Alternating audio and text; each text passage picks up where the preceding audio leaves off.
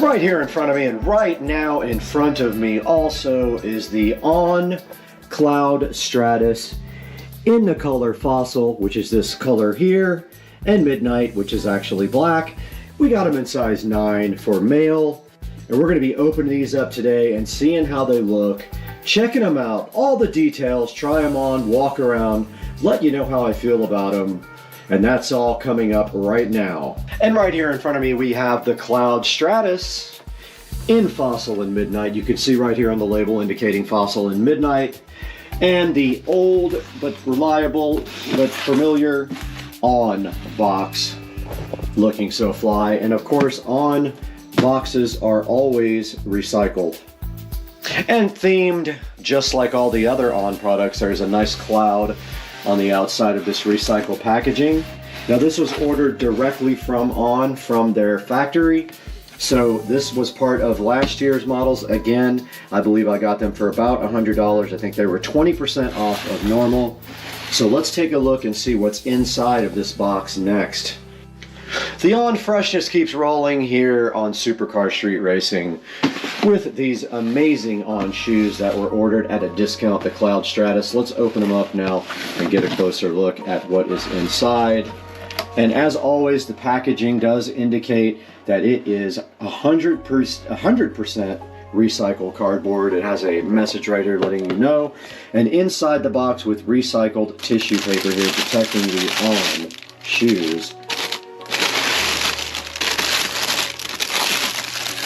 And here you see Fossil and Midnight On Cloud Stratus shoes, looking great, if I must say. So let's get these things out of the box, take a look at them in detail, and see what they're literally all about. And once again, sitting in front of me is the Cloud Stratus from On in Fossil and Midnight, which is very cool. It's kind of a bluish color, the Fossil, or a bluish gray color, and Midnight of course being the black. And let's take a look at the detail of these shoes. Now on the tongue here, you see that it says On Cloud Stratus with the On chicken logo, like I like to call it. To me, it looks like a chicken pointing a beak in the air, but it actually is the word On, and I guess it's supposed to be a person.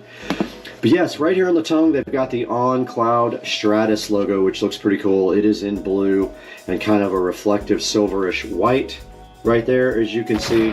We do have some darker gray laces, which kind of accent very nicely and contrast the white here on the side. And then up front, where the laces hit the front, you've got this blue lace material right here that the laces actually go through, and then here you've got the softer gray material up front. And all On shoes are shipped stock with these inner condoms to protect the shoe shape. In shipping, I have removed that so I can feel the softness of the material, and yes, it's pretty soft right here on this grayer part, and I guess that's what you would call the Fossil color there. Even though there's some other tones on here, like looking at the side, we have the On chicken logo again in a reflective pattern here, reflective material. So I guess when you're walking, you'd be able to see these at night. And then right above here where the laces go through, there is a light blue patch of material and then a white patch of material here where the laces go through, with some nice contrast to the gray here. And on the side, we see the Cloud Tech logo down here, which is this, I guess, this mesh thing here that the shoe is on the bottom of the sole. And they do have these kind of springy looking holes on the side. And the Midnight material flows around from the back to the side there, if you can see that. The back of the On has the O right here in black. You can barely see it there, but it has the O from the On logo. And then below that it says Helion in the white section, which I'm not sure what that exactly means, but it's right here on the back, and then they have this notch cut out in the back as well. And that rounds out the back of the On Cloud Stratus. Now here's a good look at the bottom of the On Cloud Stratus, and you can see under here it says Speedboard right there, and has the On Chicken logo again on the bottom, and the bottom of the shoe is a black and white looking pretty good, if I must say so myself. But the key to the On shoe is always going to be how it fits. And so far, On is one of my favorite shoes I have ever purchased, and I haven't really had one that wasn't a great fit and great comfort level. So in order to test out these shoes and see what the comfort level is, what I usually do is go take them for a little walk, try them on, let you know how I feel about them, and then we go online. We'll take a look at the On website and show you how to order the Cloud Stratus if they have your size left, because these are last year's model, so they are at a deep discount. All right, let's get these things tried on and get a walk around going in them. We are out here in the Supercar Street Racing living room with the On Cloud Stratus in Fossil and Midnight. And they are down here right now, and you can see I already have my PFG boat shoes on. I'll be taking these off, putting on the Cloud Stratus, and giving them a test drive. And I just want to remind you that I have pretty bad bunions, so I'm pretty self-conscious about even showing my feet, but in order to make a good review, we need to do this. So first things first, inside of the shoe, there is also this nice cardboard dime for free, no charge. Let's get these Cloud Stratuses on my feet. I wear them unlaced, actually leave them just like they come from the factory, and I wear them unlaced. And already they are pretty comfortable. They're not as comfortable as the last ones that I reviewed, but they are comfortable. And I definitely do feel, I usually buy extra wide shoes because of the bunion problem, but I don't feel any problems here because this cloth feels pretty flexible, so it allows this part where I have issues to kind of just flex out. I have put on the On Cloud Stratus and I am ready to get up and walk around in them. They fit a little tighter than the last ones I had, no big deal. They are incredibly comfortable though.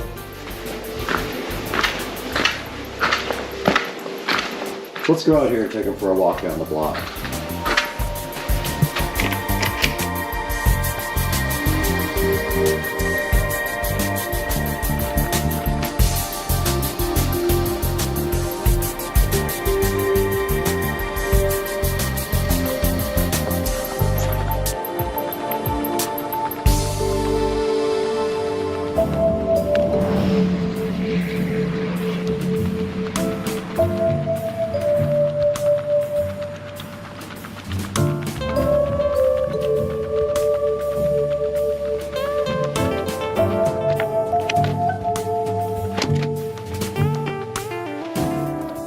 We're back in the Supercar Street Racing closet with the On shoe collection here, and guys, it is time to round off the On shoe collection, but first we have to make room for the last pair to round off this 3-shelf collection.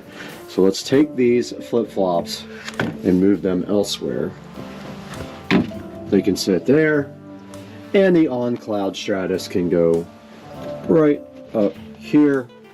And you can see the On shoe collection has been complete with 9 pairs of shoes there.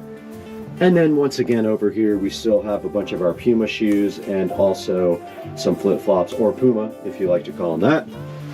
And now let's take this thing out to the Supercar Street Racing 4K production studio. Talk with Brad online about how to get your pair of Cloud Stratus shoes from On. We're here once again in the Supercar Street Racing 4K production studio, bringing you high quality 4K videos. I'm Brad, you're on Supercar Street Racing as usual, and today we have the On Cloud Stratus that we just purchased directly from On, and we're taking a look at it right here and right now on the onrunning.com website. So it's on-running.com. Now there will be a link in the description to these as well on Amazon, but if you go directly to the On website, you can purchase your own On Stratus shoes. Now right here we see the On Stratus are reduced by 40% right now, so you got to get on there and get your On Stratus ordered. And they're actually Cloud Stratus. I call them Stratus. They are Cloud Stratus shoes. And if you look right here, they have quite a few left. Let's see, so my size is 9, so they do have my color here. they're calling this white and black, but it looks like a little bit of an off-white. If we go to Fossil Midnight, they do have my color available in that. So if you go to the On website and you go to shop, and you go to last season on men, last season, pick any of these shoes that are up on the screen right now, and then when you get into the actual shoe like the Cloud Stratus, if your size is grayed out here for that color, you won't be able to order that shoe. So for example, we have the Fossil and Midnight, and let's see if that's even available. So that's this one here. There are still plenty of sizes available in Fossil and Midnight. These are kind of fly. These are Frost and Niagara. Plenty of sizes. And these are actually $100 right now. So they're 40% off of their normal cost. So it's a great time to go buy some used freaking On Cloud Stratus shoes right now. Here is the Lake and Fire, or actually Lake and Flare. These are white black. These are just all black. These are kind of cool, man. These are white and creek. I like that color combination a lot. And then we go to Fossil and Midnight, which I already showed you. So guys, I just want to thank you once again for being here at Supercar Street Racing. It means everything to us. Please like, subscribe, click the bell icon. And when you buy something from Amazon, please click through any of my video links. You don't have to buy what's in the link, but if you click through one of my links, I still get a little bit of credit, and it helps keep the channel growing, and it helps keep Supercar Street Racing on the map, which is very important right now. We've been growing this year. We want to see that growth continue, and we really appreciate you guys so much. And before we go, let's just check out one more picture of the Cloud Stratus. And you know from my video I have good 4K close-up pictures, but there's the color that I got. Looks really good. These shoes are so awesome. They're really stylish, super comfortable, and I just love them. So guys, we got to get out of here. I just ordered 20 more pairs of shoes, and I got to go pick them up at UPS.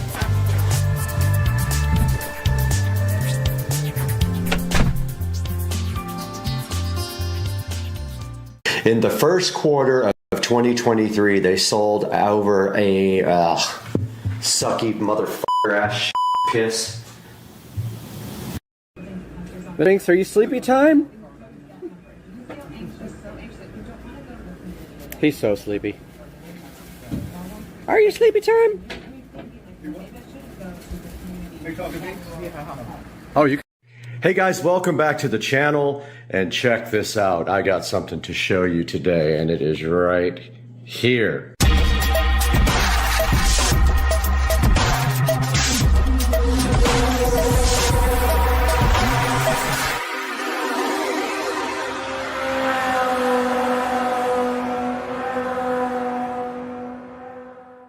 Hey guys, welcome back to the channel, Supercar Street Racing, and I woke up this morning to this wonderful Echo Show 15 with a lovely message on the screen that I will show you now.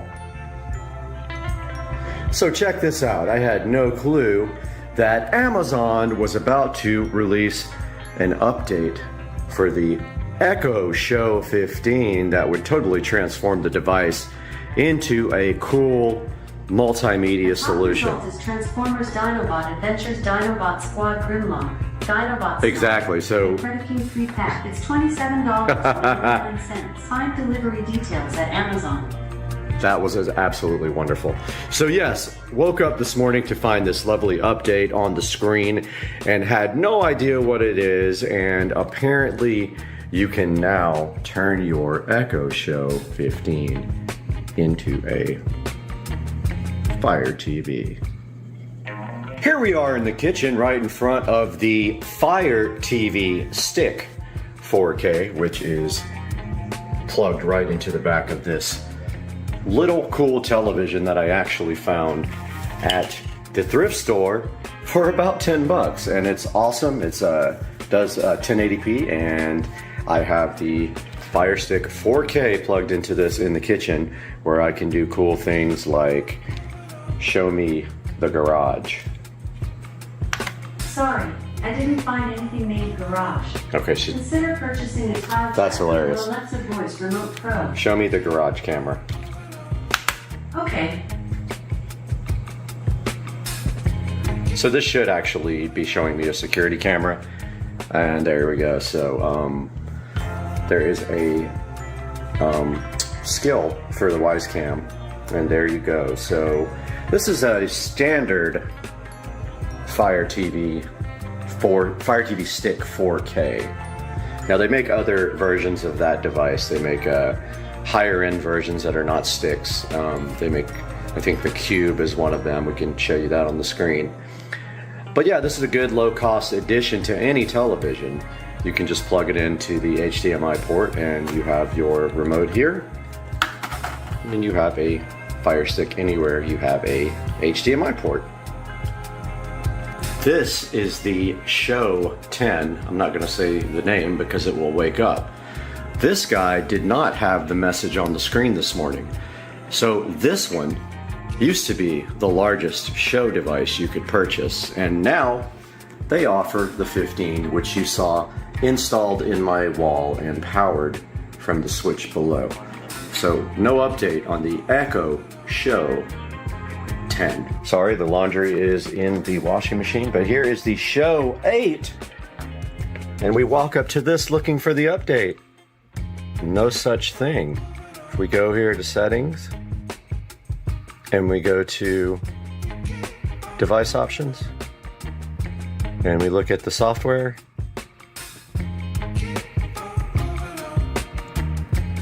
we hit update. Aha, it is downloading a new update, but it is not going to be the Fire TV update, unfortunately. Okay, walking into the office here, we can see the Show 5 sitting here looking all wonderfully flush mounted into the wall, which I have a video on that if you are curious as to how to flush mount your Show 5, and this is powered from the switch right here. Let's turn some lights on in here. Let's see if this guy has it. Let's go to settings and device options and software.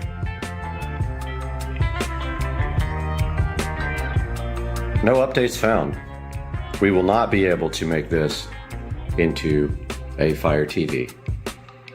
Back at the beautiful Show 15 here, which is wired into this switch, you can check out my video on how I did that with the Show 5s. You can see here, this would look cool flush mounted into the wall, but instead I chose to cover the old hole for the Show 5 and mount the 15 here. Woke up this morning to that lovely message about getting the Fire TV experience on the Show 15. I hit the yes button, it downloaded an update, and now we have this lovely button right here that says Fire TV. Now, why is this cool? Well, let's push it and find out. And check that out, guys. This thing turns directly into a Fire TV. And this is cool because now you are not locked into the Fire OS limitations anymore, because you can get apps now that you can't get on the Show model. For example, the Show does not have YouTube. Let's see if we can find it. There's YouTube TV. Aha. No YouTube, huh? Let's see. Oh, wait, there it was. I looked right over it. There it is. This is absolutely fantastic and a game changer. Because now you don't have to use the browser in a Show to get YouTube.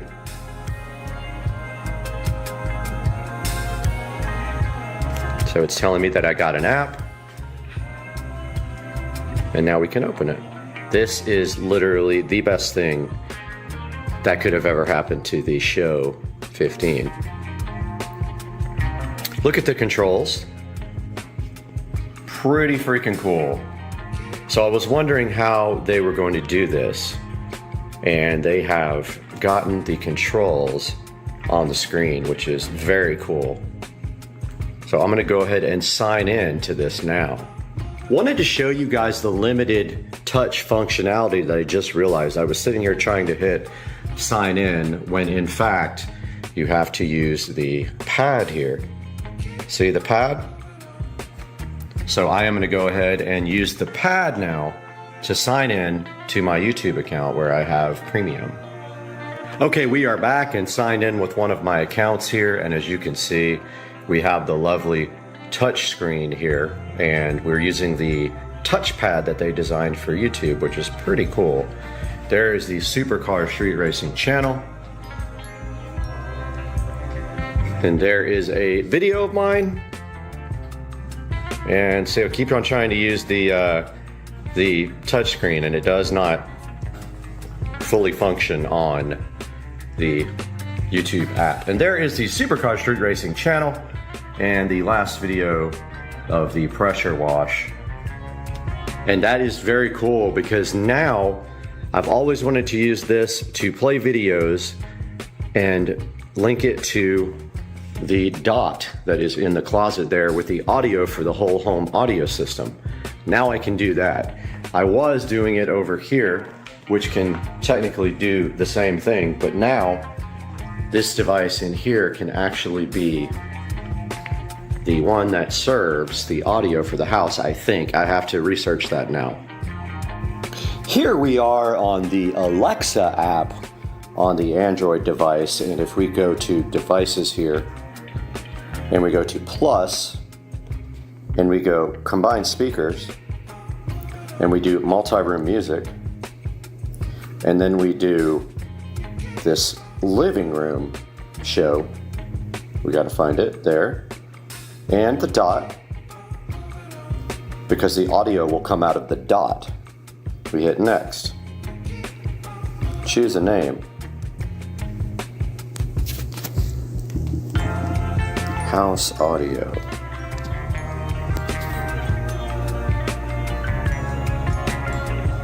Okay, so now we can go back and see if that actually worked. Back in front of the beautiful show 15 here, we're gonna see if we actually get audio out of this whole home audio system since we paired this as a speaker group.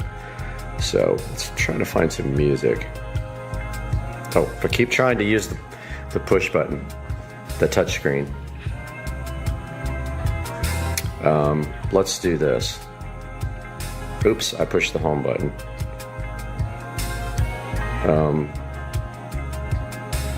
Okay, let's try that again. I keep going. Okay, so search.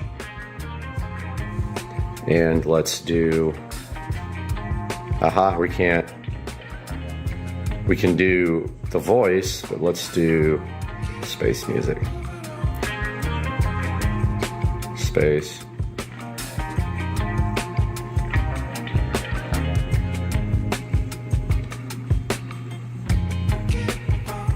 Music. My favorite. Space music. Here we go.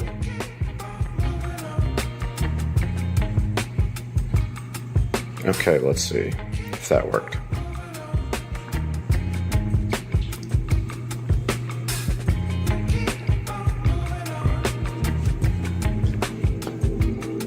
Okay, here, audio here.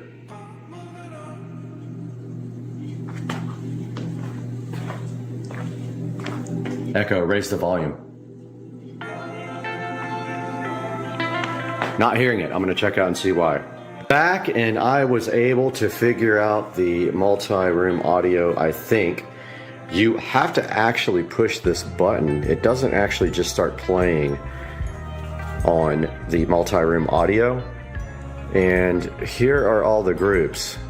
And you can just actually press the group that I created to make the audio actually play on that group. I had no clue because it doesn't work like this on the Fire Stick. On the Fire Stick, you literally can just start playing and it just works. But this is your little groups to send the audio to. Pretty cool. That's how you do multi-room audio. on the Show 15.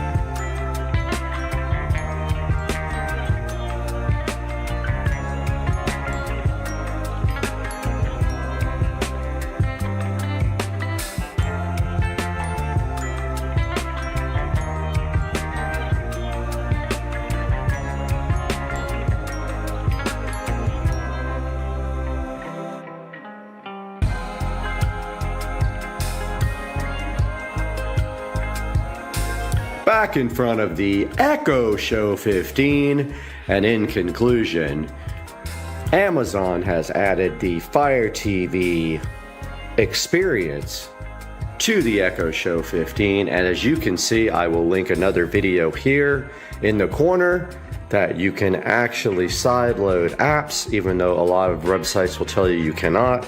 You can go check out my guide on how to sideload apps, and as you can see right here, you too can enjoy Kodi on your Echo Show 15 with all the video add-ons you love so much. So yeah, the overall Fire TV experience on the Echo Show 15 is good. I'll have another video that shows you how to use a remote like this and be able to navigate your Echo Show 15 with a Fire TV remote. Guys, I hope you enjoyed the video, and have a great day, and please like and subscribe to the channel.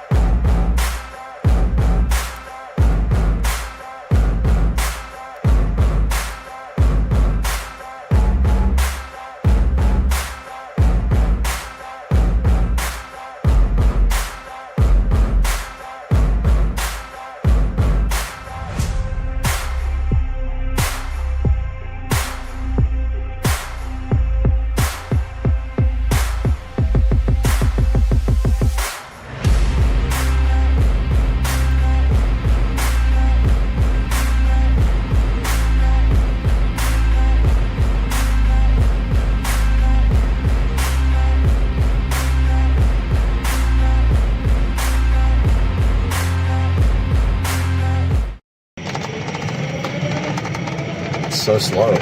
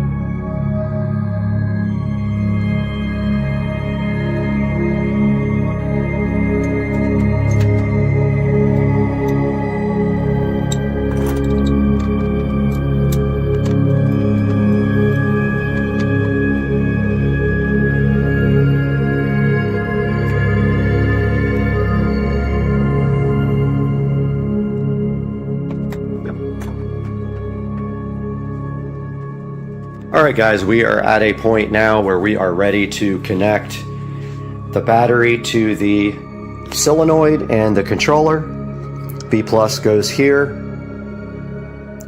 to this cable right here, which goes to this side of the solenoid, which goes to B plus on the controller, and then B minus goes to the battery.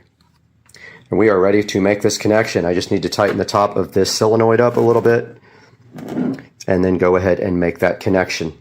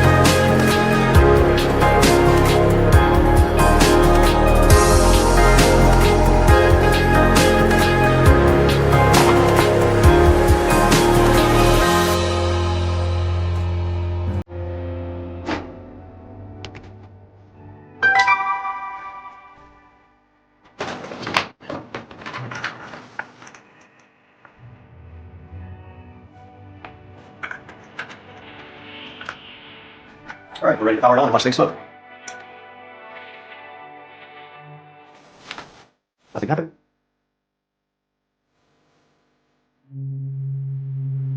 All right. We have power to our battery and our display is on. Green light's on, the eco battery. Should be able to access the controller now. All right, we see our controller. Our battery is at 13% there on our meter. It's interesting because no power lit up on the USB charger up there, which gets 48 volts. Wonder why that is. Not sure. Okay, now that we have onboard charging, all we do is plug in a regular extension cord to the charging port right here. So I'm going to go ahead and do that. All right, we plugged in our onboard charger and we see that we have charging going on now. And there should be a charge light somewhere on there. I don't see. Oh, there it is. There is a charge light somewhere. I'm going to go look for it over here.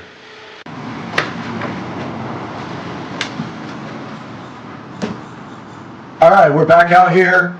We have been troubleshooting the controller. We both have COVID, and so it's okay, we can hang out. But no, we've been troubleshooting. We had a couple wires reversed. We think we got it, and we're ready to start putting the controller back in the cart. And we did test that the motor actually works, and we're ready to go. So we're just buttoning some things up now, and it's going to be insane.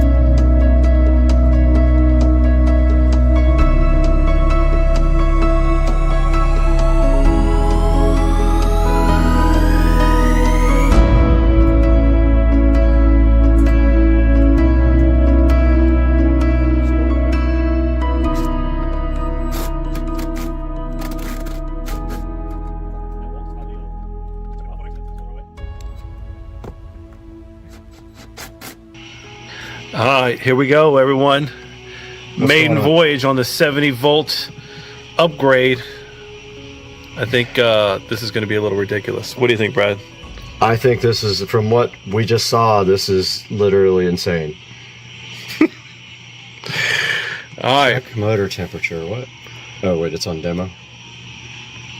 It's on demo. Yeah. How do I? Communications. Okay. So we gotta connect to the controller. All right, we're connected. Waiting for forward and reverse switch. We're on. All right, it's a good sign.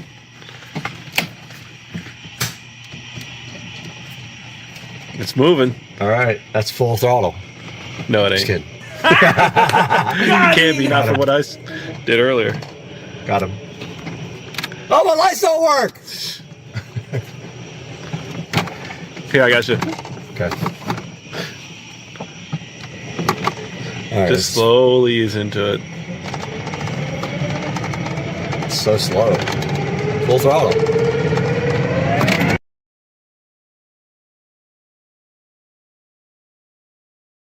Get me. Bubba. Okay. Why are you enjoying the wood? What is so good about it? Bubba. He is in the wood.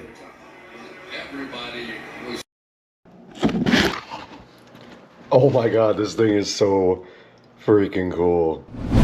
Guys, welcome back to Supercar Street Racing again, and you got Brad here. We just got through a minor hurricane which has just moved out of the area, and so now we have time to come back and show you guys a new review of something sent to us by a company. They wanted us to check it out, asked if we were interested, and of course we want to get this stuff out to you guys to try. So let's get out here in the SCSR garage and take a look at what we got out here. And we have the Jet Fan Max by Kika. We're going to be taking a look at that today, and they also sent us the portable fan as well to take a look at. All that coming up today on Supercar Street Racing. Hang out.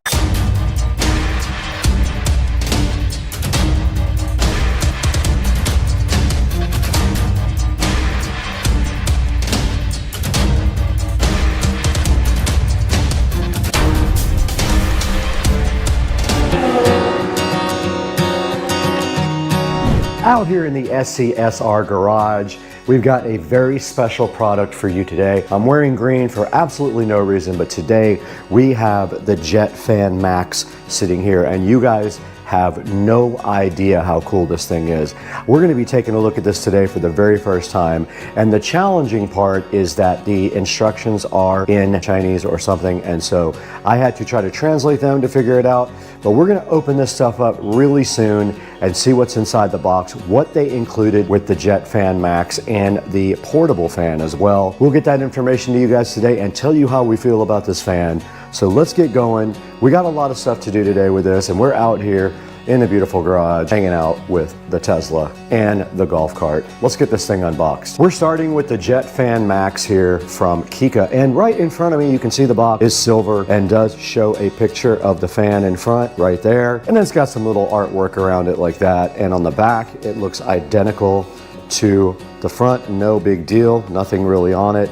And then on the side right here, it does have the actual label right there, which we will take a look at in a little bit. And then just the company information. They are from China, so the information inside is in Chinese. Now, the Jet Fan Max is supposed to be a super powerful portable rechargeable fan that could work in any circumstance where you don't have a lot of breeze going, let's say like a sporting event or camping or something like that. This would almost be perfect for that, but we have yet to see if this thing can rip or not. Now, I did cheat and I charged it ahead of time, so it is completely charged up. So let's go ahead and open the little one first and see what that's all about. You guys can see the Kika cute little portable fan sitting right in front of you. And if we take a look at the box, it just says portable fan on the front and has the company logo. And then on the side, it does say that it comes in multiple colors there: red, blue, green, black, and gray. It says that it has a long battery life, it's quiet, and ultra compact. And then on the back, it just has information about the model number, the label, and other things like that. And so that pretty much is all that's on the box of the Kika mini portable fan, the cute little fan. So I guess our next thing would be get this thing unboxed, get it charged up, and let's see what this thing is capable of doing. All right, we're gonna go ahead and unbox the Kika mini portable fan, and it is taped shut with a little sticker, and those came out fairly easy. Let's go ahead and get this thing unboxed. It does slide right out of the packaging just like that, and when it slides out, you'll be surprised later what you see in the big box, because this looks very similar. But let's take it out, and it looks like it has a USB Type-C charging port on the bottom, which is great. It means you can charge it with any of your USB-C adapters, and it did come with a power cord here in case you don't have a USB Type-C, which I'm sure you do. Pretty much everyone has one of those now. So let's go ahead and get this thing on the charger and see how much charging it actually needs.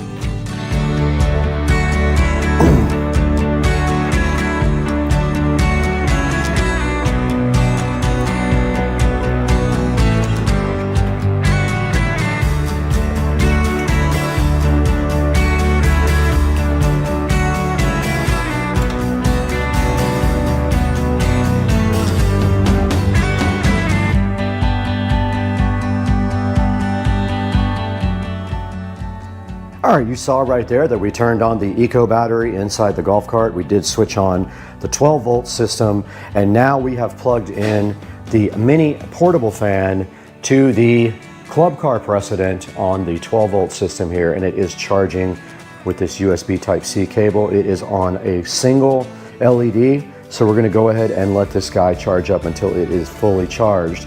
And while that's charging, we can go ahead and open the big one. Let's get over here and open the big monster size fan from Kika, which is chilling on the golf cart. Right in front of the Kika Jet Fan Max now, while we got the little guy charging over there off of the golf cart battery, we can go ahead and take a look at this guy. So let's go ahead and get it opened up. It actually opens up backwards like that. And as you can see on the inside here, we have the Kika fan. We have a nice instruction manual right here as well. We've got this add-on device right here, which kind of looks like a filter. We've got this tube right here, like an extension. We've got a charging cable right here. We've got this little brush add-on. And then we got the Jet Fan Max, which weighs about, I would say, 5 pounds at least. All right, we're sitting in front of the Jet Fan Max packaging content, and unfortunately, the entire manual is in Chinese, so I did have to translate the few things that I could figure out. But obviously there is a type of filter here that you can put on it with a screw on this thing. So that means you probably screw it onto the end. Right here you can see the Jet Fan Max is threaded, and then on the other side we see the controls here. So this is the power button. You long press this button here to go ahead and start the Jet Fan Max, and then this is a slider that does control the power level. Now this button, not sure what that does because I am not able to translate that part of the manual. We can give it a shot and see if we can figure out exactly what that does. All right, the Jet Fan Max is in front of us, and we do have this add-on. You have that, and then you have this nice brush add-on here as well, and that goes right on. I don't know what you would possibly use that for unless you're going to clean something maybe. You have an extension also that you can add on right here, and there's a good look at the extension on the end, and then you can then put your brush. That just clips right on the end like that, and that is how you use the accessories. I guess you can blow stuff off with it like a cleaning tool. And then this thing just does come straight back off like that, and that part unscrews just like that. Back out here with the VESA Jet Fan Max, and let's talk a little bit about the operation of this. Now, as I said, this is kind of substantial. It is heavy. 5 or 6 pounds should tell you that it is a quality product, and a lot of that might be the battery on the bottom. Not sure, but the battery does slide out just like that. So if you have an extra battery, you can go ahead and have that charged up and ready. But that just slides right back into the VESA, and then it is ready to go. Now here is the power slider, and that's the level of the fan intensity. And I don't know what this does because I cannot read the manual. Now to power on the fan, you simply hold the power button down with a long press. And you can see right here, it does say 95% on the charge indicator, and it is at 0% power. Now we're turning it up, and it is going to blow the camera over. It will blow. That's only 36% on the thing, and it will blow this. Absolutely rips, and you can see how much power it had at only 50%. It will blow the camera over easily.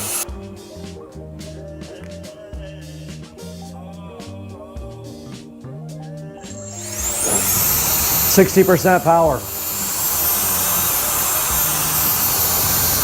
100.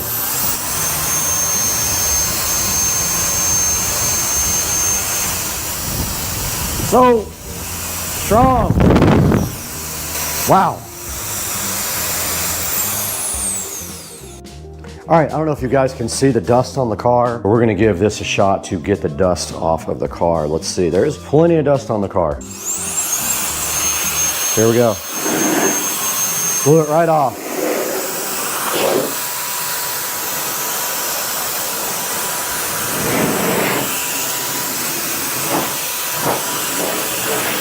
The dust that isn't stuck to it is coming right off.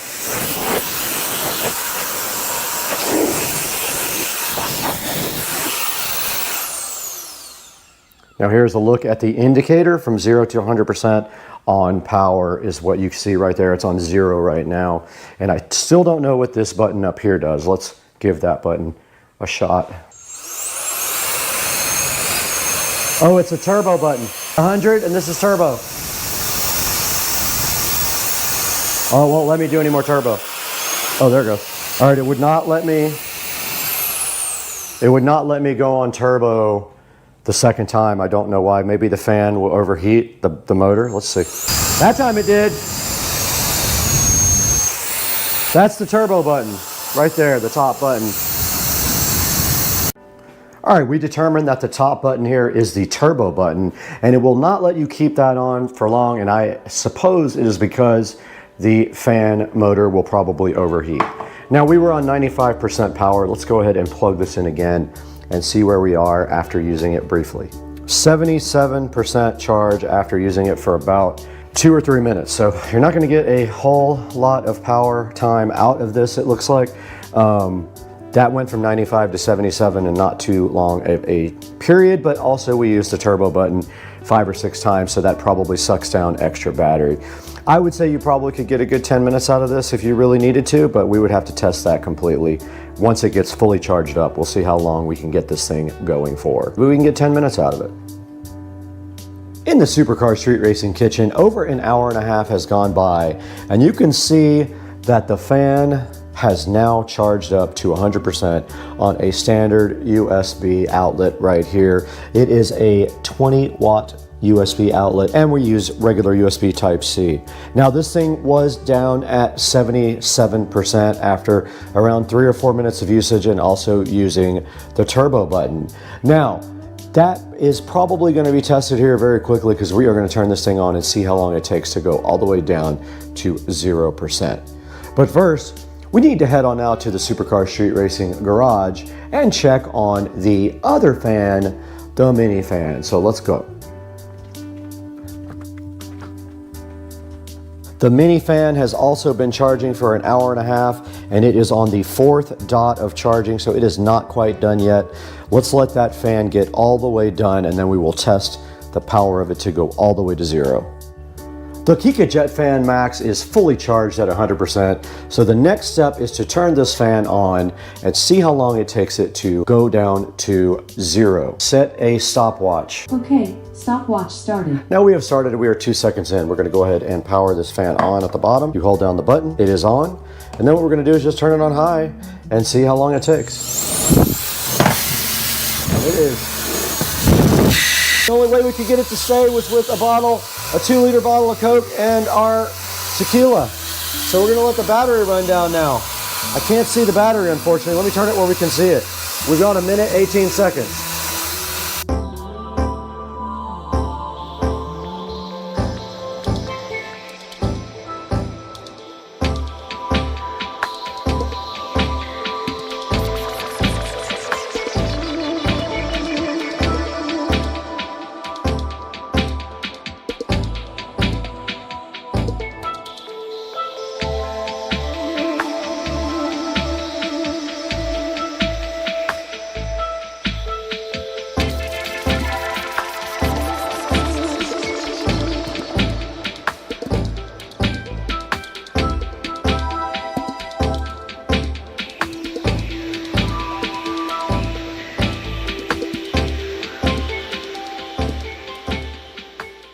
All right, guys, we got the mini fan here now, the portable fan by Kika.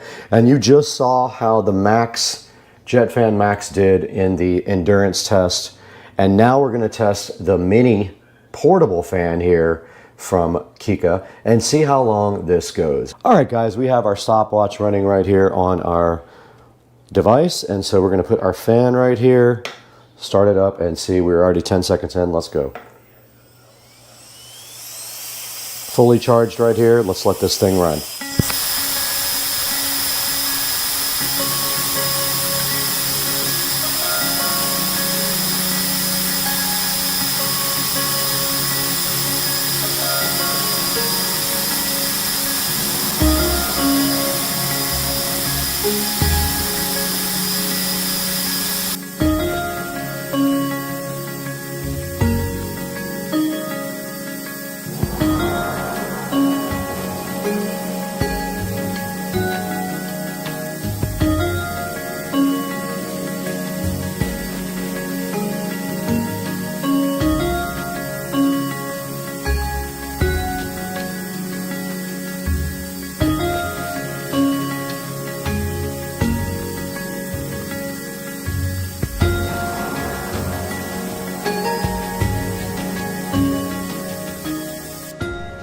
Okay guys, so you just saw we ran the mini portable fan down to nothing.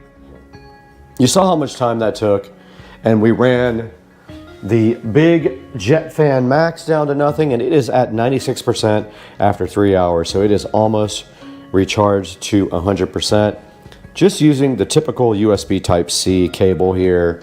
This guy right here ran completely down as well, so we can actually put this on the charger now. It has a USB Type-C on the bottom also, so we just plug this thing right in like this. And you can see on the back of the unit, it does have 4 LEDs, and it did start blowing again as soon as I plugged it in, but it has 4 LEDs right here. Both of these guys are recharging. Okay, let's reset the stopwatch and see how long it takes this portable tiny mini fan to recharge. This is going on 3 hours right now, maybe a little bit more.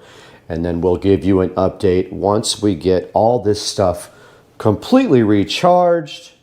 The Kika, or Kika, however you want to pronounce it, fans are rocking every way, y'all. Guys, welcome back once again, and today we have a special product here, the Kika, or Kika, however they pronounce it, Jet Fan Max. I don't think this thing is available yet. I've been looking for it online, but they did send me this and their portable fan to go ahead and check out, and I can highly recommend both. These things actually, I never even thought about it this way, but they're designed to be dusters, or, I mean, you could use it for a portable fan as well for yourself, like I thought, but these are for doing dusting and things on computers. And this thing really rips. If you just hold down the button here, it has 100% charge now, and you just turn it on and it will literally blow the camera off of the entire computer. So that's the Jet Fan Max, and this is the portable fan. The Jet Fan Max takes about 3 or 4 hours to charge up, and this little guy took a couple of hours to charge up. We got about 23 minutes out of the big guy, and we got hours out of the small guy. So please check out Kika. I'll put a link in the description to their store, and go ahead and buy a Jet Fan Max when it is available, or one of their tiny little fans as well. And this thing did blow all the dust right off of the Tesla Model S Plaid. Guys, we got to get going today. We have a lot of stuff to do in the house. We'll see you next time.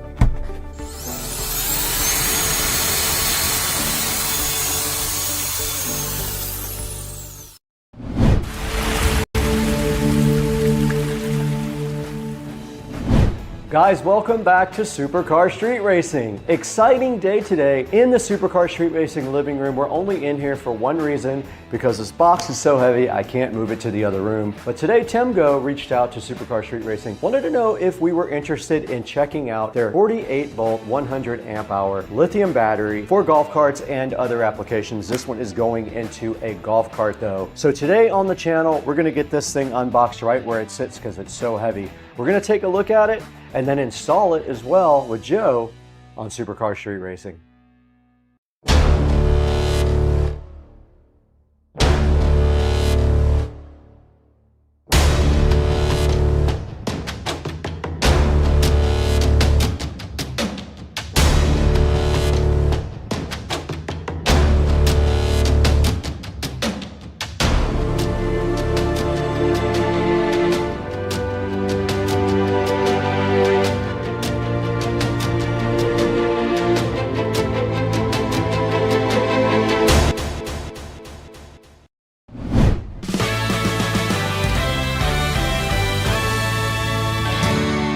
Guys, welcome back to the channel today. It's great to have you guys back on Supercar Street Racing. And before we even get started with this Temgo battery, I want to thank you guys for almost 200,000 subscribers. In fact, that little readout right there says 191,000, and I couldn't do it without you guys. Thank you so much for liking, subscribing, commenting, and checking out all the videos on Supercar Street Racing. Now on to the action. Directly in front of me, this huge box does have a Temgo 48-volt lithium-ion battery inside, which is destined for a golf cart for a friend of ours. Now, Temgo did reach out to us and say, hey, would you guys want a sponsor that has a 48-volt lithium-ion battery available? And we were like, absolutely. Temgo wanted to make sure we had a golf cart to put this in, and we do. We reached out to one of our friends, and we will be checking out that cart later today. But right now, right in front of me, we need to get this thing unboxed for you guys and see exactly what is inside. It's packaged very well. It has these straps on the front. It is very heavy. I don't know how heavy. There is no weight on the outside of this box. The battery is very heavy. I know I put one in Joe's cart with him,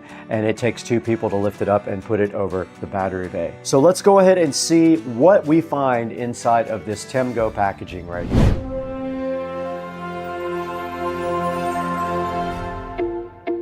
We have an interesting box right in front of me. As I told you guys before, this is the Temgo 48-volt lithium-ion battery. This is Temgo's solution for getting your golf cart up to lithium-ion standards. And inside of this box should have something in here that can accomplish just that. We have to get this open though to see what's inside of it. Might be easier to open for you guys to see if we do it this way. And in order to open this, we have the SCSR patented knife that Rich so kindly gave us, which is very cool. It just pops right out right there. And it does do away with straps and any other objects or persons that you want to. As easy as that. We got the first set of nylon straps off here, guys. And one slice on that side, and we'll manhandle the rest.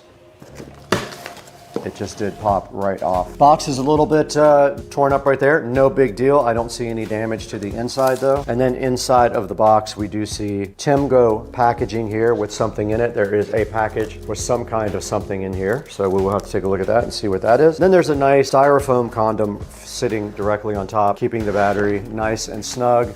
Very nice packaging, as you can see here. We don't need that where we're going. And then inside of the box, we do see the actual Temgo battery. Better view up here on that. Inside of the box, we have the Temgo 51 volt. It's actually a 48 volt. Sitting inside of a nice plastic bag. It does have some side looking handles with ropes on it. Then there's some other goodies right here next to it, which will make this box lighter, hopefully. So let's go ahead and see what we have inside here. So this is the first smaller box right here that's inside of the Temgo. Okay, inside of that box, it looks like we have a bunch of accessories here.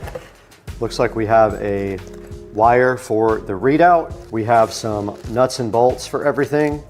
We have the two ratchet straps to hold down the actual battery. That's what these are for, ratchet straps. And then we also have a few random screws here. So those are probably to hold the display on if you want to screw it to the front of your golf cart. So that's all that's in the first box, and I have a feeling the second box is just going to be the charger. Let's get this opened up on camera. It is the charger. I don't know if you guys can get a good look at that. There is some styrofoam protecting it, but basically the way this works is it does not have a port, so you do have to plug into this female with an extension cord. You'll have to raise the lid. Now, there might be a way to adapt this. I could see maybe drilling a hole and epoxying this into the front of the golf cart. I don't think that would be too difficult. Just a small hole, and they might make a kit for this. So they might have something you can buy on Amazon that you can slip this into. And then of course, this just goes directly into the charger here. And then this is the actual charger. It's very small, just like that. That's the entire charger right there. Pretty cool. This goes to your battery, positive and negative terminals, very easy to connect, and that is it. That's all that is in the charger box too. And that is the full kit of the Temgo. I'm gonna see if I can get it out of the box now by myself. I don't know if I'll be able to. So the problem is it does not want to come out of the styrofoam for me to get it out of the box. The whole styrofoam wants to come out. But there goes the Temgo out of the box. And now the Temgo is directly in front of me in the plastic where it shall remain. The battery looks great. It is a orange and white looking battery, and I can lift this by myself. It probably is around 50-55 pounds. No big deal. I know you guys can get a good look at this from the GoPro up there. Pretty nice fit and finish on the battery as well. There is a code to scan up here. And there is also an app for this. This battery is Bluetooth, and actually if we wanted to, we could go ahead and plug it in and charge it, but we're gonna wait on that part. And the first thing inside of the bag is the installation instructions. I'll put a picture of that up on the screen for you guys. Just very basic install. There's nothing really too complicated about it. It's a positive and negative. Positive and negative goes to your actual controller. So super easy. Remove the old batteries, and your very first battery leads go onto this. Further into this, there is a whole manual, and they are offering you a 2-year warranty if you share your experiences with other people. And inside the manual,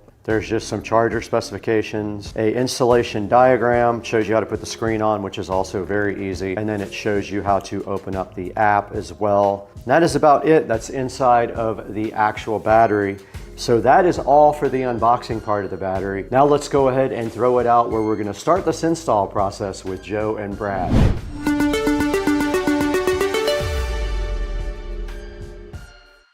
What's up, everybody? It's early. I just woke up after partying last night, so I'm probably have the worst eyes and voice ever, but I'm ready to work. I got to get some stuff together here. I got some coffee right here going. So once I get this going, get everything packed for production. I got to pack lights, tools, everything else. Drink this coffee right here, and I'm going to get in that golf cart and go over to Joe's house and start working. Let's get it done. I'm ready to work today. I got nothing to do till later.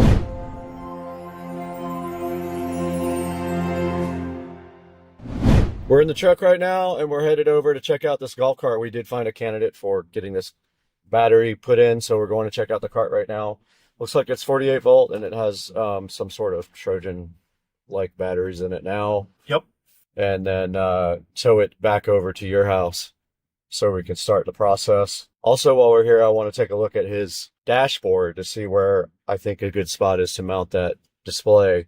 Yep. And we'll ask him what his preference is on that. Yep. And that's it.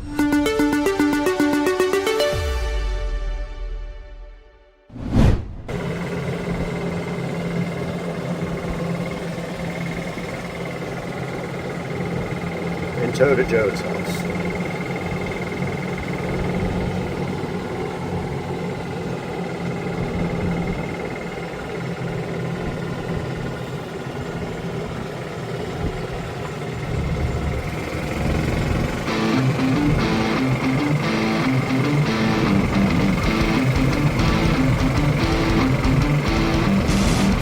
Let's go, baby. We'll Flintstone it.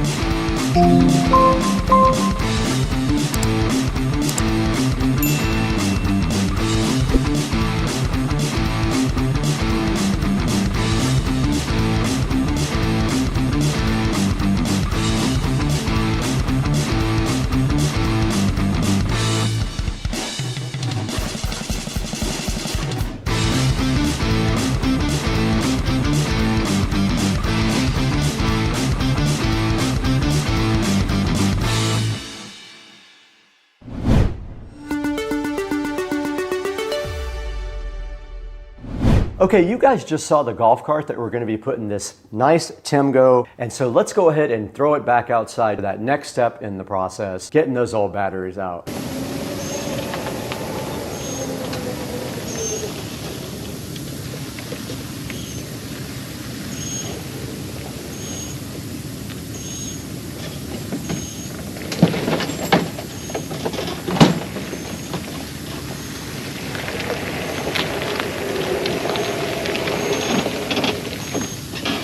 Let's see. B-O-O-B-S.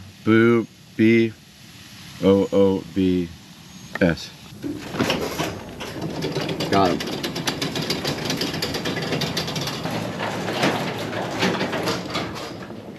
Dude left me a mess. All right, while the garage cools off, I'm gonna raid Joe's fridge for some breakfast. And there are a few eggs in here. I'm gonna steal From Joey. Let's go, son. Let's go. Guess what else I'm gonna steal? Some of this goodness right here. I'm gonna make some egg burritos this morning. 0 carb wrap. I'm gonna let that cool off for about 15 or 20 minutes while I eat breakfast and cook.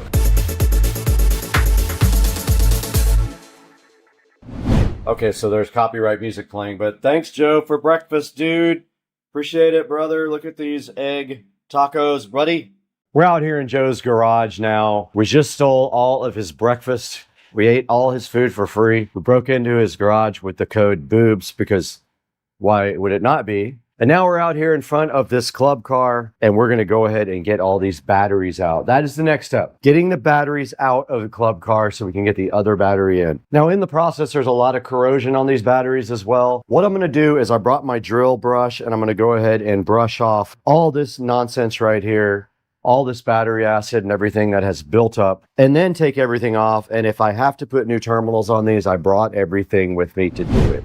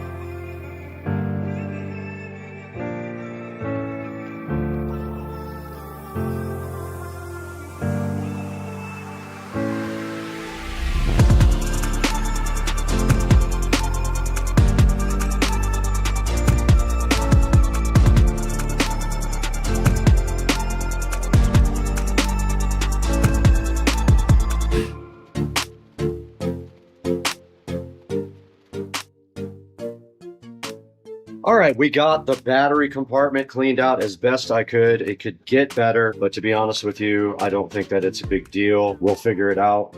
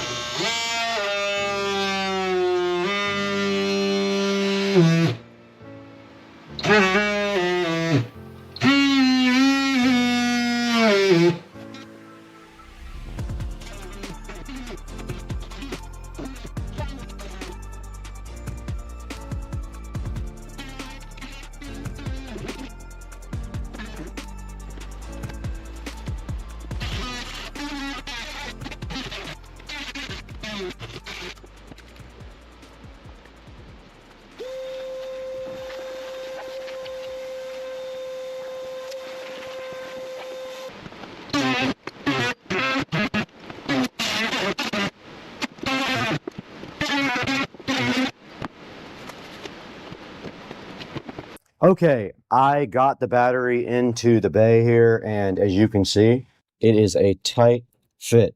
It is barely fitting, so that's fine though. So all we have to do now is go ahead and start wiring up the battery, and then after that, if the cart runs, I'm going to take it to my house to do the wiring dress on this and get it all nice and tied up good. But you can see the negative cable. Only way it would fit like that is I had to actually cut a lot more of the battery tray out. And then after this is all done, we have to figure out a way to secure it with the strap. But yeah, we're going to have to feed that through the other side like that and then make a slice right there.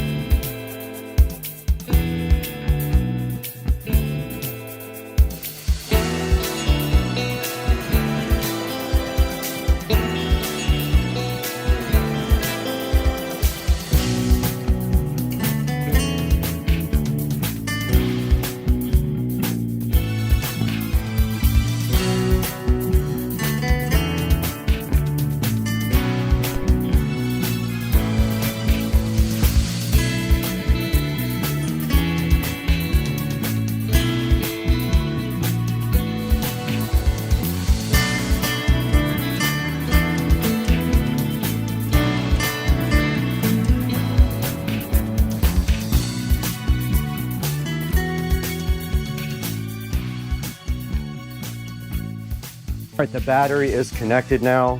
All I have to do is drill a hole for the display. So it makes sense to go right here. And I have to drill it big enough for this guy to get through. So probably the 4th or 5th, and also that has to go through. So yeah, I'm gonna go ahead and send a hole right through here.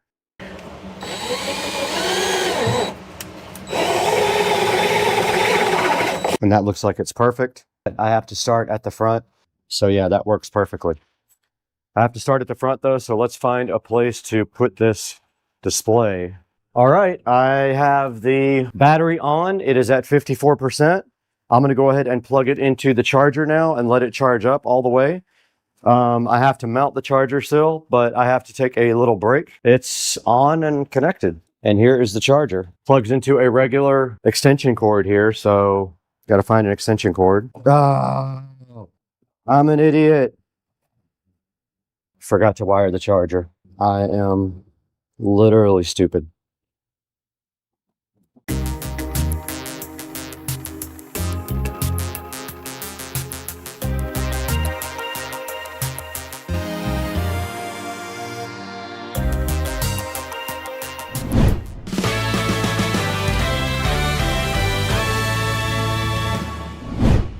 Okay, you guys just saw us install the screen and wrap up everything in the bay. that we needed to get this TEMGO battery all installed for this cool golf cart to make it such a better place to be. Now, there's only one thing left to do. We need to take this thing for a drive and make sure it works and test out the display and the battery. I have not tested the cart yet. I just turned the key on. I turned the battery indicator on and it looks like the battery was 100% charged. I am going to try to move this cart right now for the first time on lithium. I'm going to put the charger cable in here first. And then if this thing moves, I'm going to drive it home and finish the wiring and all that. So let's throw it in gear. All right, it did complain when I went to reverse, so that's perfect. The alignment is way off on this thing. Let's see if it rolls. It does work. Wow. Okay.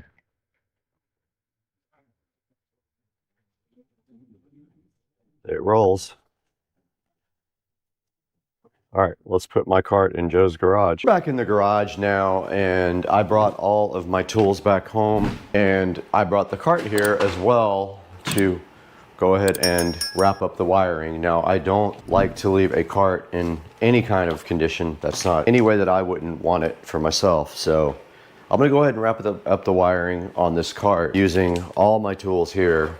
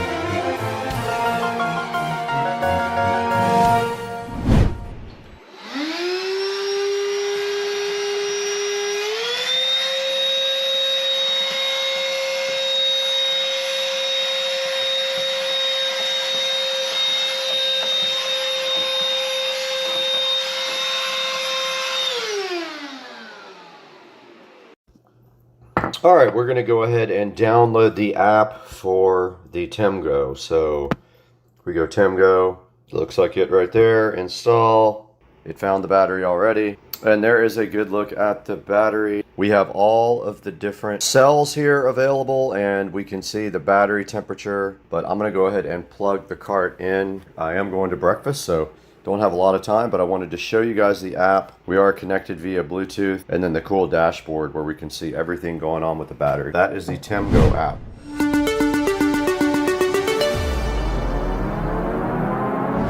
Hey, what's up everybody? Brad here from Supercar Street Racing. I am so happy to have you guys on the channel here today for this special episode about the TEMGO 48 volt golf cart battery. Right here in front of me you can see the TEMGO battery sitting so fresh and fly, and you can see that it does have a built-in 200 amp battery management system that comes with it.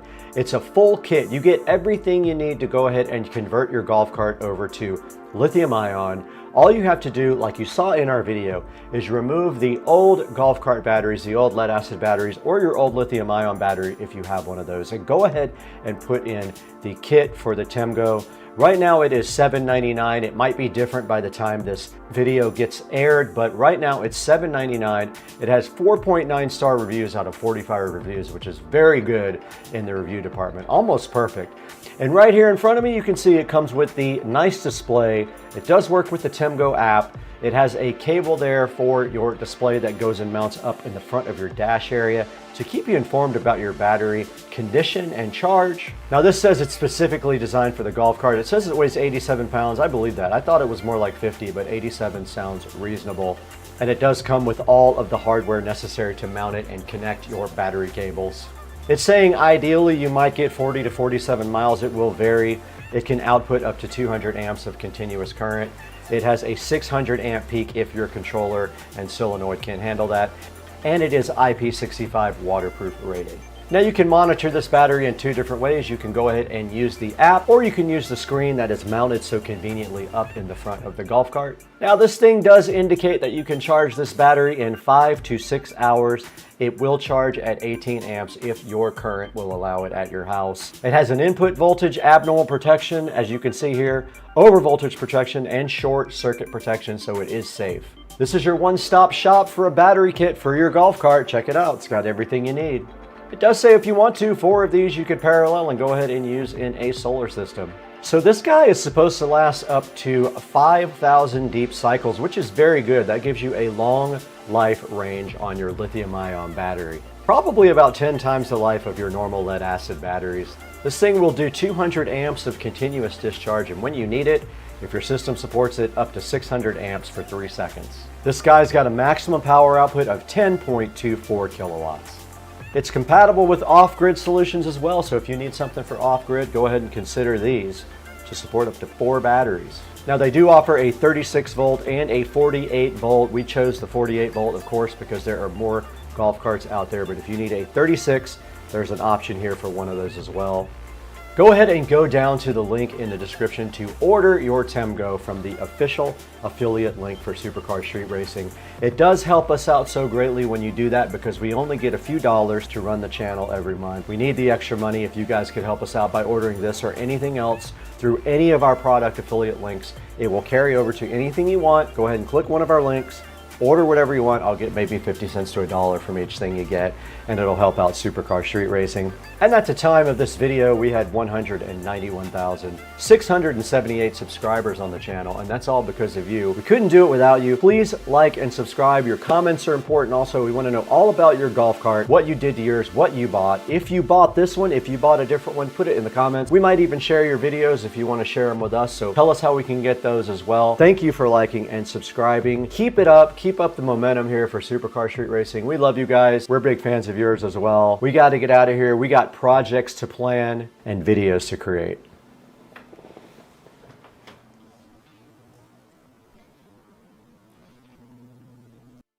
Special for you today. I thought I would come on camera on the intro and talk to you guys a little bit about getting my garage floor shark coated. You can see right here in this first clip, we are trying to get the washer and dryer out. But before that, I did organizing and stuff. Let's get this started. I'm so hyped for you guys to see this. Let's go.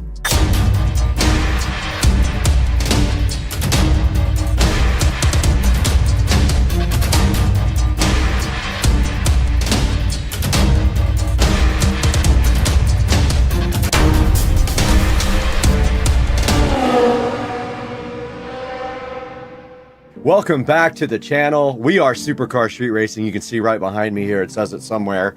And today we have something special for you on the channel. And that is we got the garage shark coated, and you'll see what that means in just a little bit. But first we had a lot of organizing to do, so let's get straight to that. We had to get a lot of stuff out of the garage. And so we did it, and we moved stuff around, and we made it happen. Let's watch. All right, so what you're seeing here basically is me in the kitchen, and I have already taken the cabinet out of the garage at this point. So what I'm doing here is there's a space over my pantry where we were keeping the cleaning supplies, but I decided that I was going to put the car cleaning supplies in here instead, and then move everything from the cleaning supply area for the house underneath the sink. So let's watch.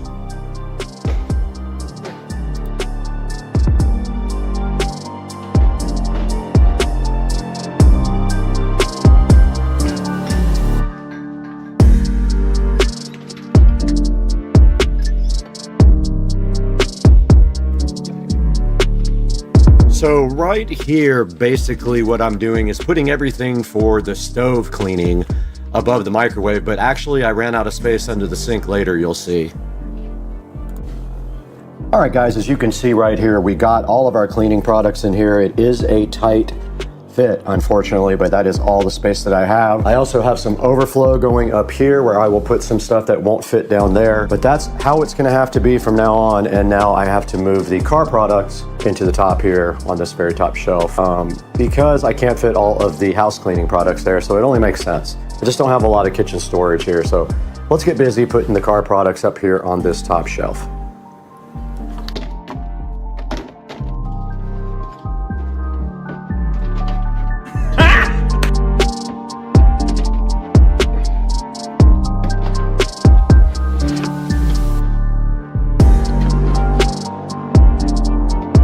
Okay, we have finished mostly cleaning up. No, we haven't. We gotta do the rags. We gotta do rags, and then we'll be done with this automotive area. Now, this is just temporary until we get some real nice garage cabinets installed. This is what I have so far. A lot of this stuff is really just in here for the moment, so things like that aren't needed can go up top. Then all my supplies for my car cleaning go right here. Now let's get all the towels folded up and inside of here as well.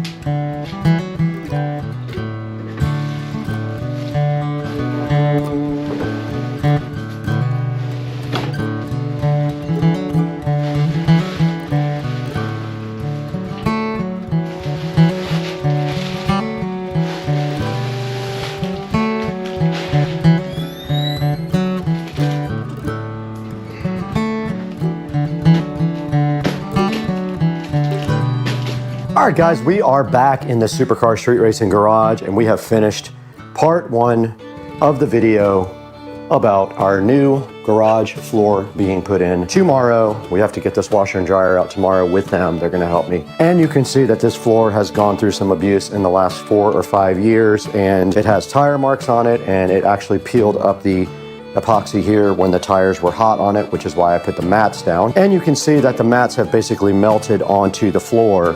But as you can see, I got the cabinet out of here today, completely out. I got cleaned out underneath it. Unfortunately, we can't take out the hot water heater. I was gonna do tankless, but I don't have enough service. I think I only have a 100 amp breaker right here, and you need at least 200 amps. I can't do that. We got all of our products out of there, out of our garage cabinet, up into the cabinet up here and up there. We got all of our cleaning products out of there and move them down underneath the sink right here. And then we put the rest of the overflow right up here on top of the stove.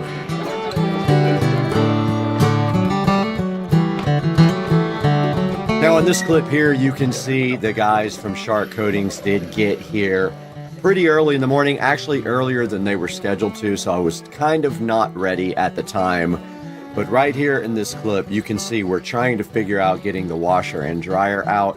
Now just remember, this washing machine is actually 2 washers. I do have the thing below it that's a small washing machine. This thing is heavy, and my hand truck has flat tires, so we did struggle a little bit getting this washing machine out. The dryer wasn't so bad at all, and we took those and put them on the side of the house because they had to be out for 48 hours, where we covered them up with a tarp.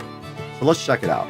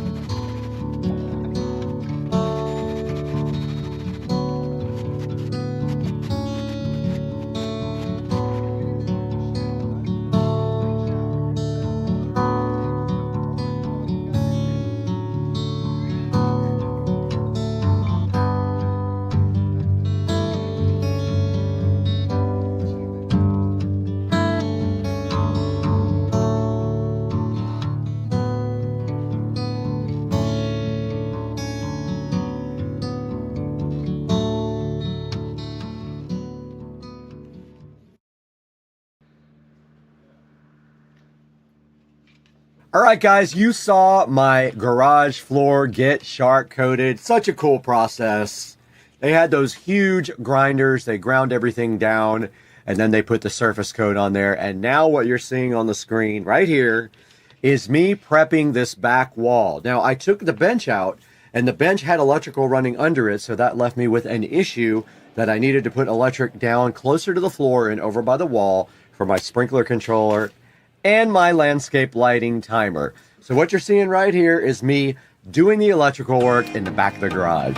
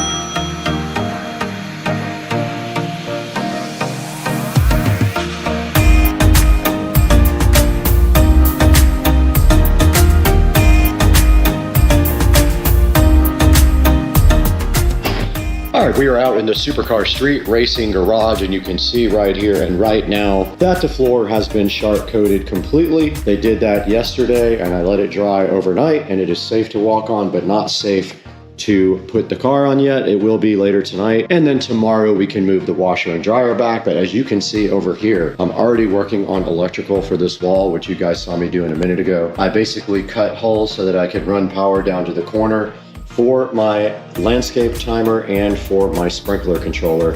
I just had to figure out what I'm going to do about this wall, because basically I'm probably going to have to cut the pegboard and screw it back on, because the wiring is all running really bad through there. So yeah, I'm going to go ahead and keep working on this, but you can see I've got the box in. I've got the power run up to where I'm going to tie into the other power, and now all I have to do simply is tie in right here. But I went and painted the new receptacle and the new cover plate black, and also I put in a Echo Show wall mount hole here, and I have a Echo Show mount that I just painted black, and I ordered a Echo Show in black to go right here. Now let's get back to work.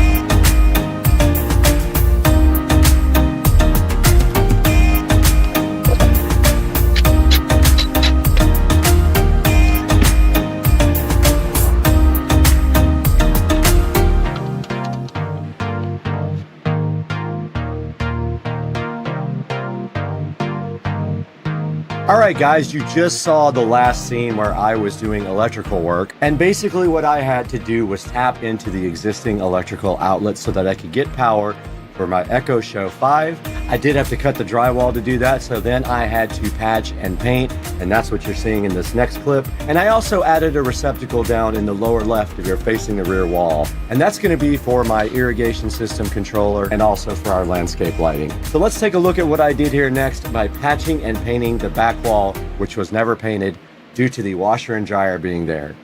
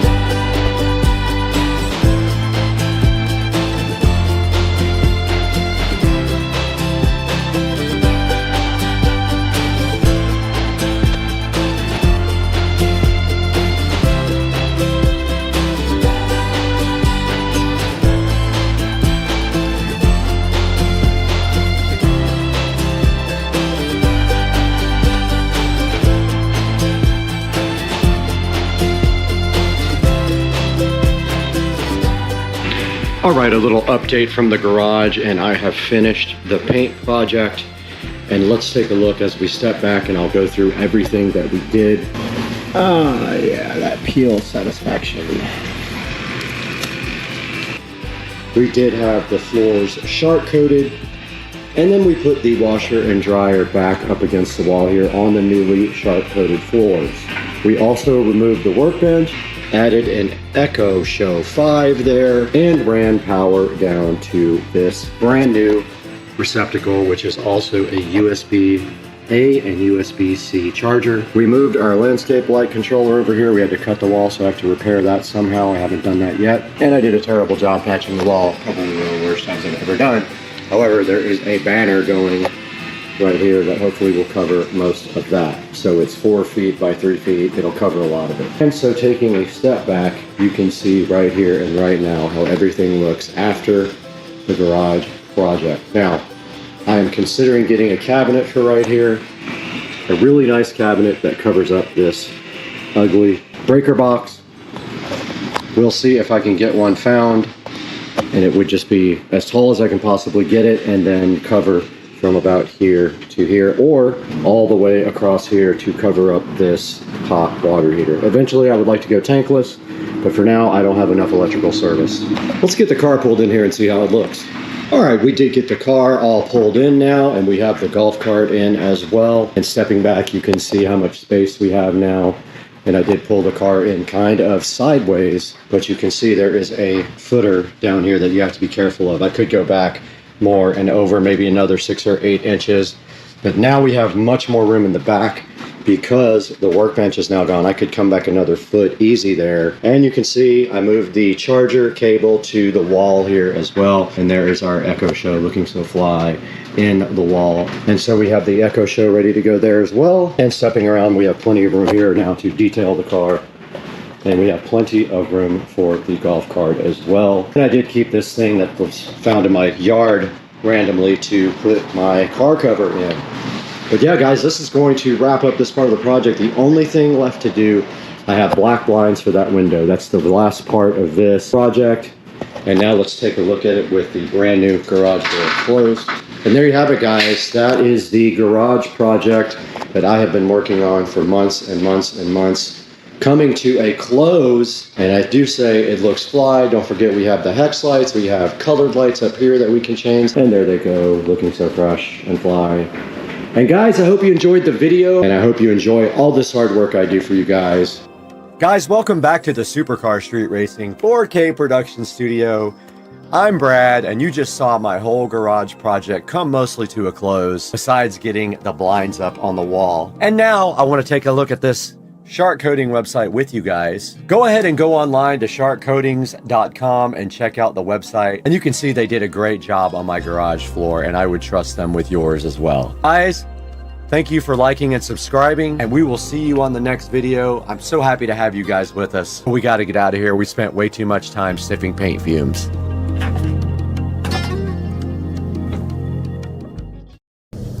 It looks crazy out here, dude. The camera does not do it justice at all. But this is post-hurricane Florida life.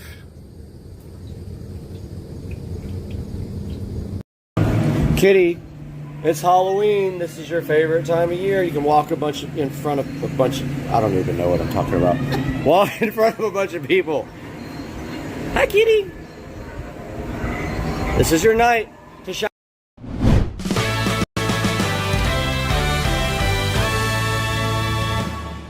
Ladies and gentlemen, today on Supercar Street Racing, we have this Marantz Cinema 50. Now, this is the best receiver I've ever owned. The other two receivers are Marantz Cinema 70S's. We stepped it up this time for the home theater room and have some other upgrades in mind too, which are hidden under this blanket. So today on Supercar Street Racing, we're gonna get this Marantz Cinema 50 unboxed. This is a 9.4 channel receiver, 110 watts per channel. It does everything. It does THX, it does Atmos, it does IMAX, everything in one box in the Marantz Cinema 50. And that's all coming up today when we unbox this high-end Marantz receiver on Supercar Street Racing.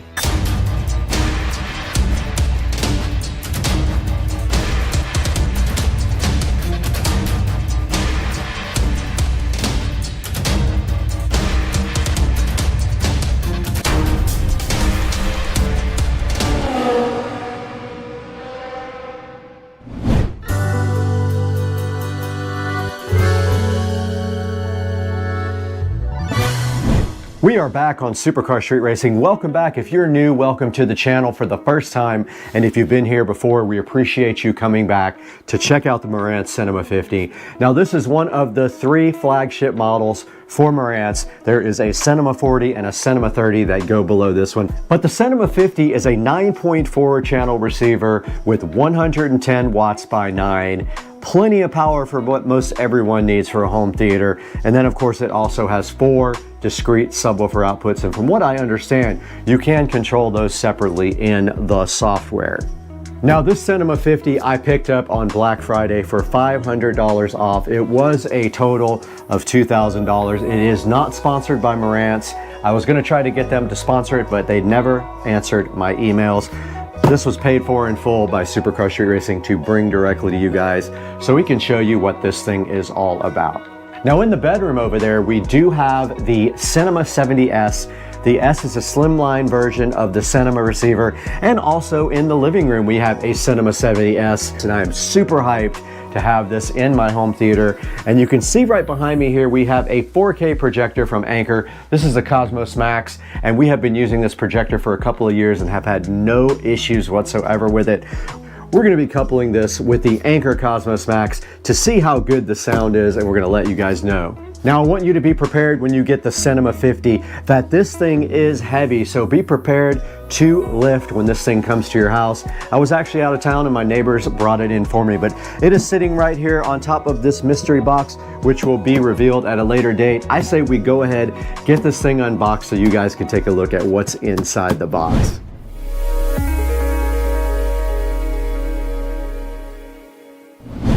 All right, we are down here by my old setup. Now what we have right here is a Pioneer VSX 933. I have had this receiver for a few years now, but I am upgrading. I am going to get rid of this and go ahead and put this Cinema 50 right here in its place. And what we're going to be doing with this Pioneer is we're going to be moving that to the audio closet. We have a whole other project going for that where we are going to take the back of the audio closet off and have a nice access for all of our audio gear. So that is going to be removed. The Advent center channel speaker is staying in its place where it always has been. And so is the EX1200 Ultra Bass from Behringer. That is my low frequency enhancer for bass. Okay, we are also replacing the JBL studio monitors, and I can't tell you right now exactly what that is going to be because we're going to do that later on another video. Those will be going also. The subwoofer is staying in place though, and the center channel for now is staying directly in place. Now we might change the center channel. We just need to figure out how much height we have. We are moving everything down lower with a shelf, so everything will be closer to the ground. I'm hoping that we can put a nice center channel in right above this.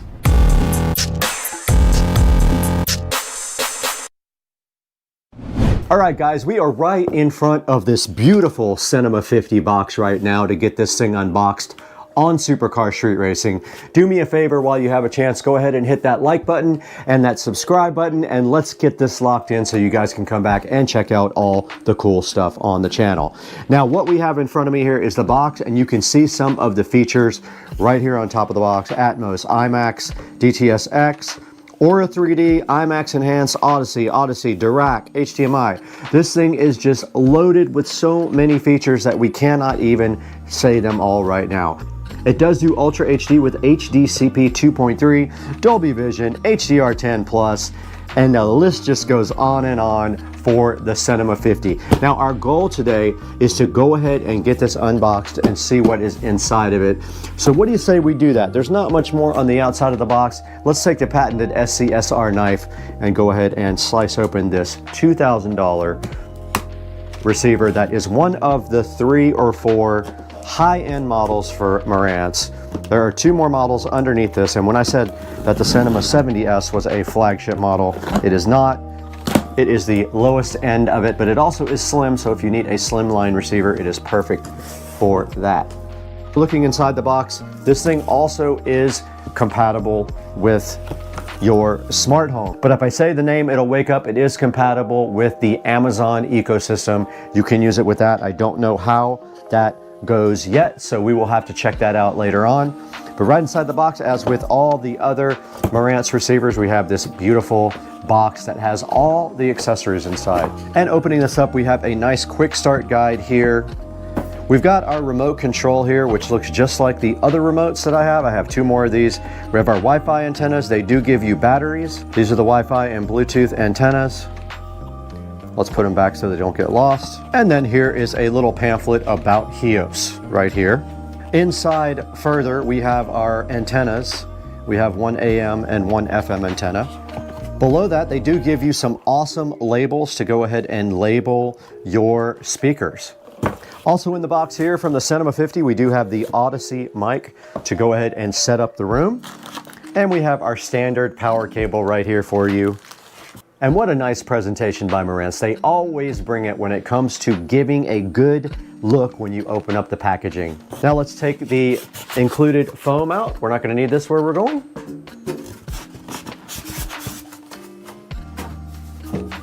And then sitting so fly and so fresh right below that is the Marantz receiver with a nice sticker on top and then covered in styrofoam to protect it. Now let's get this out of the box and onto the table.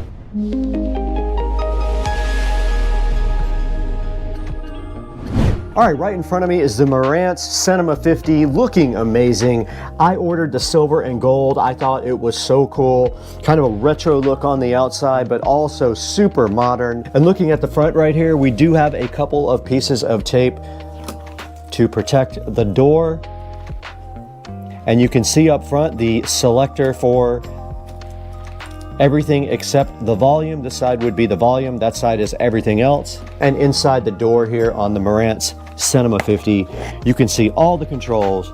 You can see a USB port and also a mic input for the Odyssey and Dirac input, and I believe Dirac is optional. I'm not 100% sure. So looking at the front, it is very clean. I don't know if it shows up on camera, but this is actually gold and silver. This is supposed to be gold right here. You can kind of see the reflection there. And that is it for the front. There is not a whole lot to say. It is a very clean looking receiver. There is a headphone jack there. There's a brushed aluminum look right there. And then you just have there your input and your volume controls. And then all the rest of your settings are right here on the buttons. I'm assuming the receiver thinks that you're going to do most everything from the on-screen menu. Now we have the back of the receiver propped up for you here so you can take a look at what we have on the rear for inputs. And taking a look directly in the rear, we do see starting at the upper left, we have the Bluetooth and Wi-Fi antenna connection. We have a duplicate one right over here on the right-hand side. Right below that, we have the FM and AM connectors there. Next to that, we have the audio inputs. So these are all analog audio inputs. You have one cable sat, one media player, an aux, and a CD, and a phono for analog inputs. Right above that, we have a remote control RCA jack, RS-232 jack, a DC 12 volt DC out jack. Right up above that, we have the coaxial digital audio inputs, 2 optical inputs, and next to that we have a jack for Ethernet. Now a very important part of the back of this, if you're going to expand your home theater with outboard amplification, is this preamp output section here. You have preamp outputs here for zone 2, and then you have separate preamp outputs for every single thing you could possibly want. It is very rare to get preamp outputs nowadays. They are cheapening out and not including them on most receivers. So you have everything back here, and you have your 4 subwoofer jacks right here.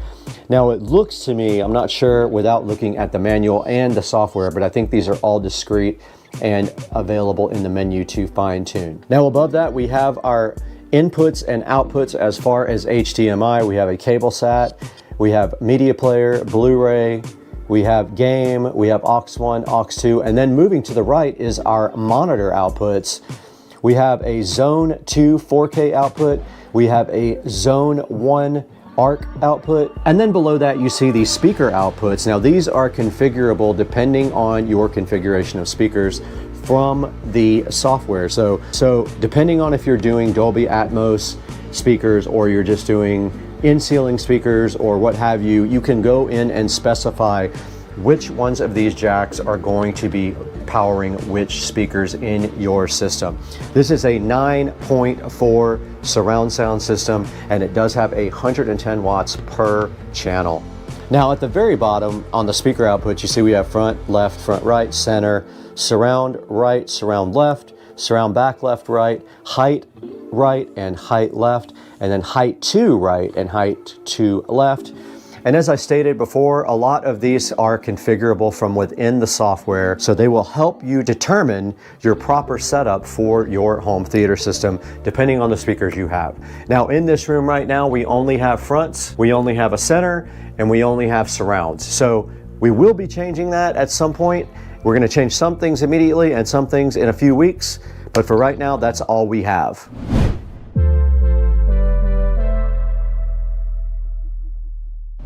Okay, connecting this receiver to my system will be easy because all we have to do is basically plug in the power. We have banana plugs for our speakers. We have a network cable for network. And so it'll be as easy as pie to just go ahead and swap this receiver over. So what do you say we get this old thing out of here and bring in the Senem 50 to do its job, what it was designed for? Let's get going. All right, we're in front of the old setup here. We have our Advent center channel sitting right on top. Now this is very old. The center is very dusty. This center channel has been around for about 15 years. It has done itself a good service. However, this will be being retired when I get a new center channel speaker. Let's go ahead and unplug that. They are banana plugs on the back, easy peasy. Let's go ahead and turn that off so we don't break some stuff. And there is the center channel uninstalled. Now our Behringer Ultra Bass is sitting on top of that. It is also very easy to remove. Let's go ahead and remove the center channel banana plugs from the back. And now they are removed. That is our center channel wire. Let's go ahead and get the Ultra Base out. And the nice old Pioneer is being retired, as I said before. We have our projector plugged into the ARC output. We have a Fire Stick that is also being retired. We have an Xbox One S that is being removed for now. There it is. Okay, we have unplugged our Xbox One S. It is out. I'm gonna unplug the network connection. We have a Cat 5 cable running in here for network. I might replace these banana plugs. These are terrible, terrible connectors. I remember when I made them. And I'm unplugging the surround speakers, banana plugs. And then I'm unplugging the Behringer Ultra Bass. It is connected via RCA to the subwoofer output. This thing is ready to be disconnected. All right, we're now able to remove the old Pioneer and take it out of service completely. And even though we are changing our entertainment center, we need to wipe down the entertainment center right now.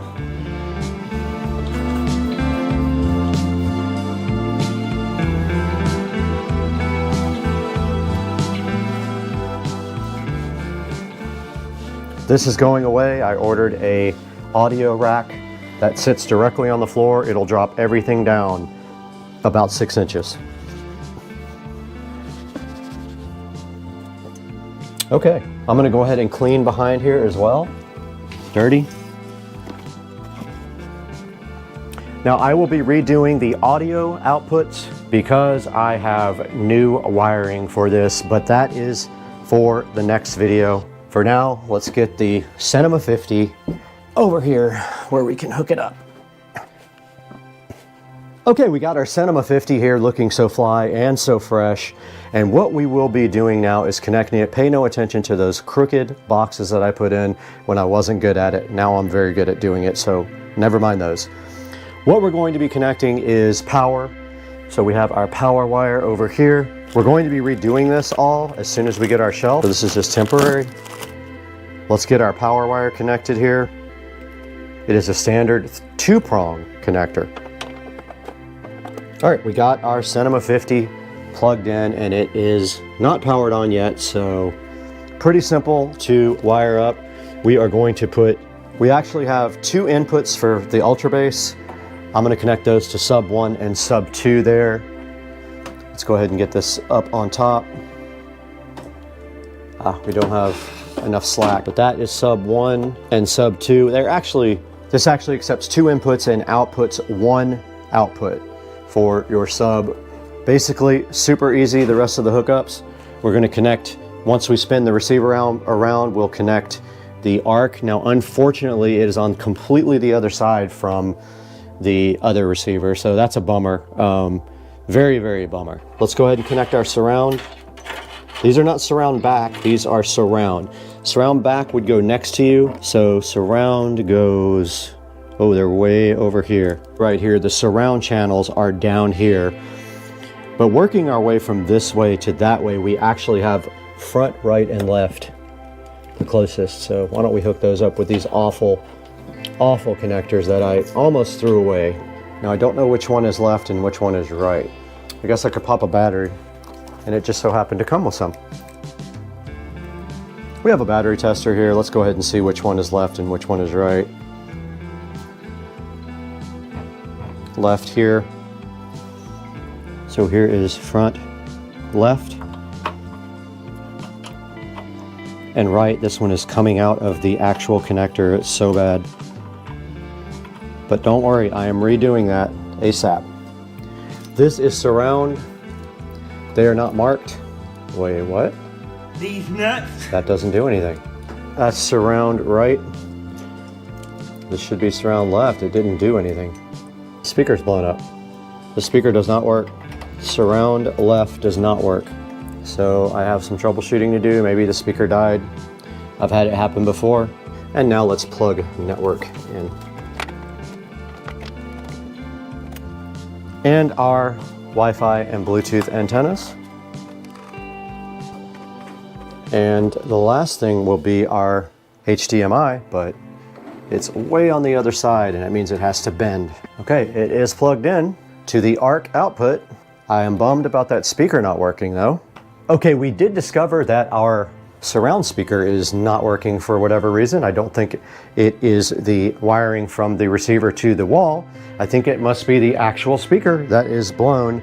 Sometimes these old speakers do that and you have to like tap them and they will come back. But for now, we do have the Cinema 50 hooked up. We have not powered it on yet. I want to go ahead and get it powered up and get all the firmware updates done if there are any. So it is connected to ARC. So we need to move our projector input over to ARC. So we go to input, let's power it up. And it did power on. We see the Marantz logo up front. Aha, we have 1920 by 1080. All right, we are in the setup assistant. Let's lower the lighting in this area. All right, it says 8 next. I don't have more than 9. Now it's asking me for all of my speaker setup. This is the wizard. I do have surround speakers. They are already connected. One of them is broken. That was the subwoofer setup. It will allow you to do directional if you have double subwoofers or more than one. Your sound from the left front. There we do. Ah, the right's not working. It's that awful connector. No sound from the back speaker. Something is up with that speaker. Yep, I'm gonna have to get that speaker taken out. I need to see what's wrong with it.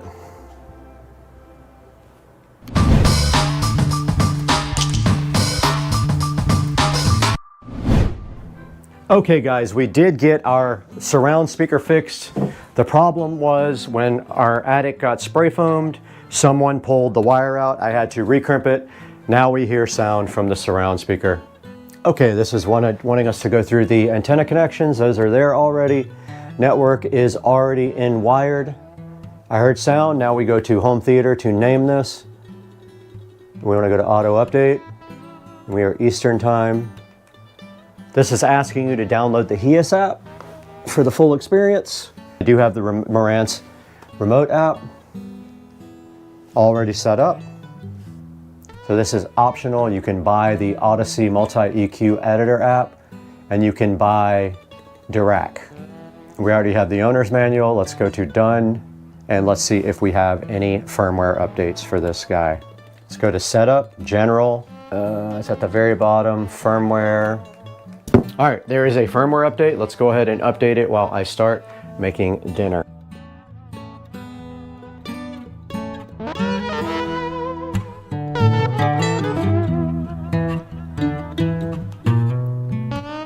All right, the receiver has updated and is starting up after the update. We'll go ahead and see if there is another firmware update available for this thing at that point, but I doubt it will update again. Let's see. It almost boots up like a computer. There is another update. We'll go ahead and let that update while we eat.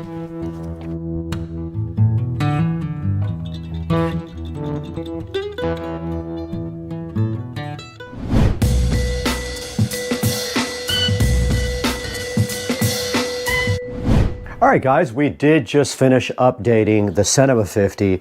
It took 2 firmware updates to fully get up to date, and now it is finished. So we are done with this part of the video. In the next part of the video, we'll be doing a little bit more with the Cinema 50, such as the app and things like that, but this is going to be part 1 for now. So the next time we see you, we will be showing you a lot more of this. For now, that's all we're gonna do on the technical side of things with the Cinema 50, and then we will show you here in a few moments how to buy this thing on Amazon.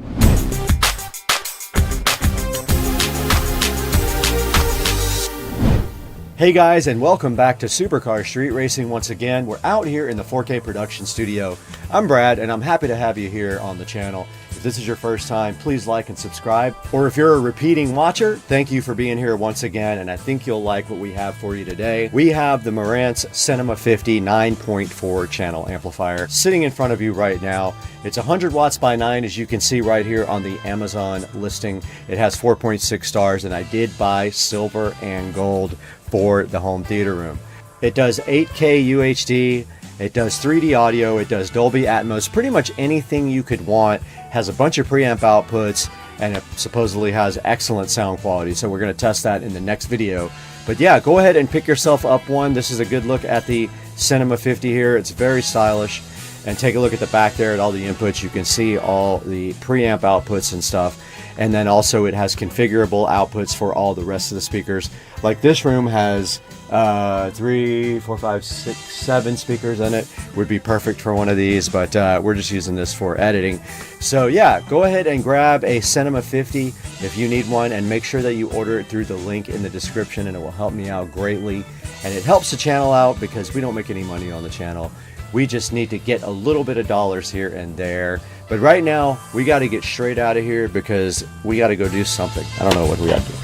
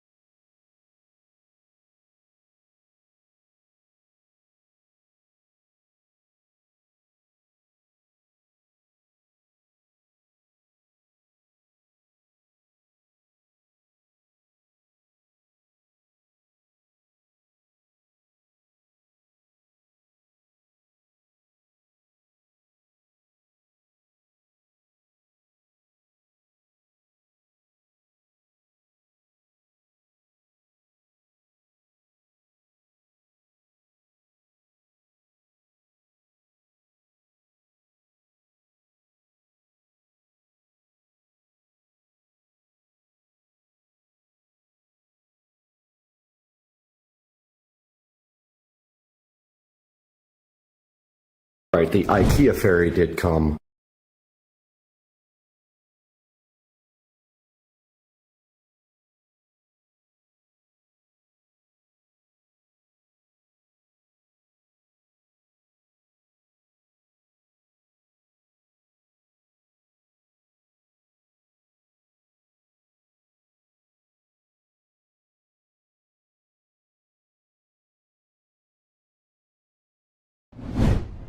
The fairy did come.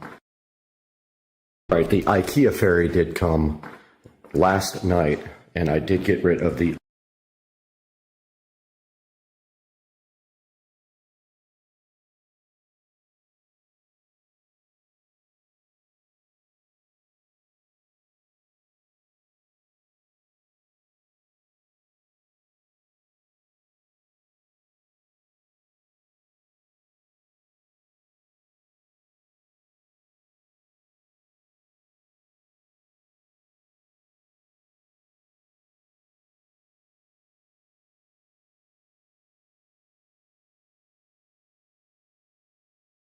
Right, the IKEA fairy did come last night, and I did get rid of the old couches. So our mission today is pretty simple. We are going to unbox all this IKEA stuff and set up my new furniture.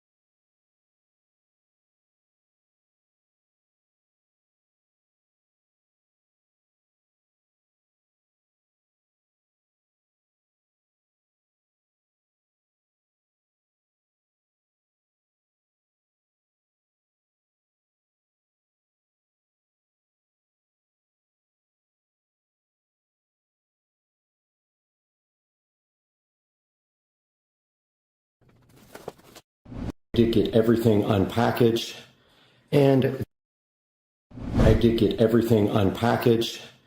and the hardware and instructions were in the last box tucked underneath the springs. So I'm going to get the instructions out right now and figure out what is going on here. This is a modular set, so it has to be put together a certain way. Let's get to work.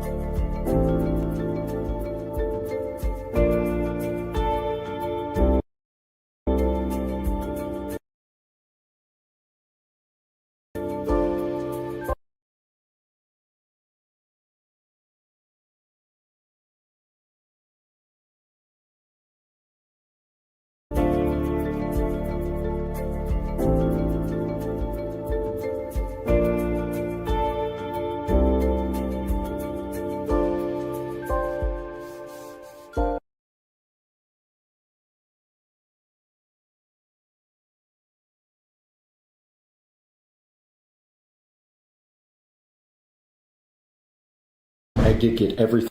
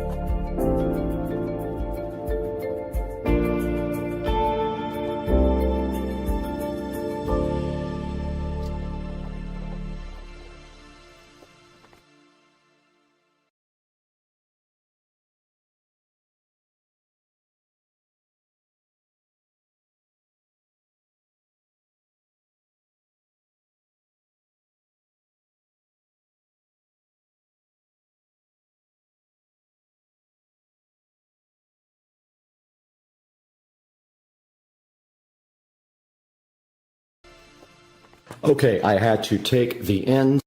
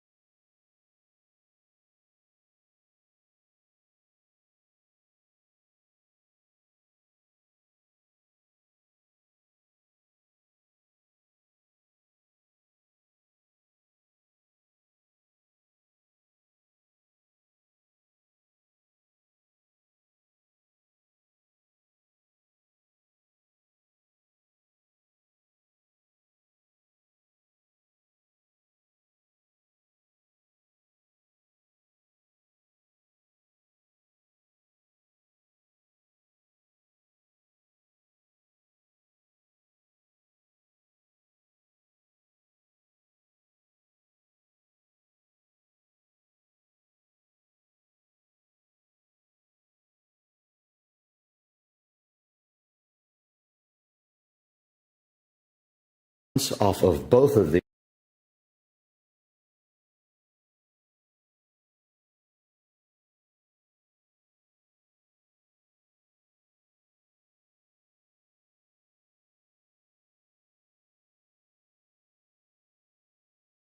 Okay, I had to take ends off of both of these and swap them around. They are interchangeable, so I had to take this end off because it was configured for completely opposite.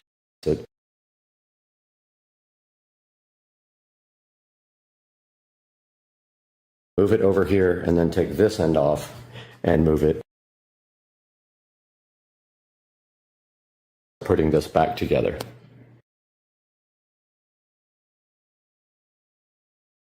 Okay, I had to take the ends off of both of these.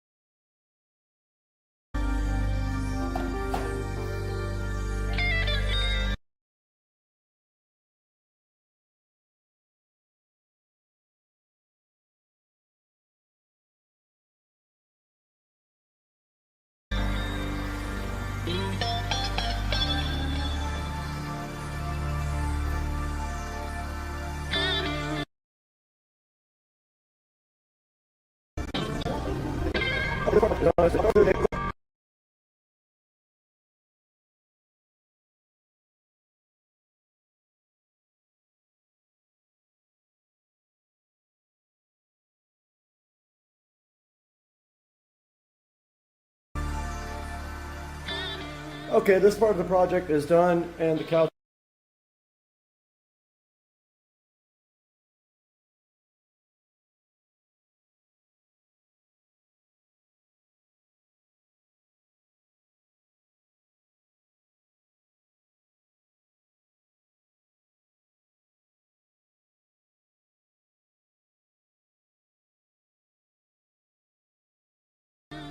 The project is done, and the couch is put together. It wasn't too bad. I made one mistake that cost me maybe 30 minutes of extra time, but I got that fixed now. And you can see right here, let me step back here and put it on wide.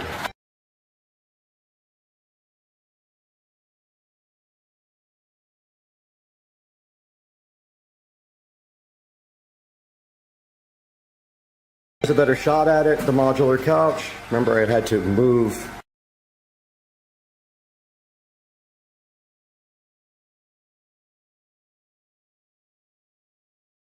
one side to the other to get it to the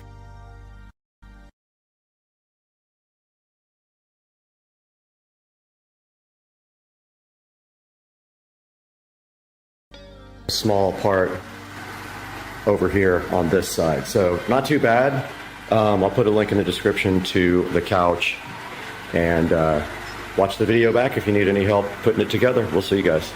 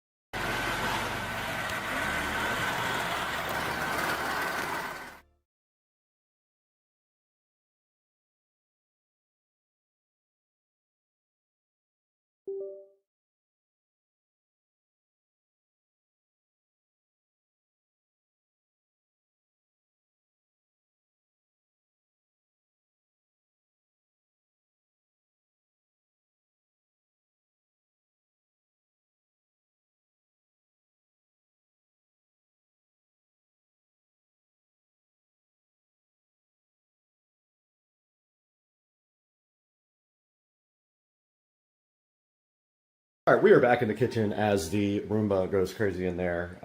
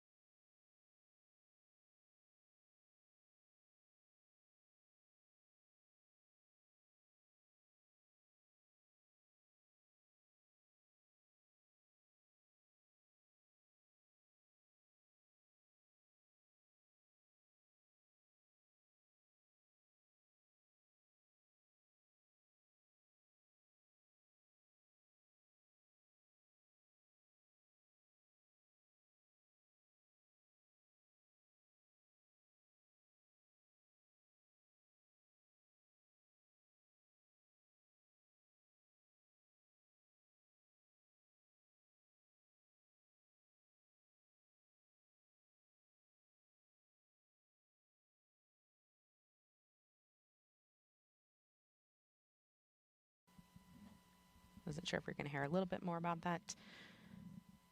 But again, there will be 3 calls coming up on this Starliner readiness poll for terminal count. They will poll the mission support room manager or MSR. After launch, the BMC. A beautiful shot of our beaches here from the courtesy of our chopper team here at the Kennedy Space Center.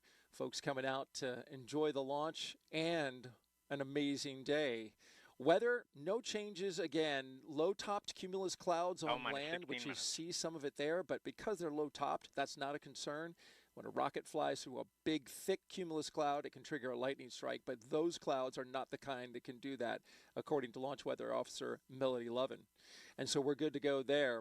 We also have a launch visibility is always a factor here in the southeast. Can you see the rocket and from where?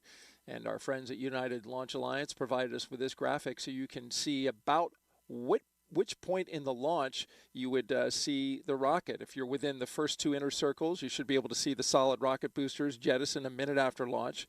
Folks in the Orlando and Central Florida area will be able to see it about 90 seconds of flight. And then it'll come into view for much of the rest of the state after more than about 2 minutes, including Tampa on the west coast of Florida. The southeast corner of Georgia might be able to see the Atlas Centaur separation, which happens after 3 minutes of flight. Again, we're looking good here at the ASOC. Richard Jones polled his team, the NASA operations manager. 15 minutes. And all of them are go. LC flight, channel 1 and air to ground 1 are now merged, going to air to ground 1. Roger. We'll send it back to the host desk. LC flight, air to ground 1, ready for contact with Starliner on channel 1. Roger.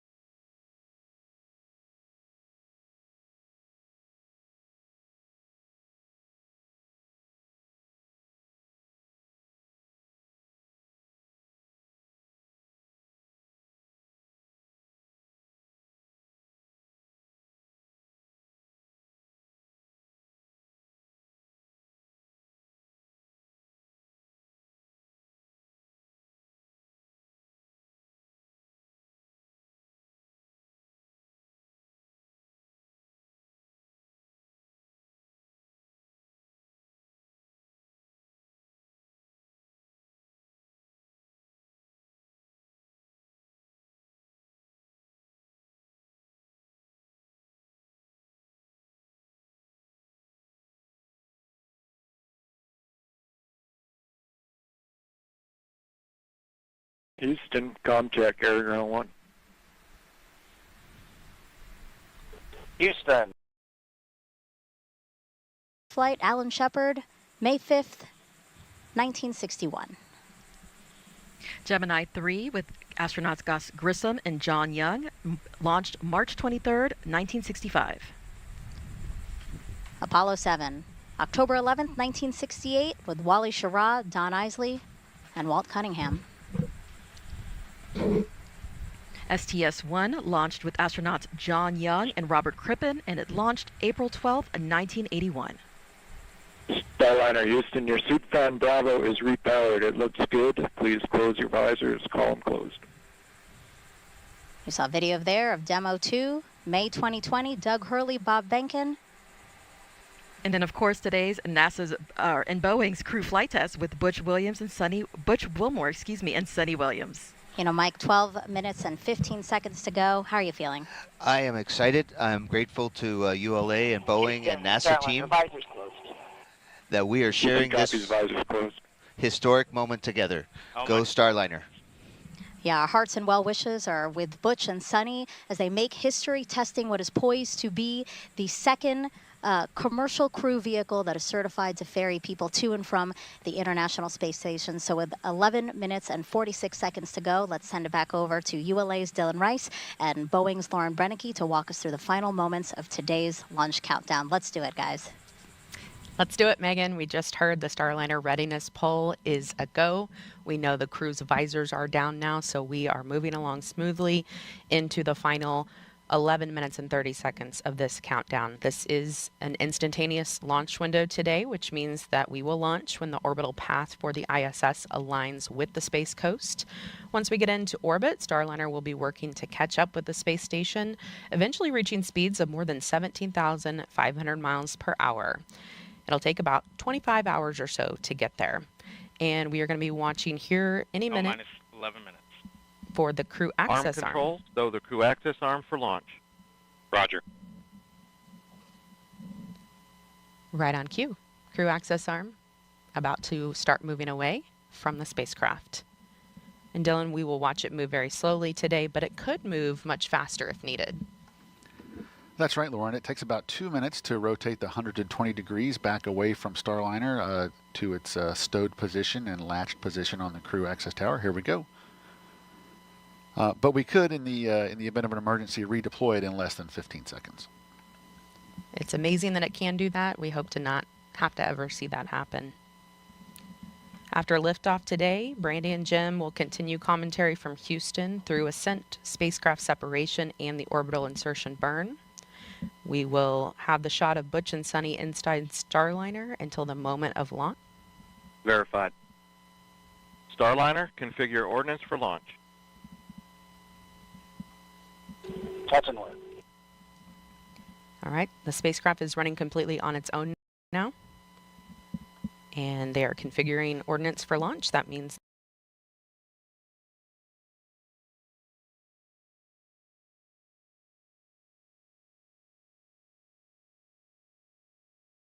or could happen during ascent.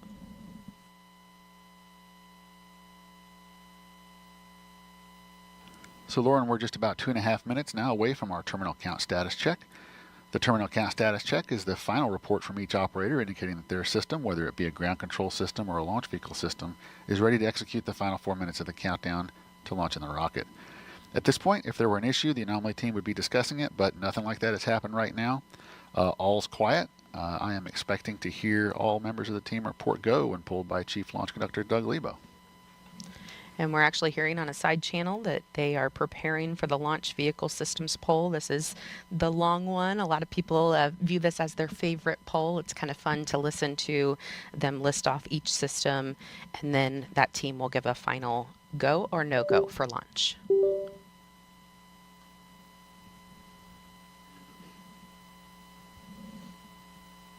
And we will be able to watch cameras on the rocket today, and live telemetry feeding back will provide a real-time look at the spacecraft model when video isn't possible during the ascent as it moves through the dynamic phases.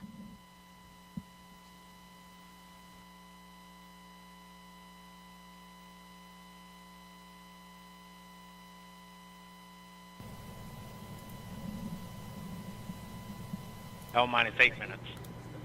Ah, there we go. Under 8 All right. minutes before Butch and Sunny head back to a place they consider home. Now we can talk about the launch. About 6 months on the International Space Station, and they are thrilled to be going back for their time. So we are 9 minutes away from launch of Starliner, which has been delayed multiple times.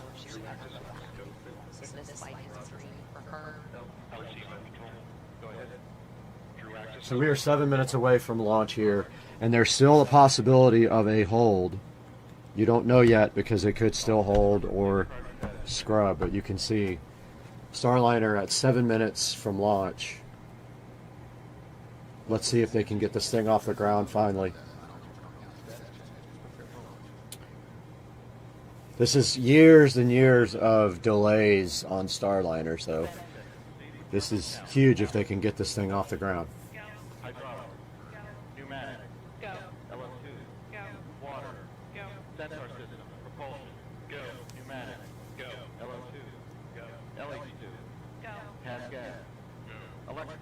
So this is the final check for all of the systems.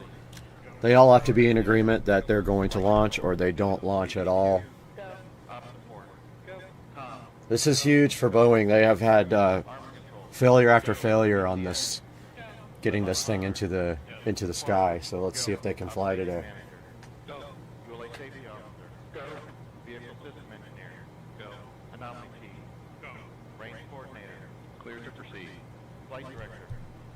I think there's a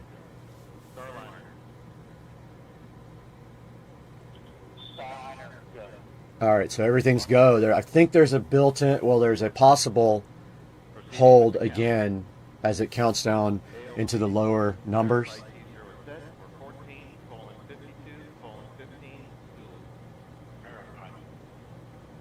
All right, so we're 5 minutes and 45 seconds, and it still could hold.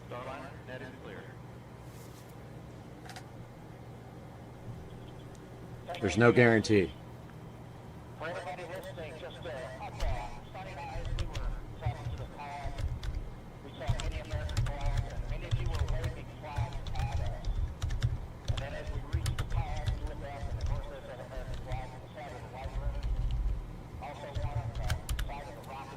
All right, a little over 5 minutes away from launch now of the first launch of crewed astronauts on Boeing Starliner, delayed years and years and years with many, many, many problems. And so obviously people are nervous about this launch.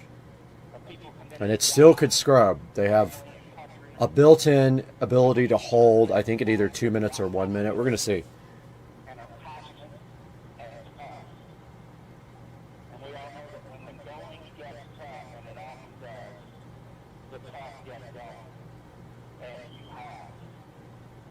So the astronauts are giving their little pep talk here before they get in the sky and launch, and I think it's pretty cool.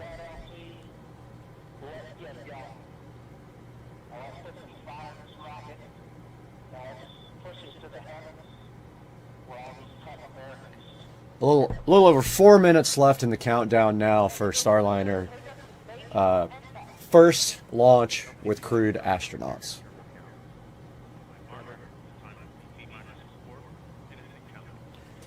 4 minutes to go here, and Starliner on the pad with astronauts in it for the first time on the real test flight. Every time they've launched so far, they've had issues and they've had failures, and they've scrubbed many, many, many times. So let's watch. 3 minutes. And if you notice underneath the capsule, there's like a ring almost. If you look at the very top where the capsule is, that is for aerodynamics. They figured out that helps with I think they said the shock waves over the bottom of the actual rocket when they are, I think, past the speed of sound. 3 minutes until liftoff here. Cape Kennedy there in the background.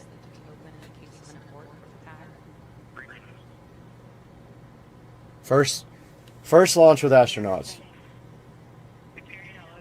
This is a flight test, guys, so this is important. If anything happens in this actual flight, then there would be a lot of delays with humans on board. It's big.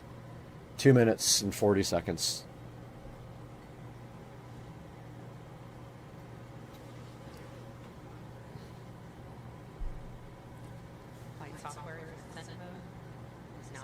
A little over 2 minutes here, and obviously everybody at NASA is nervous about this flight, and so is Boeing with the issues that they've had for being delayed 5 or 6 years, which is uncalled for. And meanwhile, the whole time SpaceX was delivering astronauts to the space station, and Boeing even got like almost 3 times the money that SpaceX did to do the same exact job, and there was a lot of controversy about that as well. 1 minute, 57 seconds. And you see the old school Boeing spacecraft compared to SpaceX. They refuse to modernize, so still looks like the lunar lander from the 70s, you know? They refuse to make things modern. Well over a minute. They could still hold, I think, at 1 minute.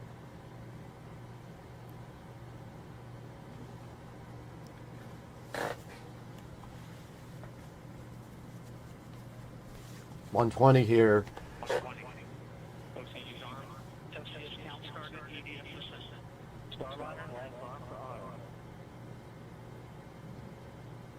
One minute here, they're going to either hold or launch. Let's see. That call meeting if the emergency detection system on Acronis detects something. All right, so they got past the 1 minute mark.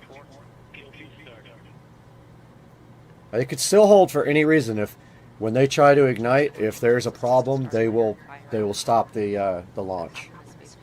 About 40 seconds here.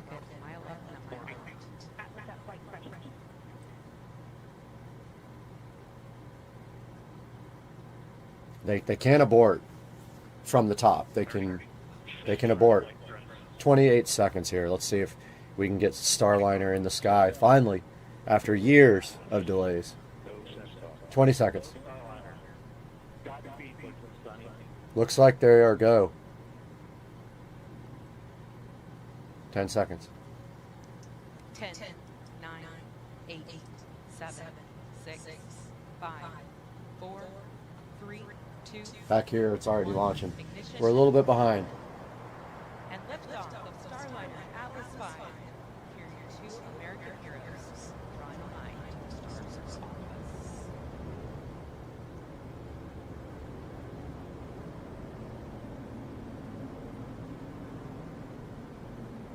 A little bit behind on this broadcast. Back here, they're about 5 seconds ahead of us.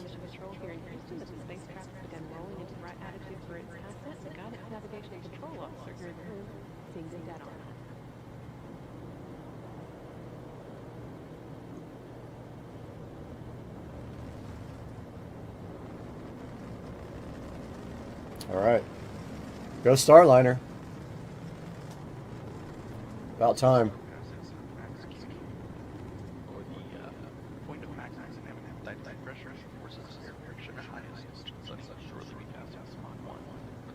There's a good view of the tracking shot of the spacecraft. Next thing that's going to happen is the solid rocket boosters. Well, the next major event is max Q, when the aerodynamic pressure on the outside of the vehicle is at its greatest. There just looks like it's at max Q now. And then, of course, the solid rocket boosters will separate. Starliner analysis. Looking good. Speed and attitude increasing as expected. Coming up in less than 20 seconds, the solid rocket boosters will run out of fuel and burn out. I don't see the bottom. I don't see the actual graph moving here. I'm not understanding. I guess they're not showing the timeline at the bottom. They're just showing the next event. So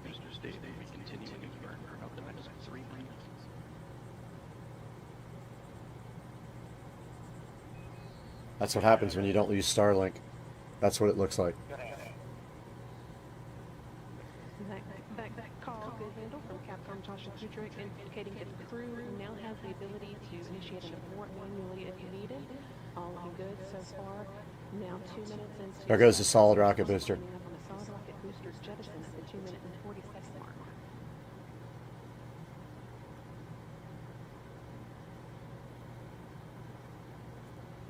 Such a low quality shot. You get used to seeing SpaceX with the high definition shots, and you see this and you're like, wow. So can't see what the next thing is. Okay, they are actually moving down the timeline. Solid rocket boosters have now been jettisoned after seeing Starliner through its first 90 seconds of flight. Team on the ground here confirming that it was. Oh no, they're not. They're just stepping through the steps. They're not actually moving down the timeline.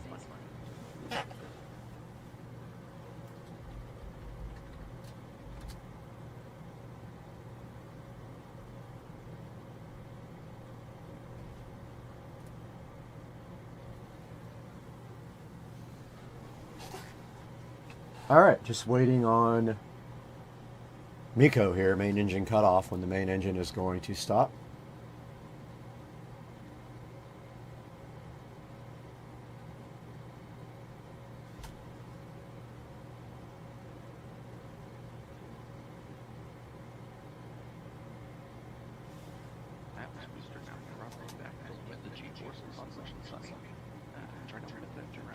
Nice view of the Earth there, although pretty low resolution compared to what we're used to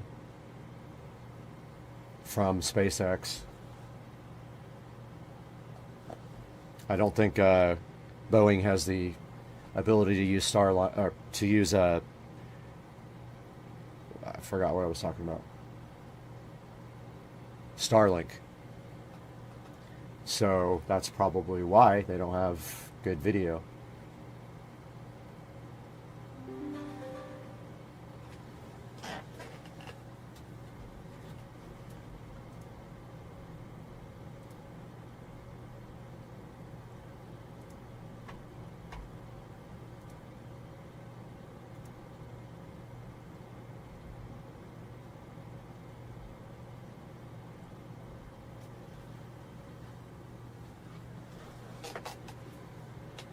So far, so good for Starliner, as far as I can tell. No issues here.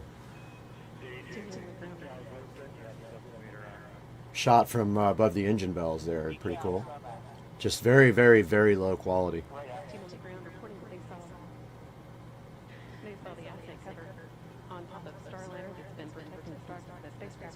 There goes the cover.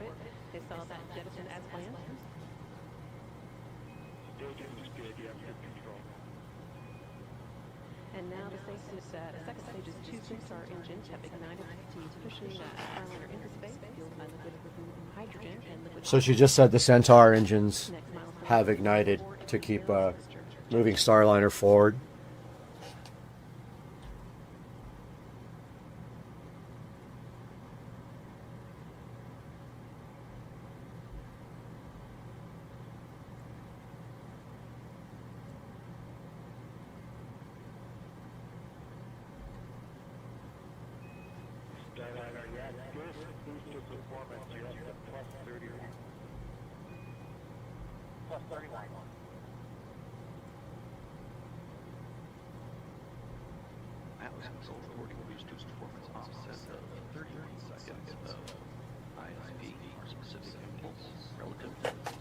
Alright, so we're off of live video now and on an animation. And that's where we're going to call this broadcast a done deal. Appreciate you guys tuning in as usual. Have some finish this editing project here, so I'm going to sign off now. Alright, let's just put this in the hole there.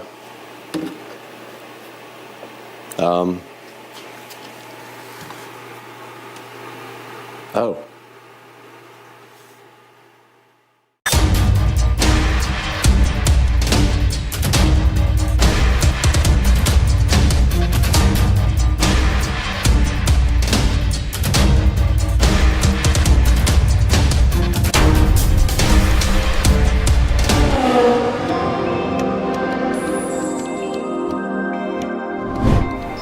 Guys, right here in front of me in the Supercar Street Racing dining room is the Dayton Audio 250 watt subwoofer plate amplifier and my 30-year-old-ish Cerwin Vega CLSC 15S. The amplifier burned out a while back, so today we're going to be replacing that with this new high-tech Dayton Audio 250 watt subwoofer plate amplifier with DSP. So stick around, because it don't fit. Alright, I have already unboxed the Dayton Audio plate amplifier just to see what I was looking at, and inside of the box here you can see that it comes with a power cord. I already had one, so I didn't use this, but I'm going to save it because it's my last one. It has a USB Type A plug to connect to the amplifier. It has a nice please visit our website for software and manual. And then right here and right now it has a innovative design catalog, not a manual. So in order to do anything with this guy, we're going to have to visit DaytonAudio.com to download the software, and obviously we're going to have to make some modifications to this cabinet to make it fit. So let's go ahead and get the software downloaded, get the laptop out here, and see what we're dealing with. Okay, we have the old HP unreliable laptop out here. The battery does not work on it, so it has to be plugged in 24/7. It is really slow, but really honestly, it's the only PC I have that's not dedicated to the studio or work stuff, which I can't install software on anyway. But it does have the required USB port on the side, and that's how long it takes to open up Google Chrome. As you can see, it hasn't even opened it yet. Okay, and you can see these stickers from where the subwoofer was moved twice across the country. Pretty cool. It's very old sub, but hey, it doesn't fit right in here, so I'm gonna go ahead and mark while this spyware is uninstalling. I'm gonna go ahead and mark, if I can, kind of where to cut this. I cut on the outside of this line, and here goes the installation of the DSP software. I'm clicking accept. It is installing. Meanwhile, we need to add about 1/4 of an inch to get this plate amplifier to install. So all we're gonna do is we mark where it goes right here and right here. And we're gonna take our jigsaw and go ahead and cut right there and get this plate amplifier flush mounted. Okay, we have some screws here. I'm gonna go ahead and run a screw on the top. These are the ones that came out of the original amp. There's one on the top. I'm gonna run one on the bottom now just to hold this in temporarily. And we got our screws in there for now. Let's go ahead and turn this heavy. This thing weighs a lot. It's very awkward. Very awkward. And on the back, I know it's dark back here, but on the back there is a input and outputs. Go ahead and hook up input left and right and provide power. Power is connected. Well, I thought it was. All right, the power light did come on. There's nothing on the display yet. Even when I press this button, nothing happens on the display. Not sure why, but I'm gonna dive into the manual right now and the software, and the included USB cable hopefully reaches. There's a USB, almost like a printer type jack on the back of this too, and there is the software from Dayton Audio. So this does use USB type A. Plugs right in there, and then right here to the laptop. USB device not recognized. Okay.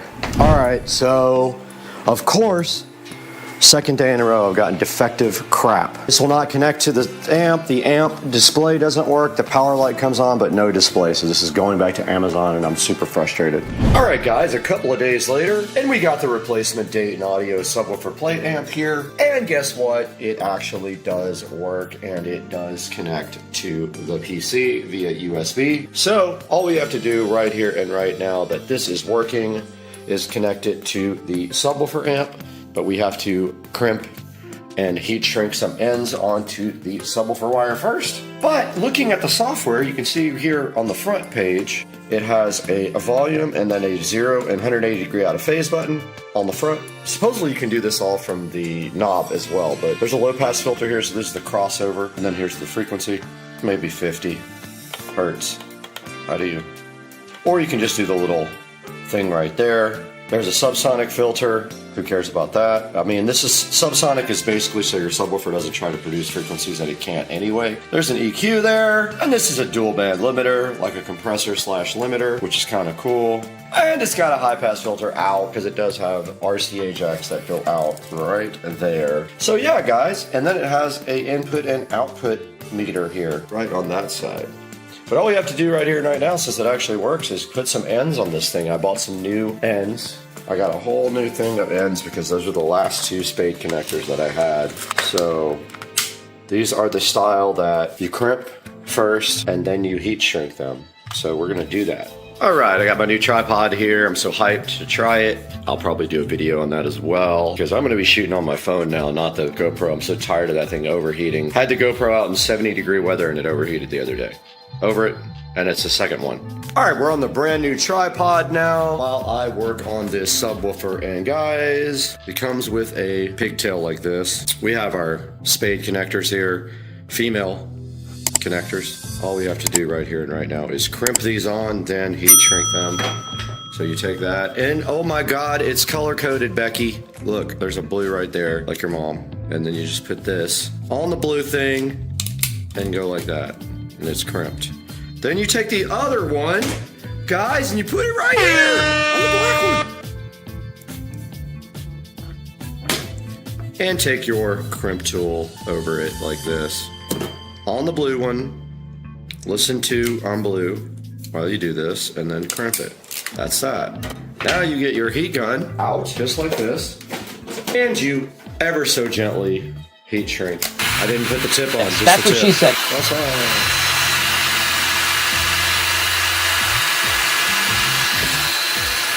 That is that. That's how you do that, dude. Dude, check it out, bro. This is ready to go. Now all we gotta do is install it. And guess what I have, guys? Guys, I'm so hyped. I'm gonna get myself back. Yeah, pretty sure Plus was on that side, but really in order to see it, I have to get the phone out. But you can see here, I just hooked up the spade connectors to the sub. And now we will put the plate amp in, but I need my screwdriver to do that. Okay, guys, I don't know why I'm up at 2 a.m.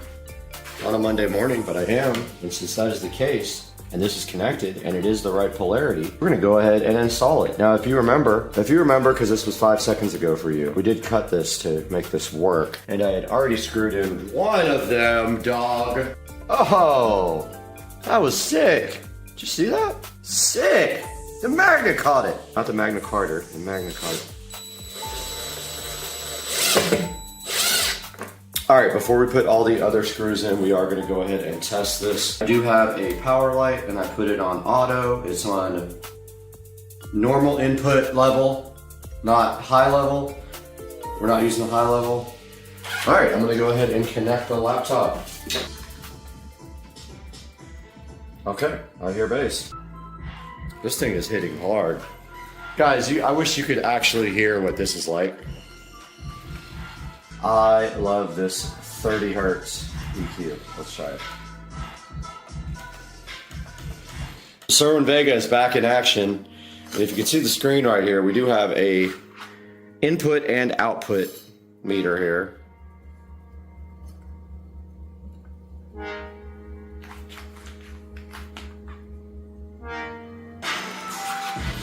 There it goes. Oh yeah. Let's go!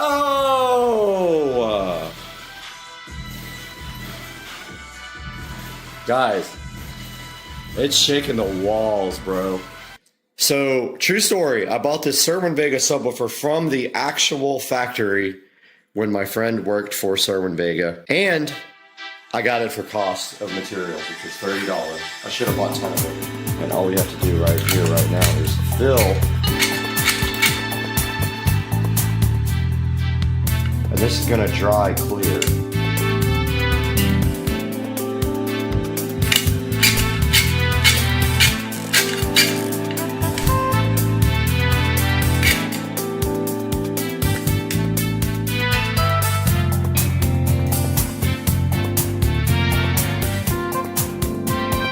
Oops. Top. Wow, it looks so good. Look at that.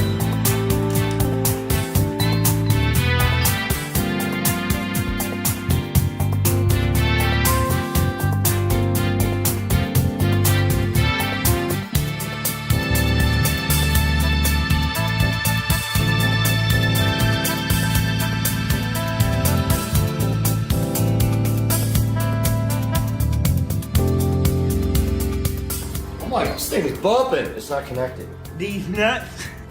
All right, guys, we have successfully repaired a 20-something-year-old, it's probably 20 years old, Sreaming VESA CLSC15S. Truth be told, I wanted the original amplifier to be repaired. However, there's a guy on eBay that does it, but he has not been available for 6 months, so I think he has passed away or does not want to repair my amplifier. It's Joe's dad's subwoofer.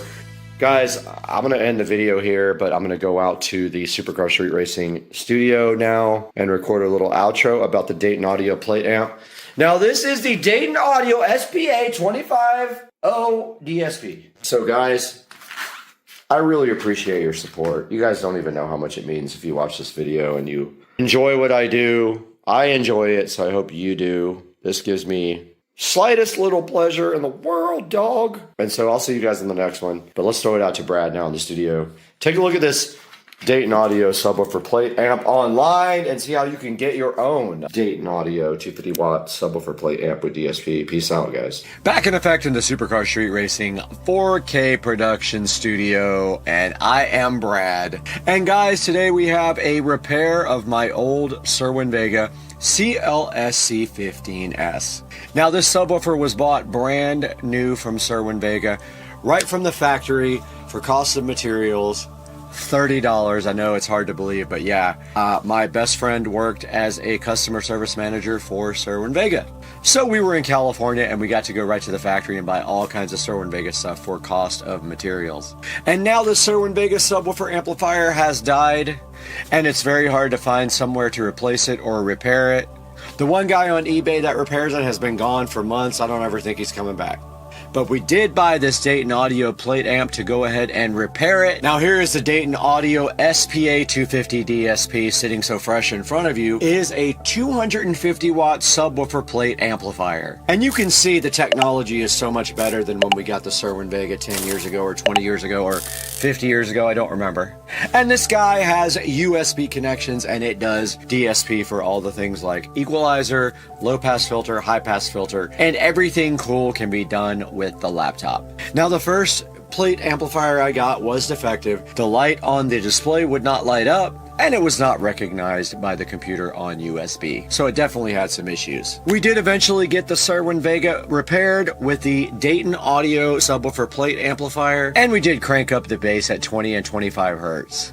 And now let's take a look at this online. It has 4.3 stars out of 23 reviews. And you can see right here and right now that it didn't actually fit my subwoofer enclosure. I had to jigsaw out part of it, and then I went ahead and put some silicone sealer clear around where the part where it was just a little bit too small. But right here you can see the quality of the Dayton Audio SPA 250 DSP, and it's a good choice for a replacement amplifier if you guys have a sub that has burned up, and it does happen eventually. I have 3 of them that are already dead. So it does have 7 PEQ bands, a low pass filter, a phase control, a subsonic filter limiter, and a high pass filter. And on the back, if you look right here, there's a knob to do all that where you don't have to use the actual app. And it's a Class D amplifier and has balanced and unbalanced line level inputs and outputs. So go ahead and get over to my Amazon link, click through my link to buy this or anything else you need, and it helps the channel out greatly, gives us a few dollars, and shows your support for Supercar Street Racing. The bass is so loud I gotta go to the hospital because my ears are bleeding.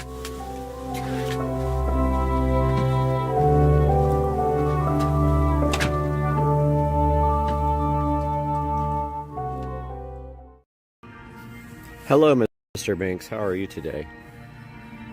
Baby Black Panther chilling on the driveway floor like he always does. He's just like, I just roll over and be in the dirt because that's what I like to do.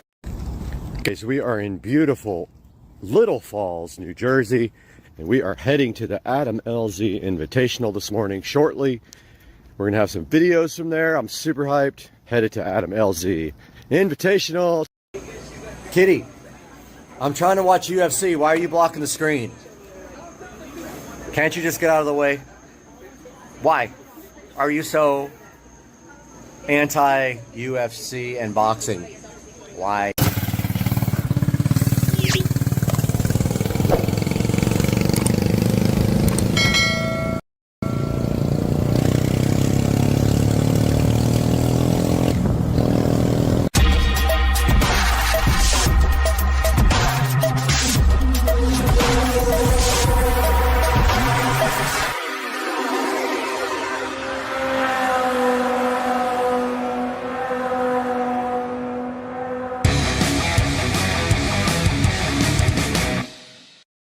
I'm dressed like a complete spaz, but I was so hyped to get this castle nut in that now I want to see if I can figure out how we're supposed to put this in. I still don't see a hole.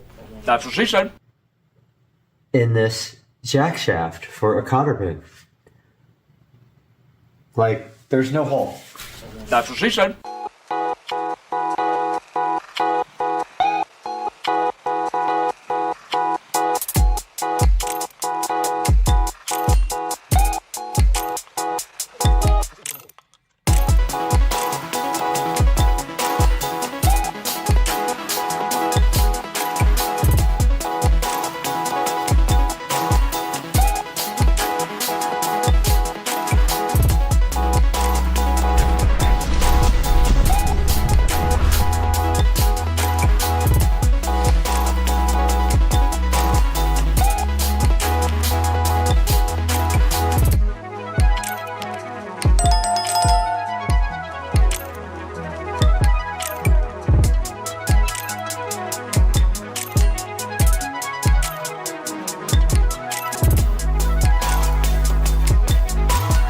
Well, the problems never stop. It broke the key off, so now I gotta go waste like $5 more on shipping to get a new key again. So, fuck, I duck. All right, guys, we got our brand new brake cable here. We're gonna be looking at putting that in now.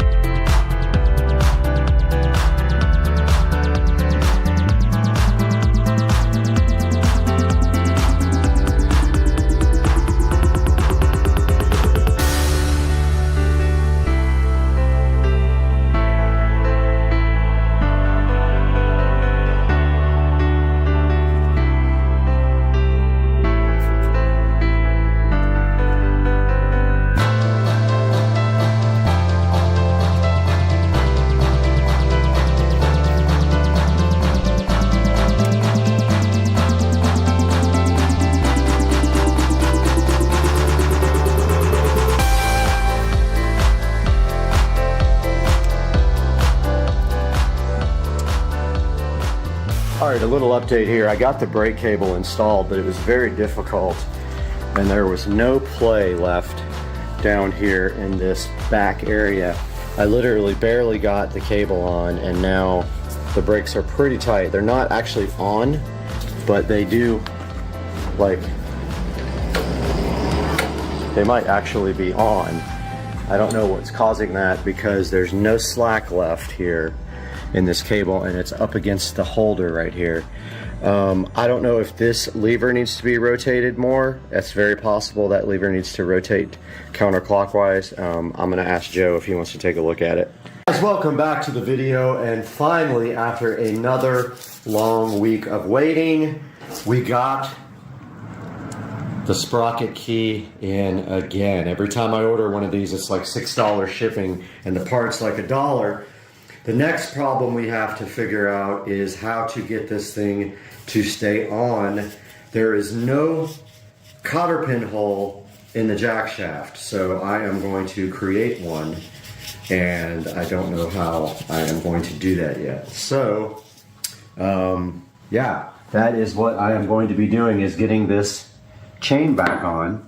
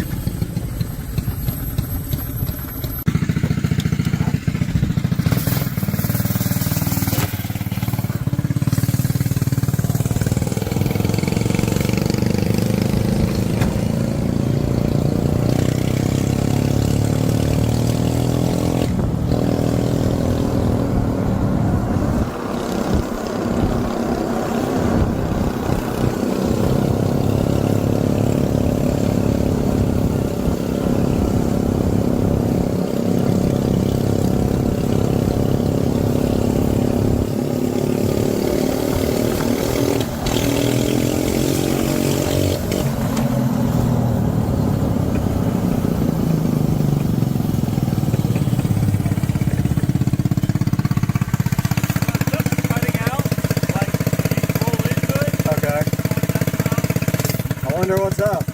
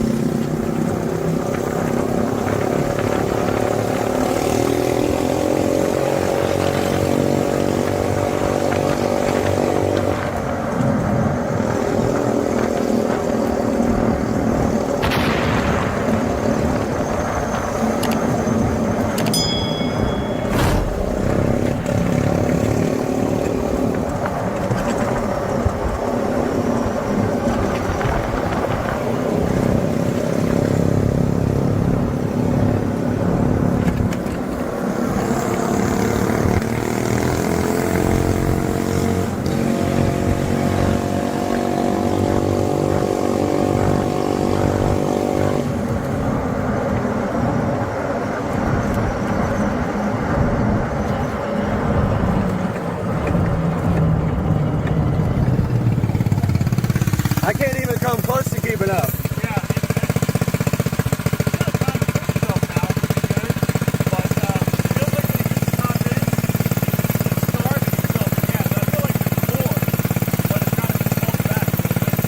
Do you hear any rattling in the front? I think it's the gas tank.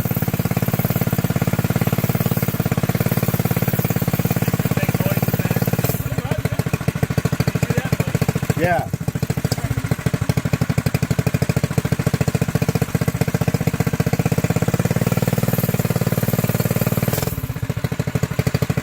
We probably still watch that video about tuning and just tweak it.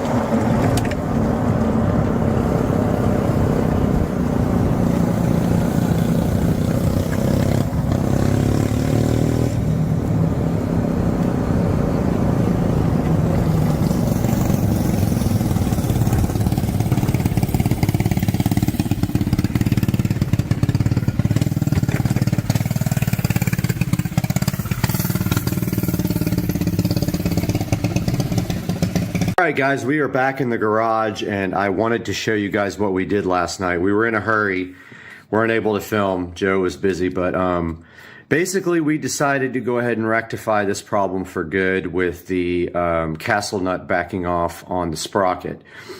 So what we did is we pulled this off. He has the right socket size. I can't remember what size it was. It's pretty big, the castle nut.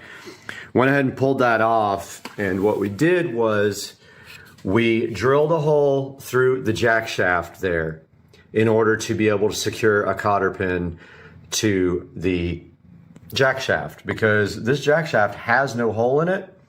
These castle nuts tend to work themselves off, and the whole point of a castle nut is it's slotted so that the cotter pin can go right between the slots and prevent this thing from backing off. So we used thread locker and we used a cotter pin, and we drilled right through that jack shaft, and now this is not going to come off. Now we have some other issues. There's some rattling going on up front. I want to do a bolt check a bit later and see if I can figure out what's going on with the rattling. I ordered a battery, and then so what we're going to have to do after that is attach the battery in here somewhere. I was thinking right down in here. We'll attach it to this whatever this thing's called, the forks or whatever it is. And we'll have to have a switch as well. So we'll break the positive wire that goes up here to the light, and we'll wire up a switch somewhere, somehow. I watched an extensive video on tuning. Now I understand tuning. The gas cap is leaking big time. We filled it up with gas, and the gas is ruining my nice spray paint job. So it's gonna have to be touched up at some point. But that is where we are now. The bike is still breaking up on the high end. It is not solid. We do have new spark plugs. We have a good fuel filter, unless it's clogged now. I don't see anything in the gas here.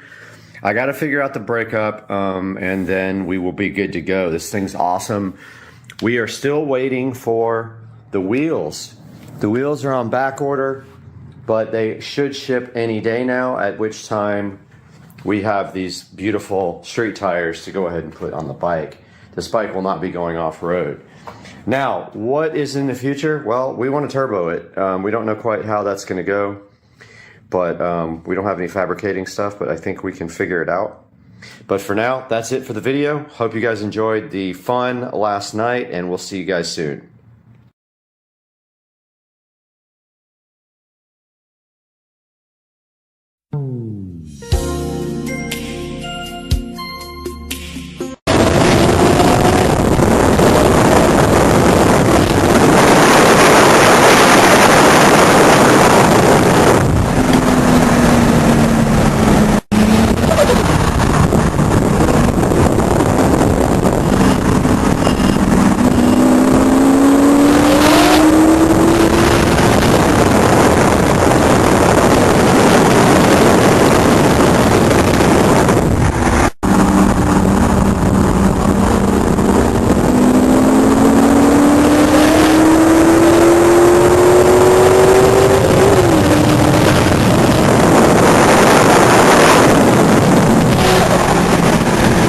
There never was much hope.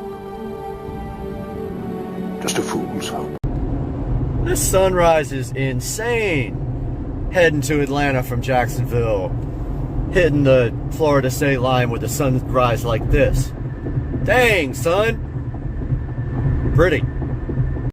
Right here in front of me, in the Supercar Street Racing dining room, we have a special product that was provided to us from the company Shine Decor. And today we're going to be taking a look at this, and we're going to install this on Supercar Street Racing.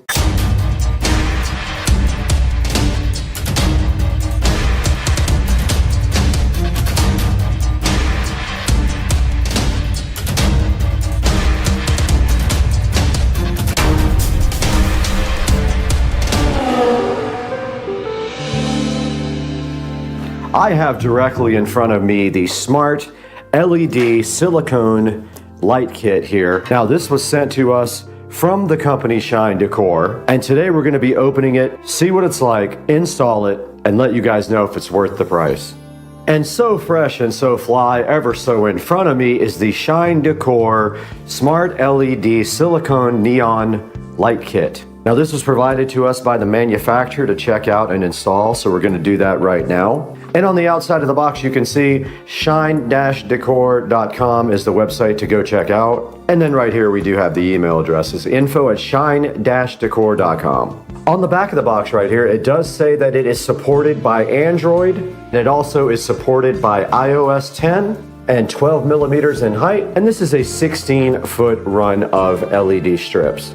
Inside of the box you get the neon light kit, you get a remote control, a power adapter, some screws, mounting clips, cable caps, end caps, and a quick guide. As you can see at the bottom here, they are IP65 waterproof. They do have a timer, have a mic function, can sync to music, and they are dimmable. Now that's a look at the outside of the box. What's inside the box? I have gone ahead and cracked open the Shine Decor LED light set. You can see right here, it is a flat looking kit. Now I don't see any 3M tape on the back of it. Now these are cuttable, it says. I don't think we will need to do that, but it says there are indicators on the back that are dark spots to cut. Also in the box here, we see some cap connectors for the end caps. You see some metal mounting brackets here. It looks like we might have some 3M tape right here. Taking a closer look at these clips, basically these screw onto something and then you slide the LED strip simply right through these metal clips, and that is their mounting point. There is no 3M tape on the rear of these strips to actually tear off and mount. Now, mounting these guys seems easy enough. I will be using zip ties, but I kind of want to see which side of the light actually lights up or if it's both. And I definitely don't see a 3M tape on the back. We now have power, and then that 12 volt adapter goes to the LED driver, which looks like it's infrared. And then the LED driver does just connect directly to this plug here, and it can only go one way, and it is on mic mode, I can tell, and they are very bright. Okay, so I did push the mode button and it is just flashing. And there, I pushed it one more time and it is fading between colors. These are the presets here, 1, 2, and 3 on the remote. I'm gonna go ahead and go through some of the modes. That is changing color, fading. Now it looks like they do not chase. I think I hit the end of the modes. All right, let's go ahead and get the phone out and get the app downloaded. Okay, we are on the phone now, and we're gonna go ahead and scan the barcode that came with this. Let's go ahead and get that done. And then there is the app, and it did take us to Duoco Strip in the Play Store, or Google Play, or whatever you wanna call it. And that is downloading now. Duoco Strip looks familiar to me. I might have used it with another device. And I have gone ahead and opened up a Duoco. Now you can see right here, you can change it to, let's see, it wants to connect to the device. Let's see if it found it. It did find it, so it automatically connected via Bluetooth. And now if we go down to style, there's a crossfade, which you guys can't actually see. Let me turn on the other camera. Okay, the other camera is now rolling on this, and we do have the app open. This is red gradual change. That looks like it crossfades between green gradual change when it actually is, there's green, there's blue, yellow gradual change, purple gradual change. These are called crossfades here, red crossfade, blue crossfade, green crossfade. And it does not do a chase as far as I can tell. And you can see from this main screen here that you can just do static colors, like yellow right there. And that's a basic look at the app and how the Duoco works. Now let's get this thing outside and get it installed. We are out here in the beautiful Supercar Street Racing backyard. And right here in front of me is the TV that supplies video to the outside of the Supercar Street Racing humble compound here. And the first thing we need to do, I just wanted to show you guys really quick. The janky setup that is on here now is a old neon light kit. What we are going to be doing today is install this brand new light kit in place of this rope light and get rid of all this stuff here. So let's get all this removed first.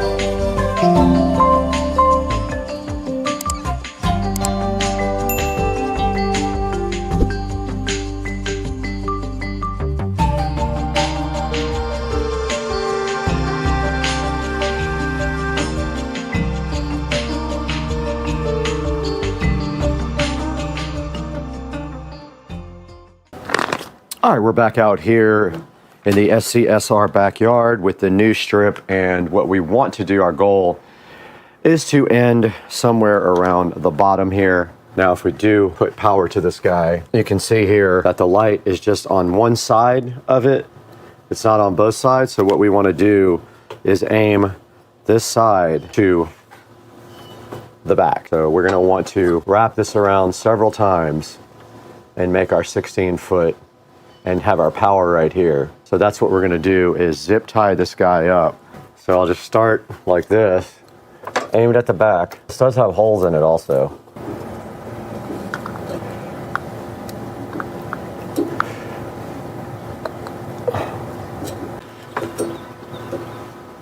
We'll go ahead and get one on this end as well.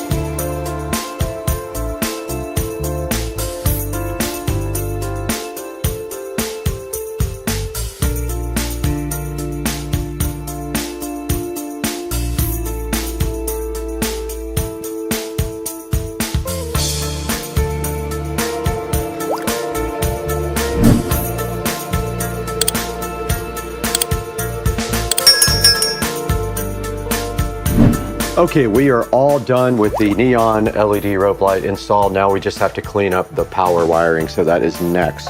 So we have our LED controller. They gave us some double-sided tape for that. All I gotta do is go grab that right now. I need to pull some slack. That's great. Got him! Got him! Well, now's the time to get slack, I guess.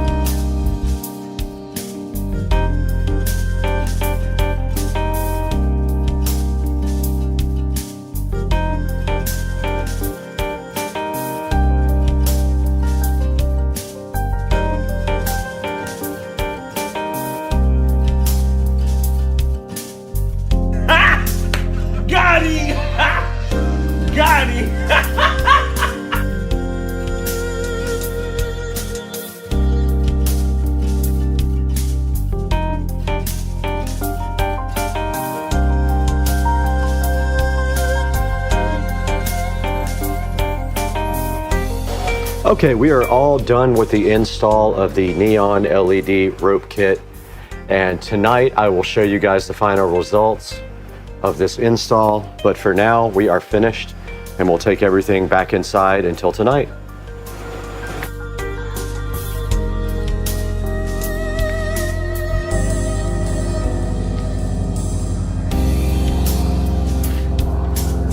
What's up, guys? Welcome back to the channel, and today we are finishing up our video about these smart LED neon rope lights that we were so generously given to from the company. And today we have installed them on the back of this television, and you can see right here and right now they are glowing a nice green glow in the back, like a minty fresh unicorn. I'm trying to get the cameraman to laugh. So, camera woman. So yeah, we installed these lights today, and if you look back here on the back, you can see how we did this. And we basically took the zip ties and all around the TV mount. Since they were 16 feet, we just had to go all the way around a few times. We zip tied them up, zip tied up the power supply, and then right here we do have the remote. There's also an app for this as well. And then the TV will just slide back like this, and if I can get it to maybe slide back. Oh. Okay. Got him! All right, that wasn't planned. Got him! Oh, did you just hit the little thing up there? No. The flash. There we go. Oh. Okay, yes. All right, it's back. So, Power surge. unplanned is the best. All right, so we do have the remote here in our hand, and there's also a smart app for this. We are shooting on the phone now because it has better low light video. But on the remote here, we have a bunch of different options. We can go with just a color, and it's actually infrared, so you have to be in line of sight when you select it. There's a brightness control here. So there is actually a brightness control on the remote, and this mode, you can see it can flash between colors, or it can fade between colors, but there's no chasing. So it's not gonna chase around the strip like the more expensive ones, but for the price, it's actually kind of a good deal. And if you step back, you can definitely see that it accents the wall very nice. There's also a speed control here. So if we want to go slower on the fading, we just press speed right here. There's also pre-programmed patterns if we press this, and then we can go the speed down. There's another pattern. It also does microphones, so you can actually play music and the lights will react to the music. And so that's what it looks like with all the other lights on out here. And we want to thank our sponsor for today for providing these lights for us. And now let's throw it back to the studio. We'll take a look at this online and see how you can buy your own set.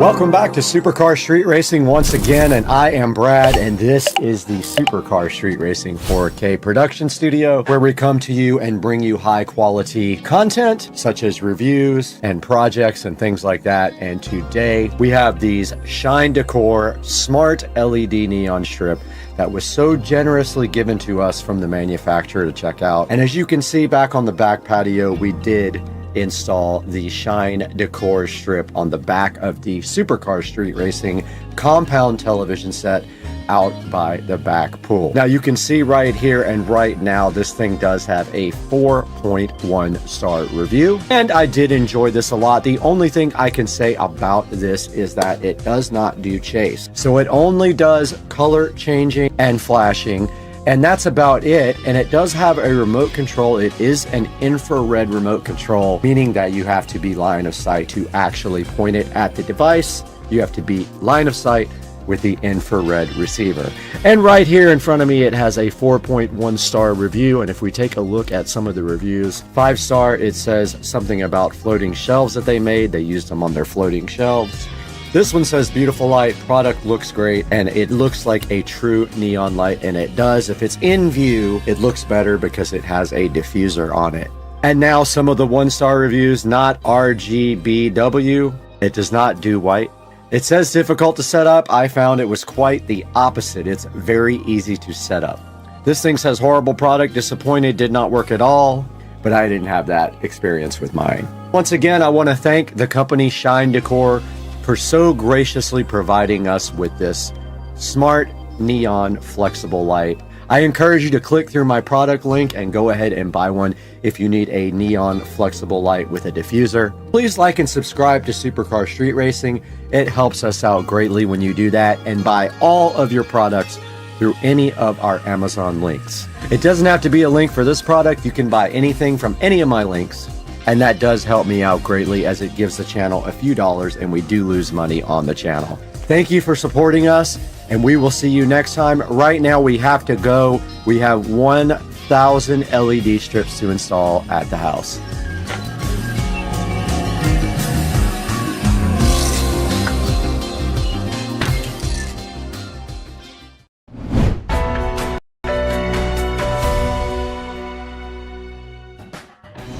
Hey, what's up everybody? Brad here from Supercar Street Racing. And today you can see we're in the Supercar Street Racing bedroom. This is where all the magic happens. They call it the forum. Literally nothing happens here. But anyway, the TV is back behind us. We're watching Supercar Street Racing live stream, which I hope you guys are too. It's always streaming, usually 24 hours a day, all my videos. And today we got something special. We're in the bedroom for a reason, because we have something right here to show you guys. It's right here. Madison Park sent us this 3-piece Willow bedspread set to go ahead and show you guys. We're going to be doing that today on the channel. Let's take a look.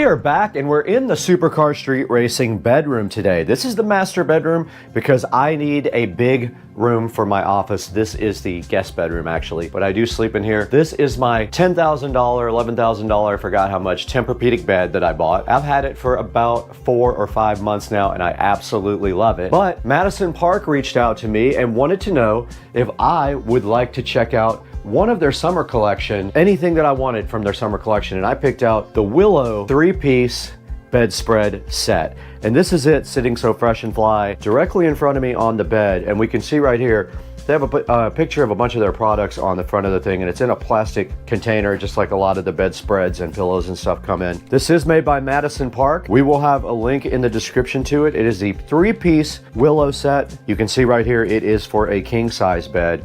What I would like to do is get it directly out of the packaging right now. And what I want to do is go ahead and wash it and get that over with, and then figure out whether we're going to put it on this bed or the king-size bed that is in the office / master bedroom is what it really is. So what we need to do right now is get this Willow 3-piece bedspread set out of the packaging while you guys watch and take a look at what it looks like. Let's go ahead and do that now.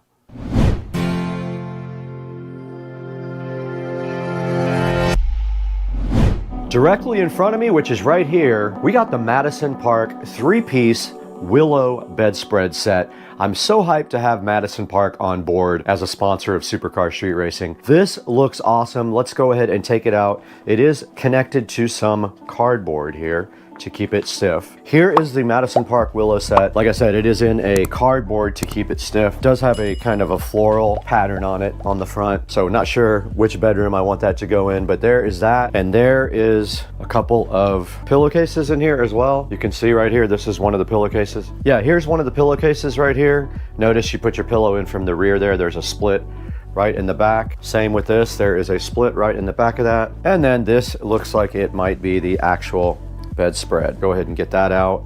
And there's the bedspread. It is kind of cozy. It has tassels on the side and a flower-like design all over it. It's pretty heavy. I like that. That's kind of what I need. I keep it very cold in here, so the heavier the better. Let's take a look at that actually on the bed. It's nice and heavy, so it feels like it's high quality.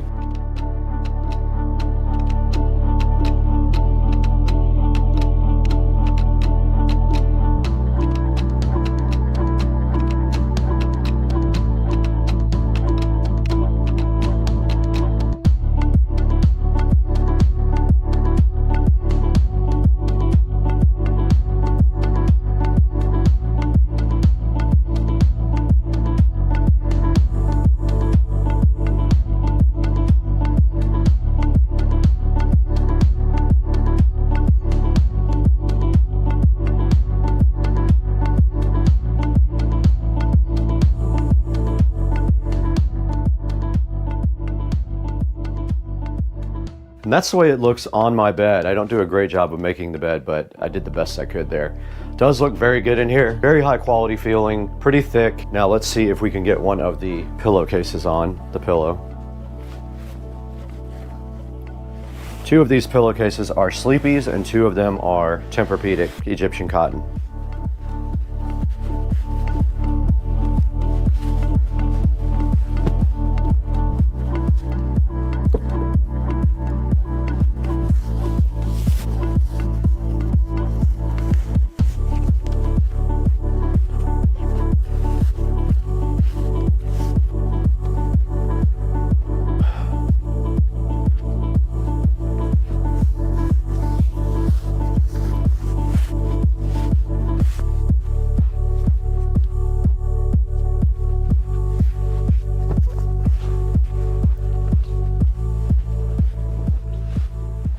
Does it have a tag?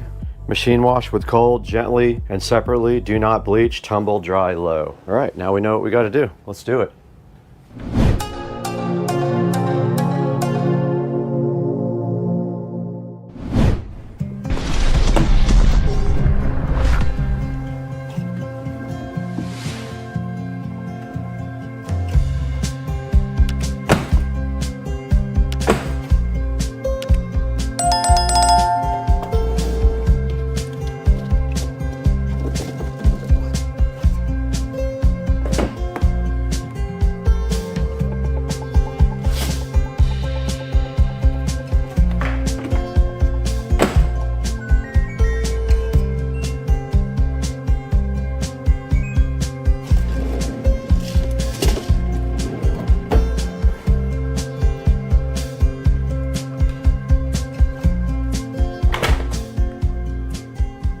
All right, these guys should be completely done in the washing machine now. Let's go ahead and check it out. Yep, it is done. I'm gonna go ahead and throw it in the dryer, and it said to do it on low. So I'm gonna go ahead and move these real quick.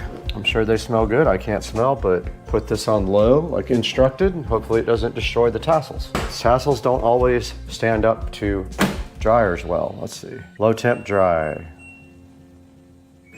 And it's off to the races with those guys.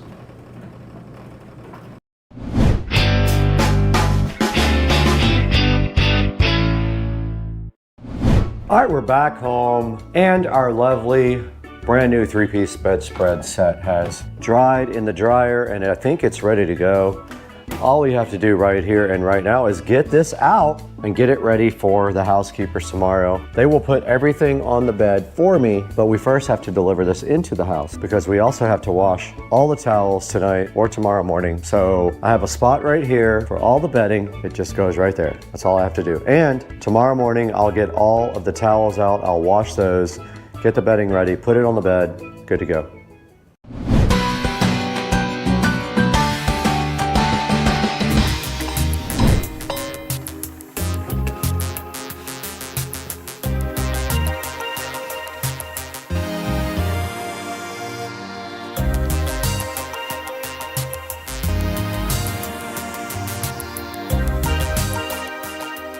Okay, that is the first pillowcase all the way on the pillow. Looks good. Let's get the other pillowcase. So to get them in, you do one side and then you do the other side.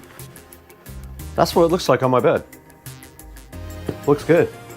I would probably use another blanket on top of it to keep me warm. It's not as thick as the old comforter that's underneath here, and you can see it looks pretty good in the bed. We'll get some pictures as well of this.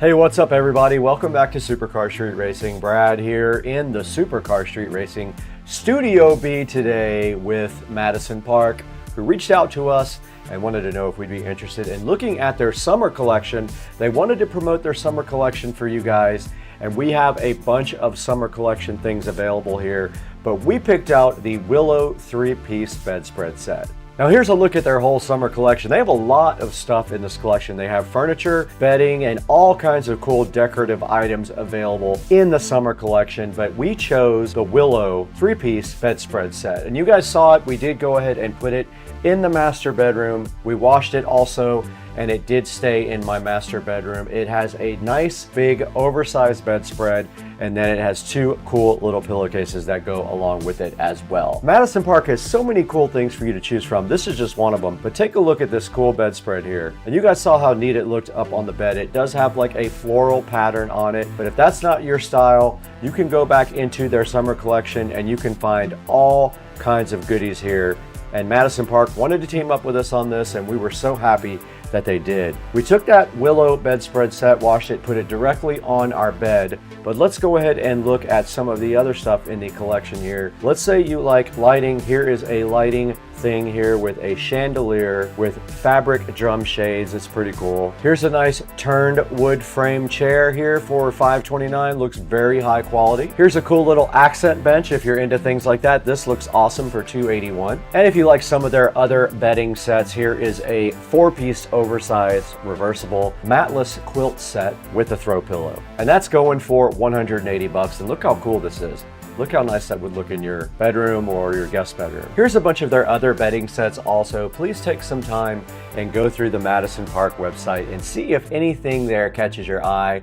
I will put a few options down in the description from their Amazon store. You guys can then go pick anything you want. You can buy it from the Amazon store, and it does give me credit, so I really appreciate that. I'll have links directly to their website, and then I'll have some product links from Amazon also available for you guys down in the description. Treat Madison Park with respect. They were nice enough to sponsor Supercar Street Racing, so go ahead and buy through the official affiliate links. Now we are up to over 200,000 subscribers, but we could have done it without you, so thank you so much for all your help and support on Supercar Street Racing. Buy everything through our affiliate links. Tell our sponsors that you love them and you love Supercar Street Racing, and they will keep on helping us help you. We're gonna get out of here right now. We actually have to work.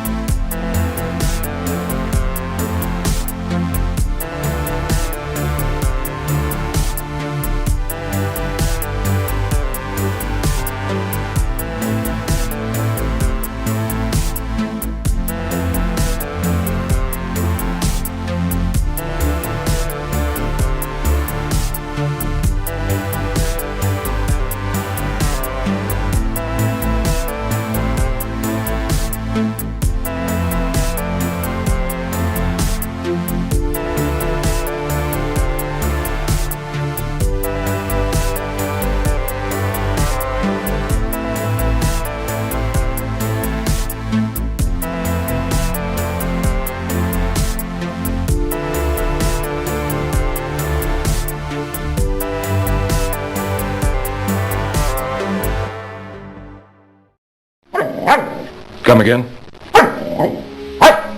You know I don't speak Spanish. In English, please. Huh?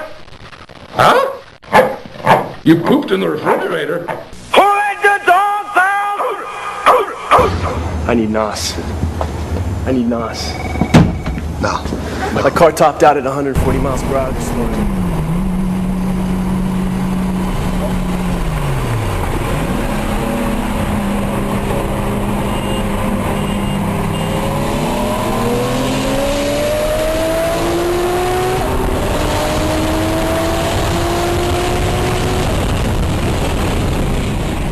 You got knocked the fuck out!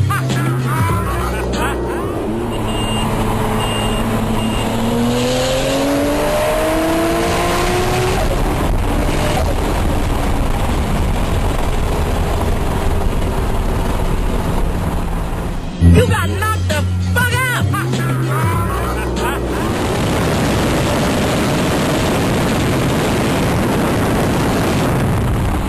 You got knocked the fuck out!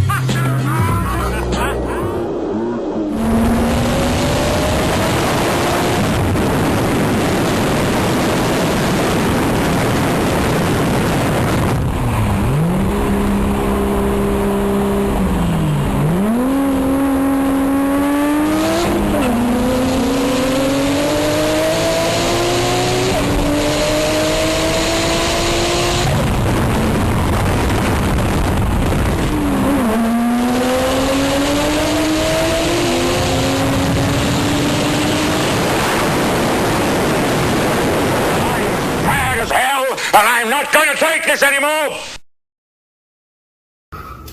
Okay, we're here with Tutricia, and she wants to slap me in the face with a tortilla. Yes. Oh my god, why do you use your fist, dog? Twice, though. Alright, we are in the Supercar Street Racing kitchen with everything we need to get up in the attic. We have a flathead screwdriver for the cover for the electrical box. We have our drill here. We have our workman pliers, and we have a razor blade to cut the Romex with. Actually cutting the circuit and using the existing wiring, putting this box in, tying in, and that is it. It should be quick and easy, in and out as fast as possible before it heats up there.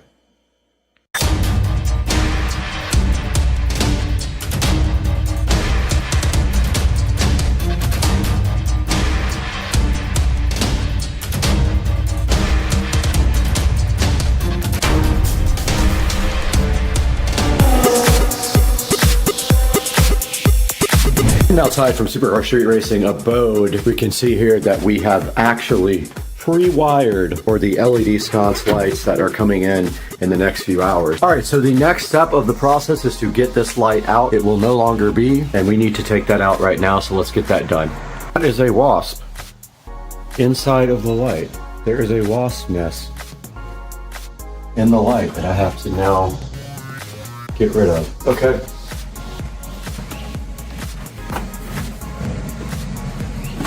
Got a towel here.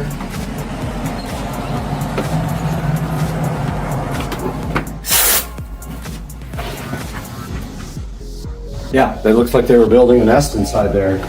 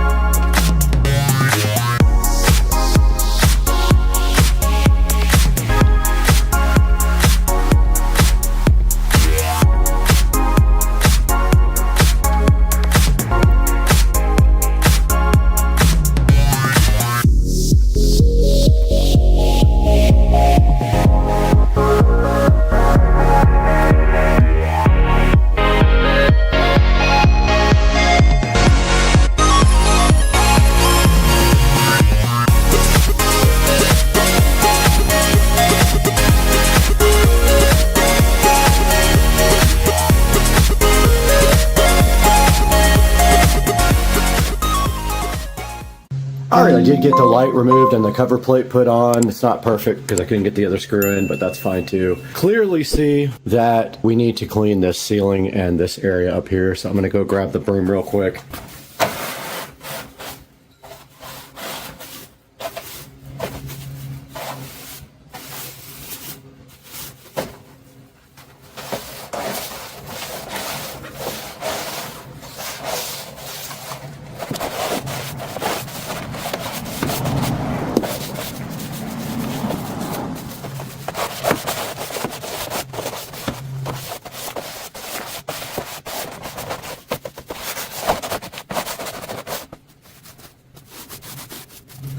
Okay, this area is ready now for the new LED sconce lights. They will go here and here. They will mount directly to this board here. And then we just have to cut these wires and tap right into the existing electrical on the sconce lights. And those guys are expected to be here within the next 2 or 3 hours.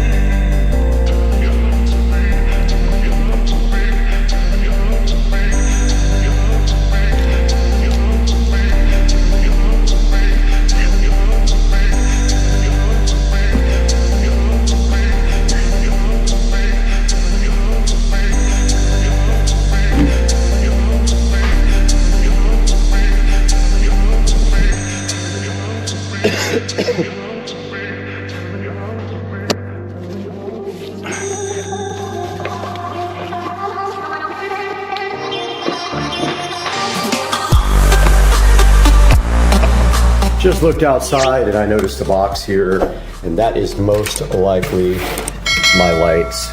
It is them. Let's go ahead and get this inside. All right, just got this opened up, and I wanted to show you guys the quality of this packaging compared to maybe something of a cheaper nature. They have all this nice padding inside. It's very well taped up. It did come from China. I will go ahead and say that right now, but look at all the nice padding inside. And it's not cheap padding either, it's the good stuff. And then the two lights are sitting right inside there. Let's get them out now and take a look at what we have. Here is a good look at the LED wall sconce. It is very heavy. It is glass, you can tell. It's not plastic. And if we flip the back over, so what you do is you unscrew the mount from the actual sconce, you mount that on the wall, slide the sconce over it, and then you power it up like that. So you take these screws out of the side here. They're already pretty loose. They're not all the way in. So inside of here, you have the remote. You have some screws. So let's get this mount off and see what we're looking at here. That one was drove in sideways.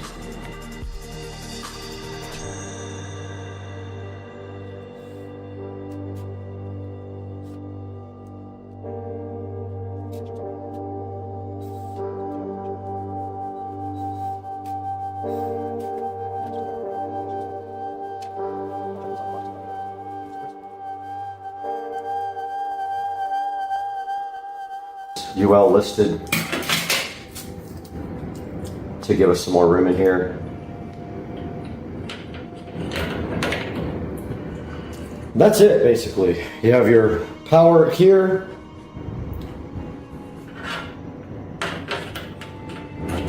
Which can go like that.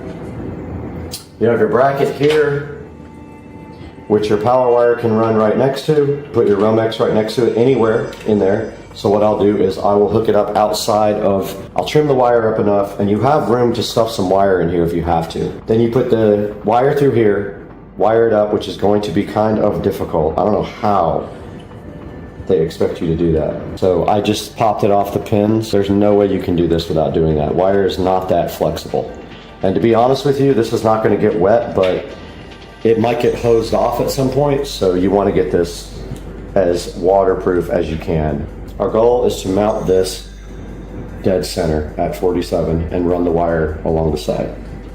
Okay, we're outside now and we have wired these two wires here to the switch that controls the patio light here. So there is no more patio light, it is disconnected, and now we have this left. This wire here and these brackets are how you mount this system. Now, you can see here that we're mounting this dead center. It doesn't matter where the wire goes through because there's plenty of room inside of the bracket for the wire to be moved and stored. So what we're going to do here, dead center this on both sides, and I already measured where that is, and so we're just going to go right below the hole like that, as far up as we can where the wire can still get through that hole. So we'll do the same thing on this side. That should put it dead center. So the light is 47 inches total, so let's measure. Perfect, that's absolutely perfect. So this is where our bracket is going to go, and it needs to be perfectly level up and down, but that's easy because all we have to do is measure the distance from the wall, and it has to be even. And we'll also take our level on it like this. Got a small drill bit here. I'm going to do a pilot hole here, just so I'm not like bearing down on it and trying to get it to go in. This is plastic, by the way. No more termite damage. They don't eat it.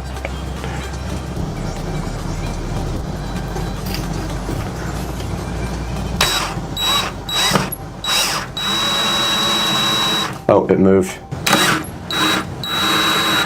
We can actually shed any amount of this off we want. This is all going to be covered up. It's not in the wall. Let's go ahead and just strip it all off. So these lights are glass. If you're going to put them somewhere, make sure you put something down to protect them. And you have this big long extension here. Doesn't need much stripped off, so I'm just going to strip off a tiny bit. And then take my small flathead screwdriver and you just basically loosen these up. They're pretty loose already. They're not tightened down. And this is not huge wiring. And then you feed your wires through the grommet here. Yeah, you're gonna have to do all three at once. Make sure you don't use big gauge wire. You'll never get it through. Even that is tough. Push on it so it's snug and then tighten it real hard so it can't physically come out. Then you should be able to pull the slack back through. So this is the cover that's supplied with it and the 4 screws.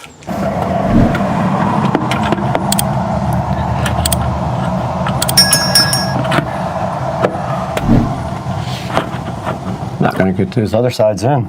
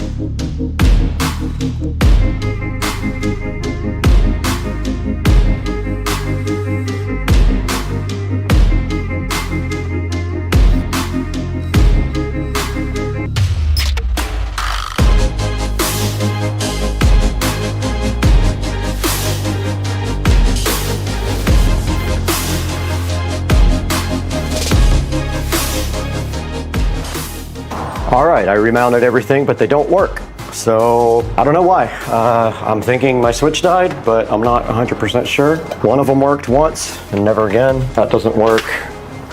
That doesn't work, and the breaker's on. There's power to the switch, 100%, but it does not work. That's gotta be my switch. I guess, test my switch, because I don't think it works. I think my switch is bad now. It has to be.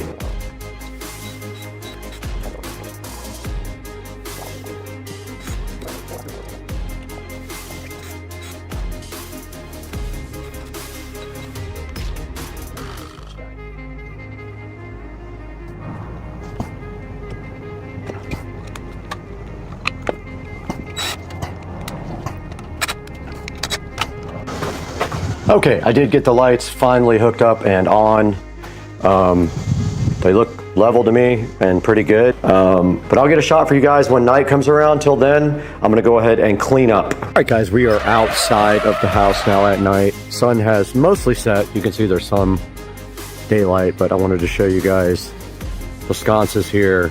And you can see right there as we walk up, they are set on warm white along with all the other lights. And I have the garage, kitchen, and foyer on purple. And so as we walk up to the front here, you can see the sconces came out so cool. I think they add such a nice touch to the porch, and we have no more hanging porch light looking like it's from the 50s. And the house just looks so amazing at night, and people always stop by and give compliments on the lighting. And I'm gonna walk you guys back out one more time to check out the entire house. And that is the house. And then I'm gonna get some good pictures. Now, Base Boy left, and you can see right here, the sconces lit up so fire on the front door. So that's what it looks like at night. And you can dim them and change the color. All right, I feel like we'll never actually use this, but you can pair the remotes to control more than one device at once. I have both remotes here. But as you can see here, we can go center button here. The remotes can go timer and color. Color temp is right there, right? So we can go cool white, and then on this guy we can go cool white, and then we could set the soffits to cool white, and so they did equalize to cool white. All right, so this is cool white on the soffits. Of course, I can't change the sconce lights are both set on cool. I will step back and give you a view of that now. I decreased the exposure on the camera so you can kind of get a better idea of how that looks, but that is kind of cool. I kind of dig like the bottom half being warm and the top half being cool. So yeah, exposure is turned way down. They are bright, dude. Looks kind of fire, dog. Hope you guys like this video. I'm gonna grab a couple of pictures and we'll see you on the next one. Thank you for liking and subscribing. Please buy these products through my links. Hey guys, welcome back to the channel, and I hope you enjoyed what we were doing today with this mod lighting sconce lights for the outside of the Supercar Street Racing compound. Now, we did buy these lights off of the website, and they are not a sponsor of ours. We paid full price for them.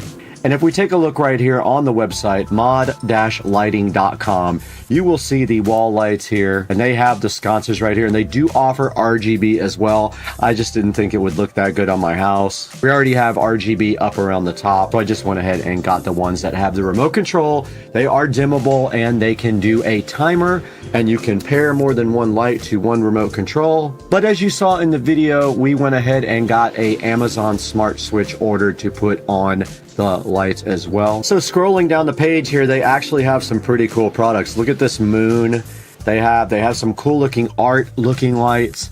They have round lights. You have to check the site out. They're very cool. They have stuff that nobody else has, and it would look great on your house. So go to mod-lighting.com, and please tell them Supercar Street Racing sent you if you do order from them. Leave them a note so that they help me out in the future. Now, right after this, you're going to see me installing the Amazon Smart Switch on the Mod Lighting LED wall sconces. So let's throw it back inside to Brad one more time and check out the Amazon Smart Switch. There'll be a link in the description to that as well. And we appreciate you guys buying through our affiliate links, liking, subscribing, and we'll see you next time. But back into the house with Brad.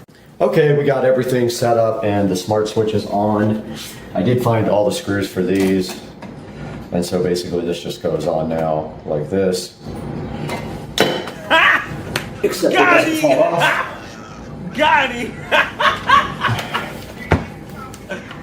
Oh! And this is the Whoa!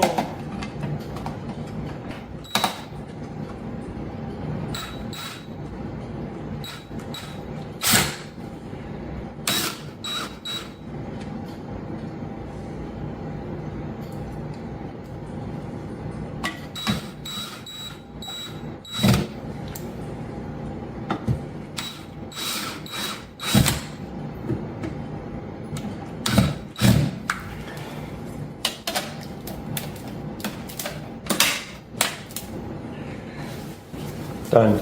All right, that's going to wrap up the project for the LED sconces outside. They are now on this smart switch. This is a smart bulb. It doesn't need a switch. All we got to do now is clean that off because it's really dirty. But other than that, I hope you guys enjoyed the LED sconces. Link in the description to these guys. Please go get one.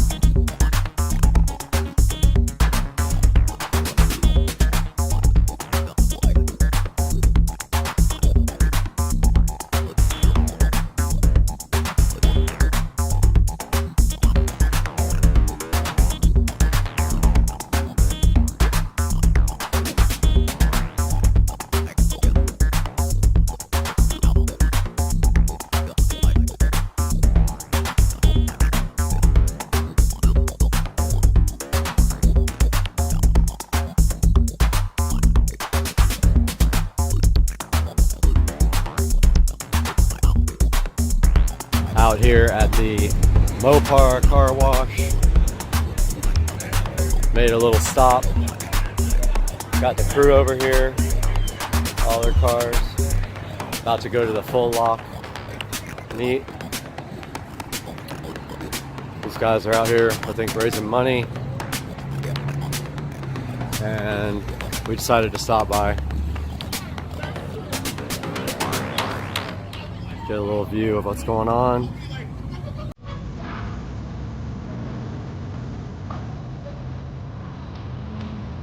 All the crews having fun over here, talking car stuff.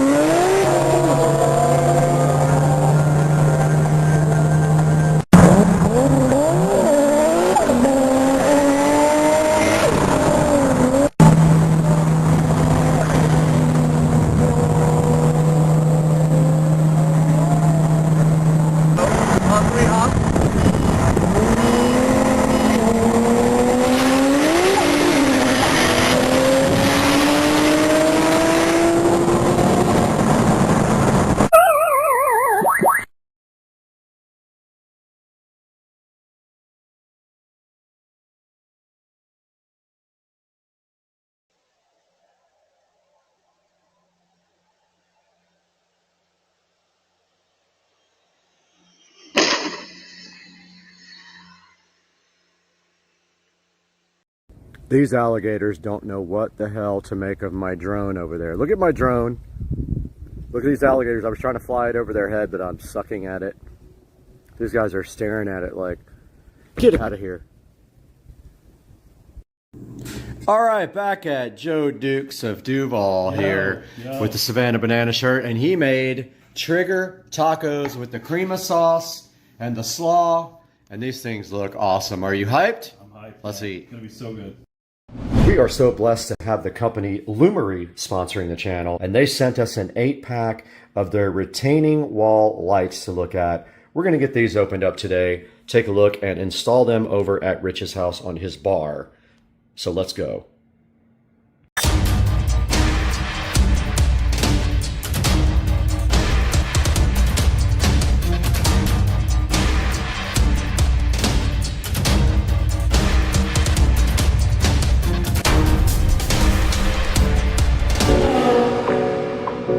inside of the actual carton, we can see right here and right now that they do look like this.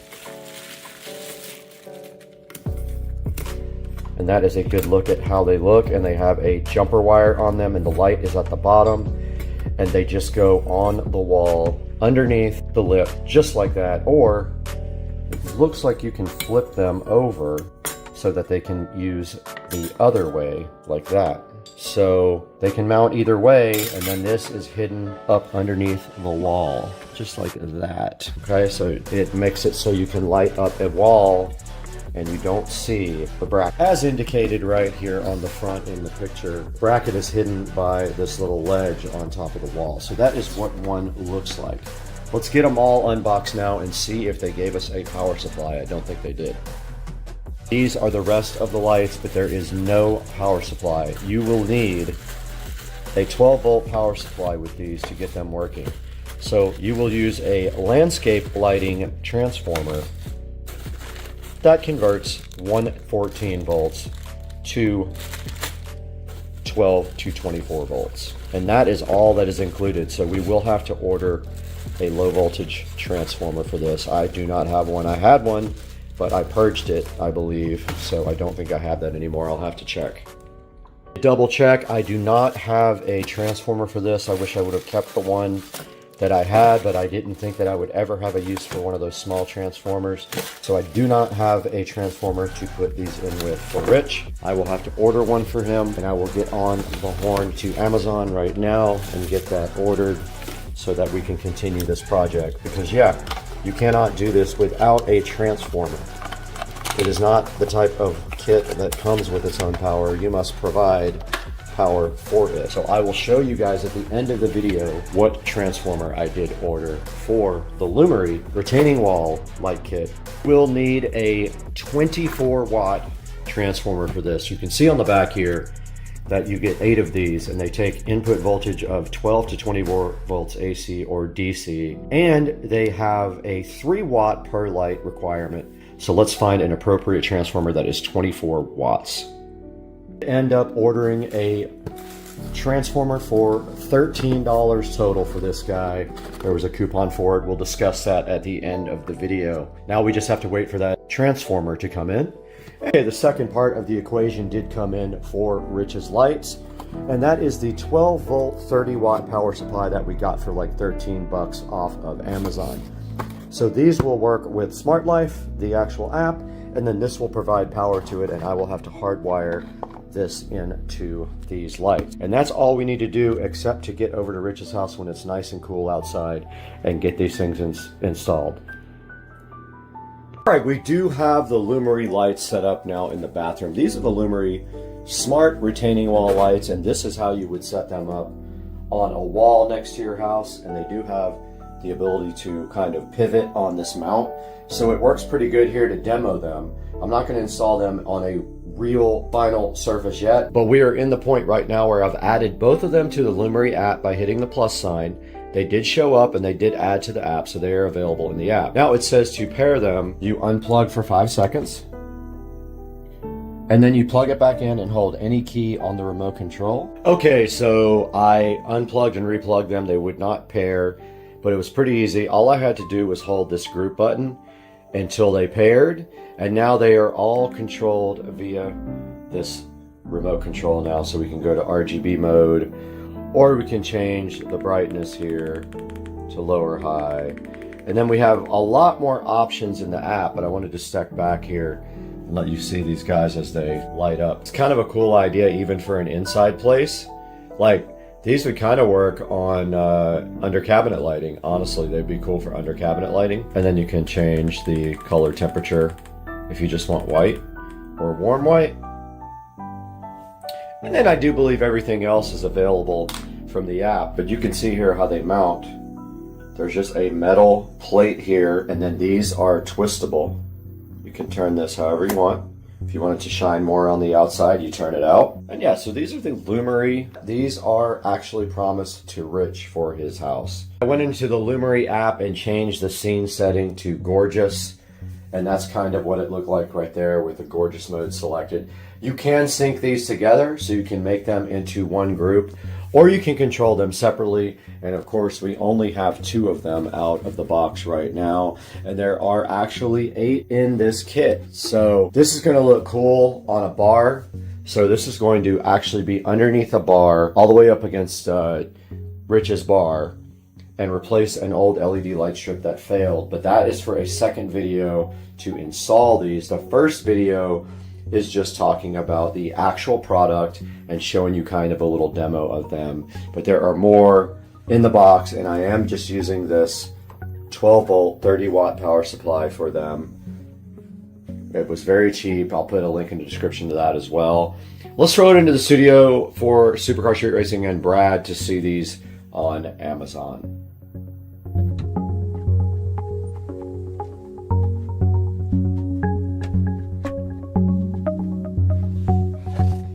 Hey guys, you just saw us check out the Lumery retaining wall lights, and Lumery was so generous to send these to Supercar Street Racing.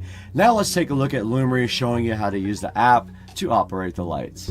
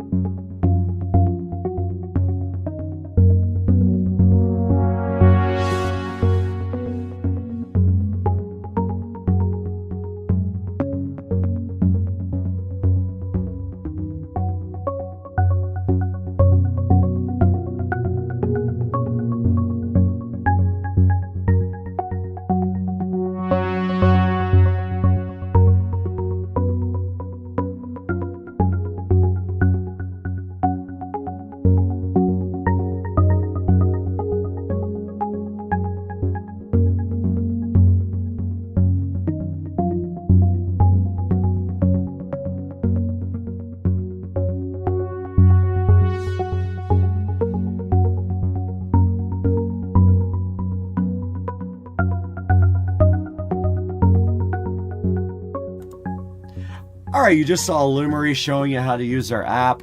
Now let's take a look at them showing you how waterproof these awesome retaining wall lights are.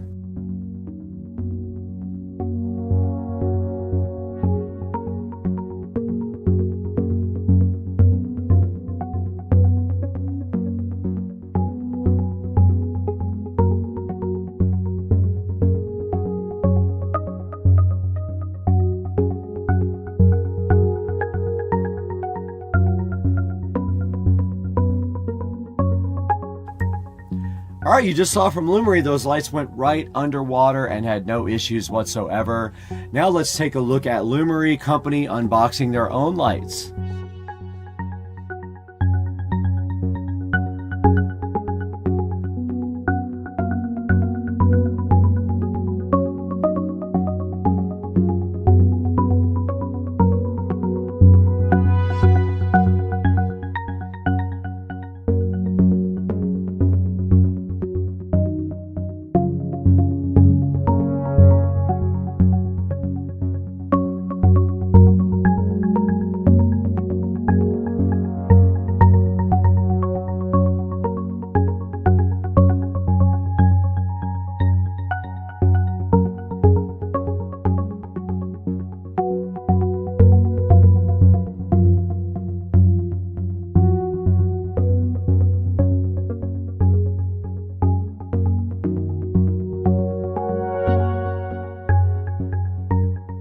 Guys, thank you so much for watching the video, and I hope you buy through our links in the description. It helps us out so much, and you don't even have to buy this. You can buy anything you want.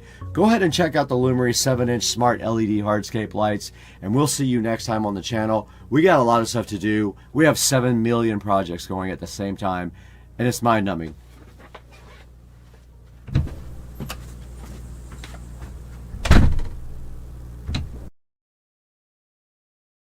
We're getting ready to put in these really cool lights that my brother sent me. Okay, we're getting ready to start this project. We're starting on the corner where our power supply is. Now we're getting ready to get this awesome piece of equipment out.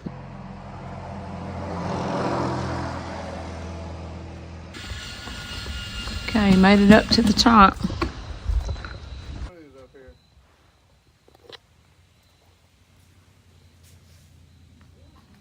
Hey everybody, we're getting ready to put in these really cool lights that my brother sent me.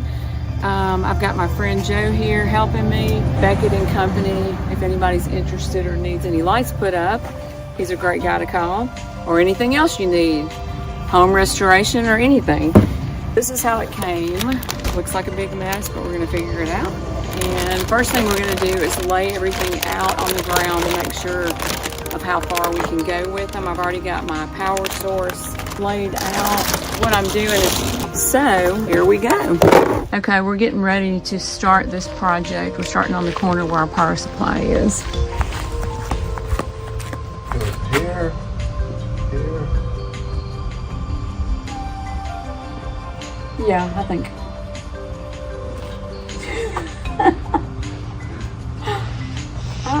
Yeah, I'm thinking right there and then just go up from there. Okay. Or should, oh wait, no. Well, that's not going to really show up on the house, is it? Oh, yeah, I know.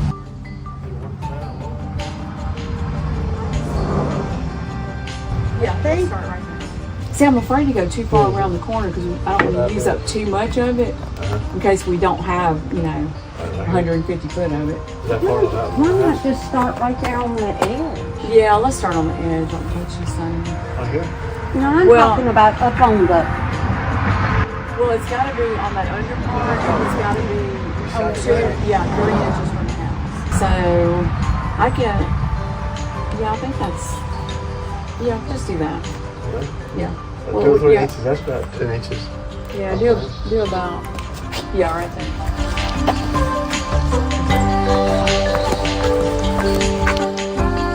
Okay, so we're getting started on our first light, putting it right in the corner by our power supply, and then we'll go from there. We're going to use screws on it. We did stick it up, it stayed, and we're going to reinforce it with a screw. So it's actually pretty easy. You don't have to buy any extra clamps or anything.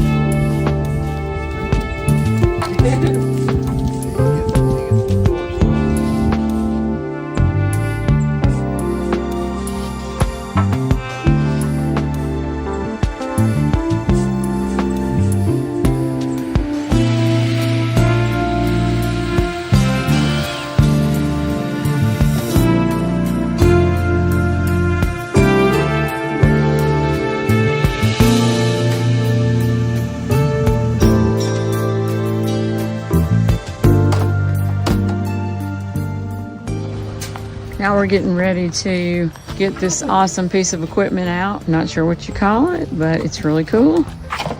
It's called a lift. It's called a lift. And that's, it's kind of like a mini crane.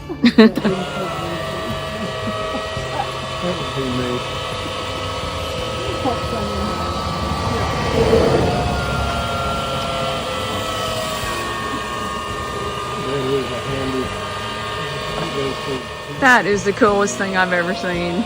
I didn't realize it was going to be on this truck. I thought it was like a something that you drove around in. That is super cool. Wow.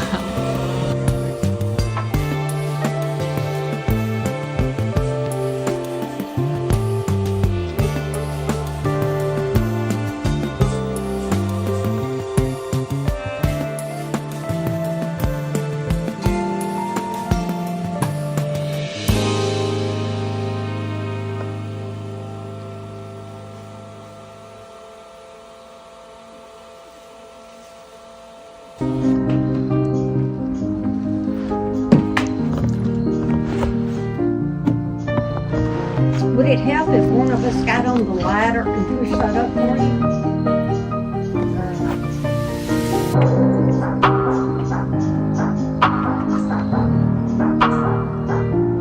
The screw's going through. It's got a little tab. Oh, okay. It's got a little cool.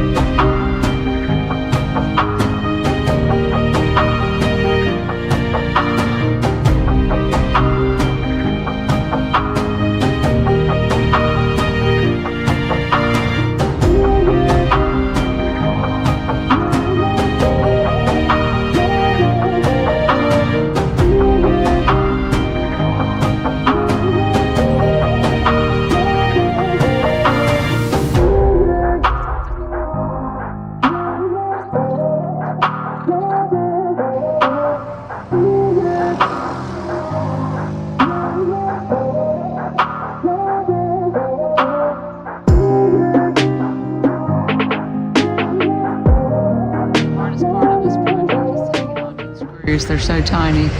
He's sticking it up with the sticky tape first, so it'll at least hold there, and then he's putting the screw in it. It works a lot better if you stick them. Yay!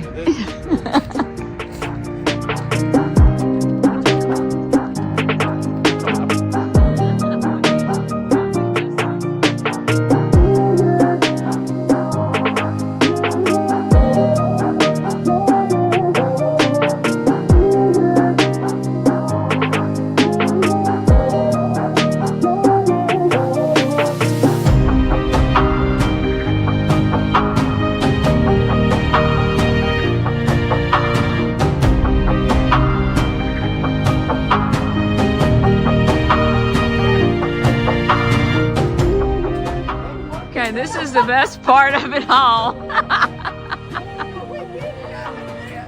Cal, I can go upstairs and hand them through the window. I can hand them through the window upstairs. You're only getting one more try. Throw it in the plant holder. In the window box. Oh no. Throw it in the window box. Oh no, now it busted open. It busted open. Okay, made it up to the top. Do you need your jacket?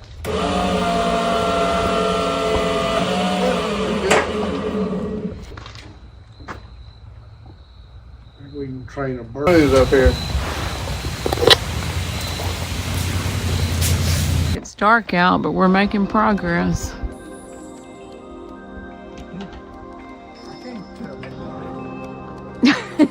It's light where you are. What color would you like me to put on for you? Pick your poison.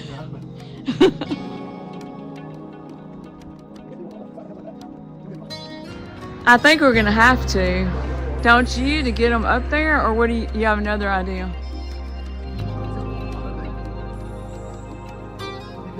Oh, I see what you're saying.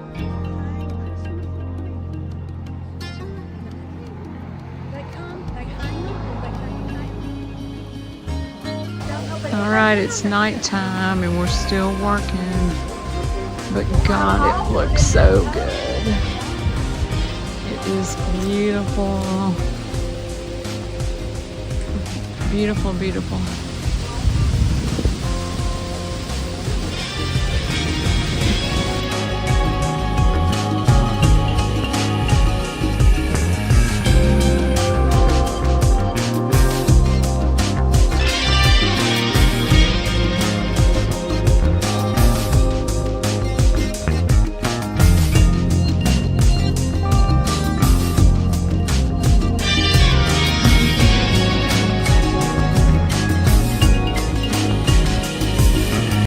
Guys, welcome back to Supercar Street Racing. And today on the channel, for that guy right there, there is something sitting on the table, and we're going to open that up right now and take a look.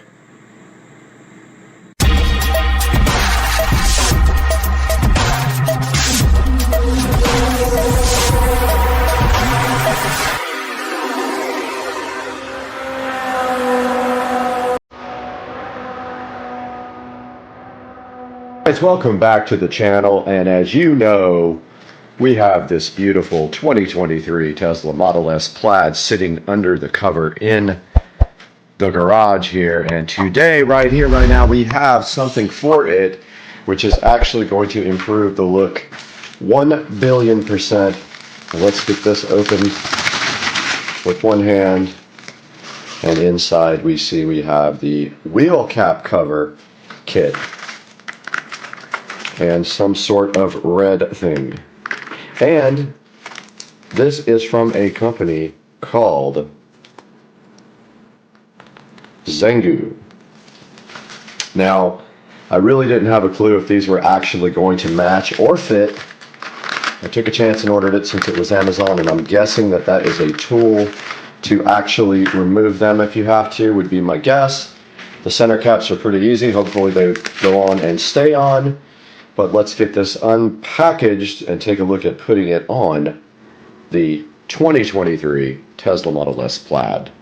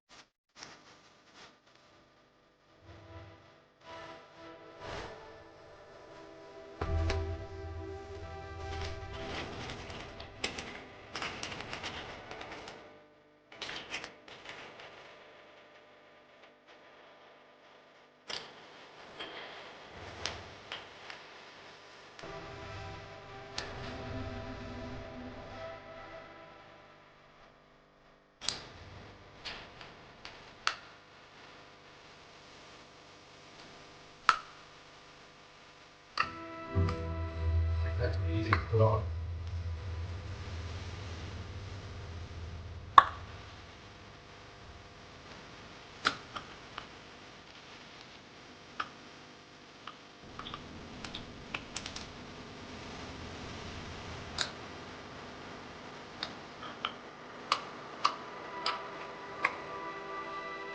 Hard to put on.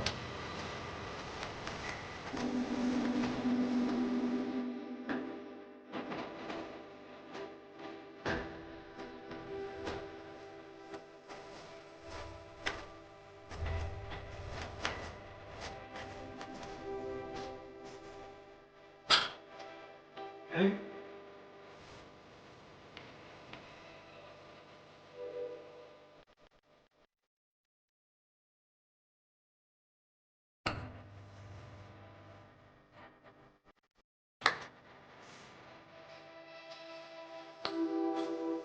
Cover off, that's for sure.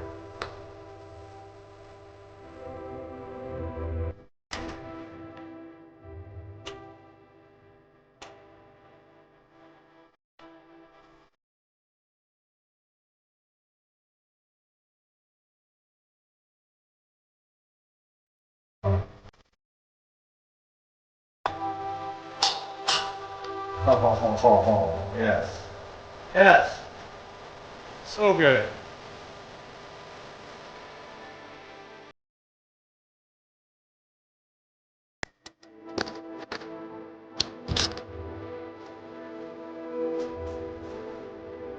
That's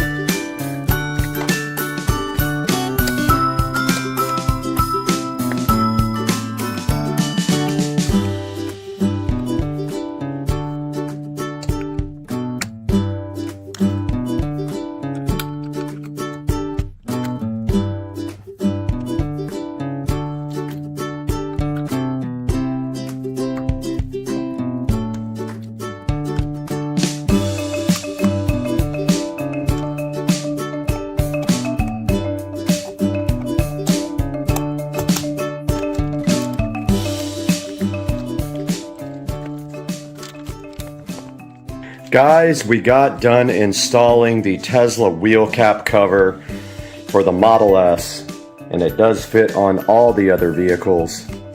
And there you can see it finishes off the look of the Tempest wheels, but you cannot use the aero covers now with those on, so I will not be using the aero covers anymore, but the look is way better. My only complaint about this package of wheels and tires is they are higher profile tires.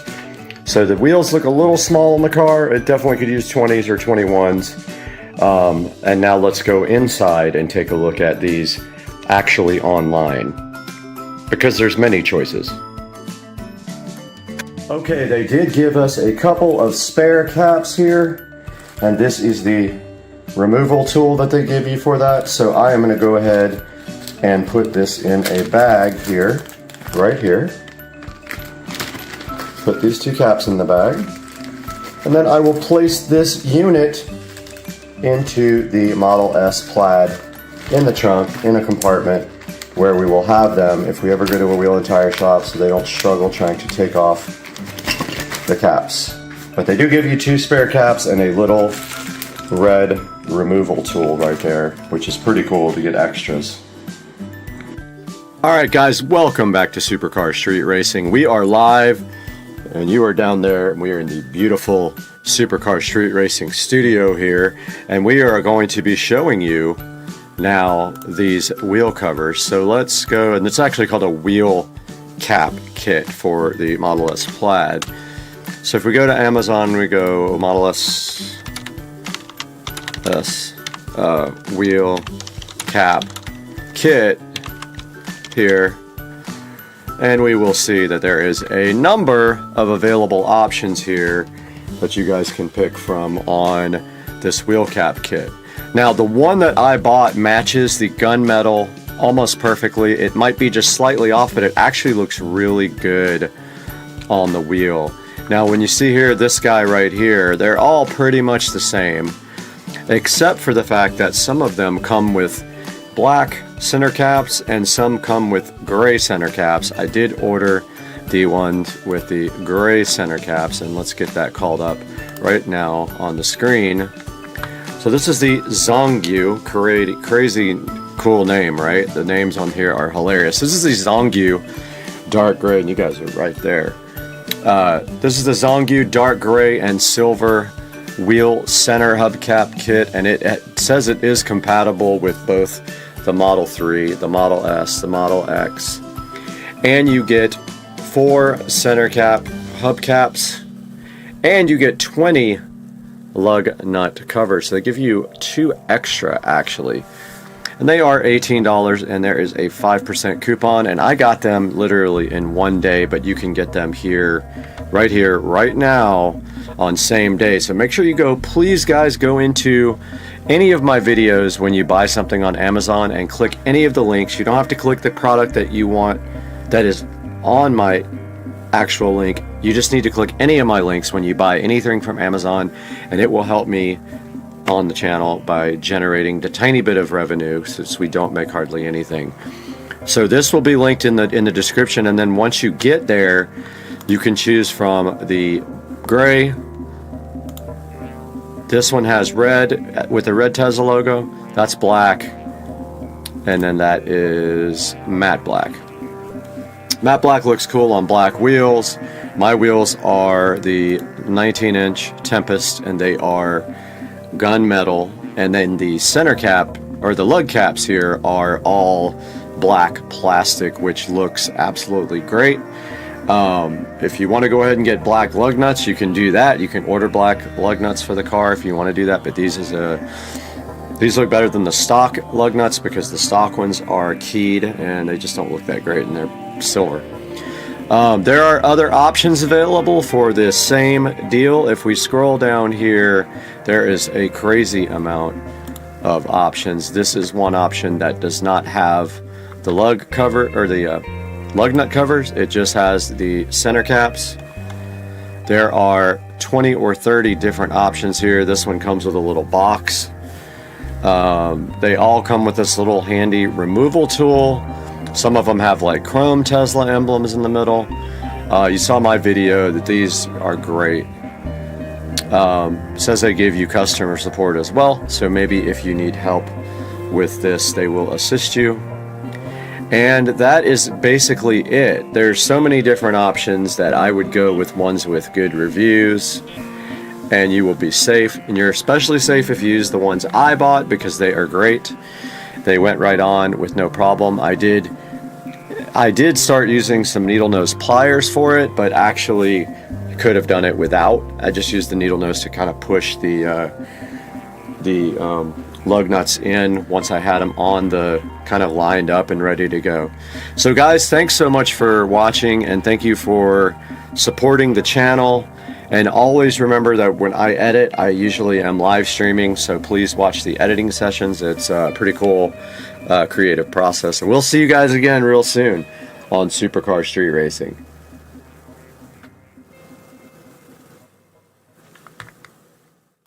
What's up, everybody? Got the AOR Day or R Day or whatever it's called phone tripod, because the last one broke because it was so crappy. The minute you tried to tighten up the little hinge that stops it from moving, it broke. So I'm trying not to show my address here, so bear with me while I open this package with one hand, because that's what this is actually for. So I can do this stuff for you guys without having to use one hand. So let's take a look at this guy right out of the package.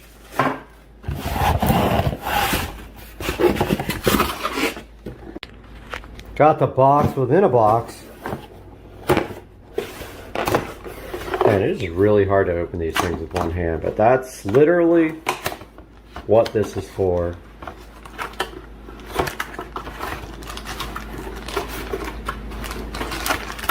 All right, so, all right, well, I guess that's going back now. So part of it fell on the floor right here. Looks like the part that you mount your phone to. Looks like we got a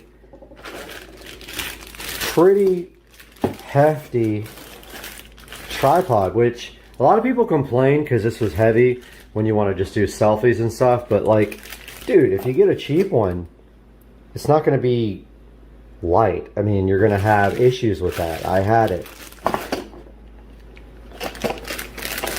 Mine was like 3 ounces. It broke the second I tightened up that right there. It couldn't handle the weight of the phone, so it immediately broke when I tried to put the phone on it. And here's the phone interface. So that screws on right here to the end of this guy.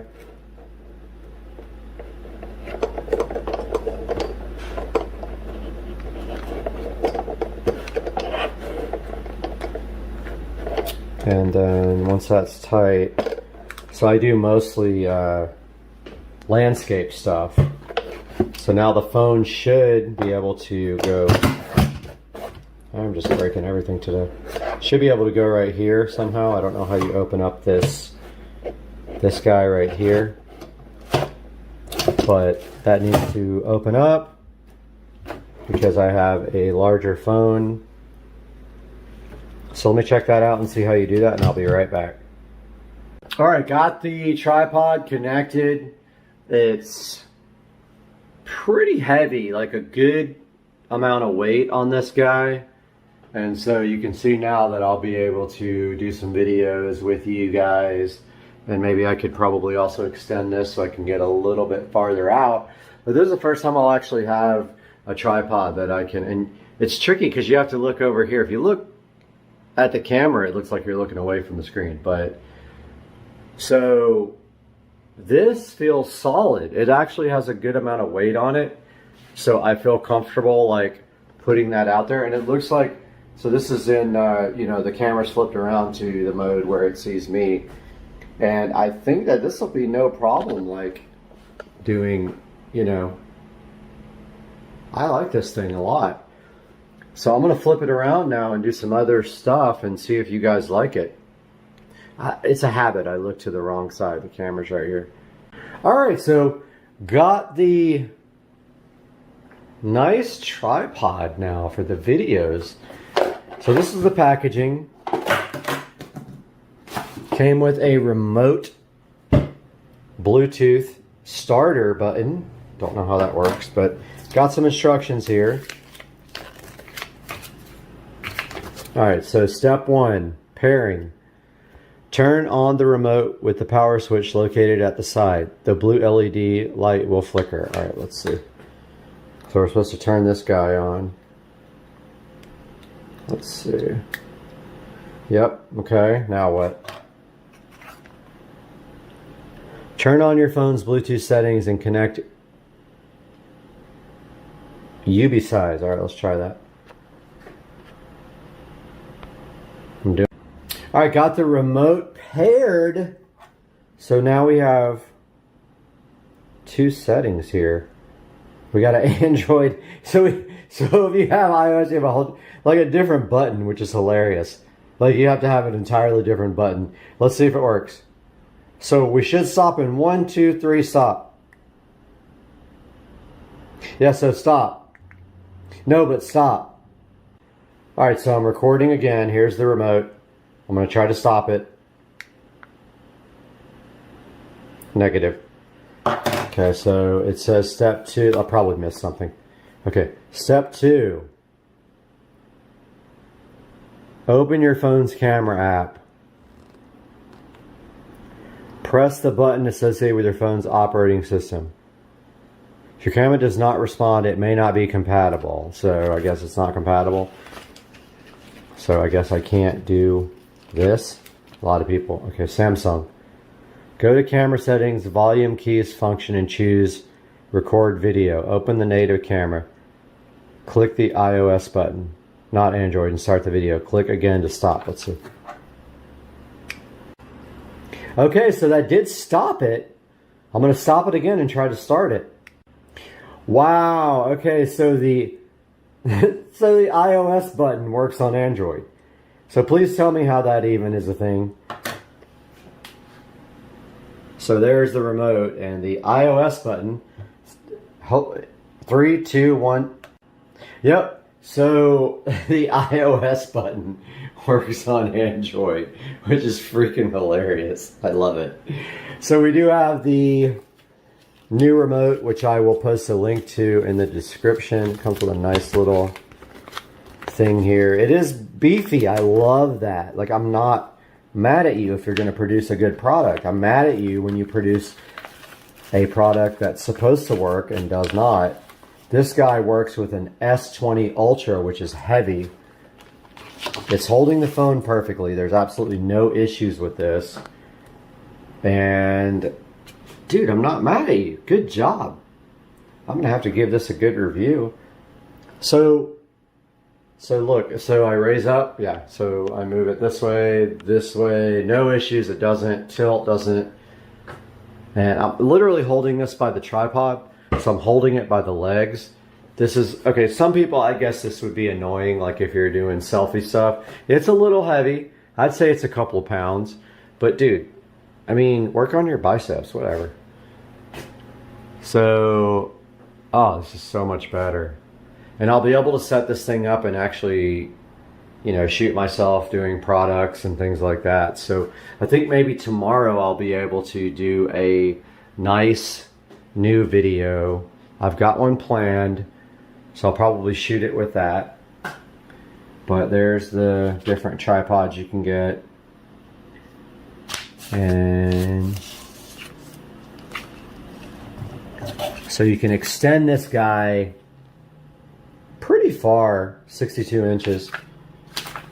So you can do like, you can do selfie stick. I don't think I'll ever do that. I think the maximum I need is like maybe what it is right now. I don't really do a lot of selfie stuff, and I think if I do, I think I'll set it up like a tripod and just sit back and do like a nice presentation with it. So I'm going to put a link to the description, in the description for this guy, and I hope you guys try it if you're into using your camera for video. I mean, let's take it out here. Uh-oh.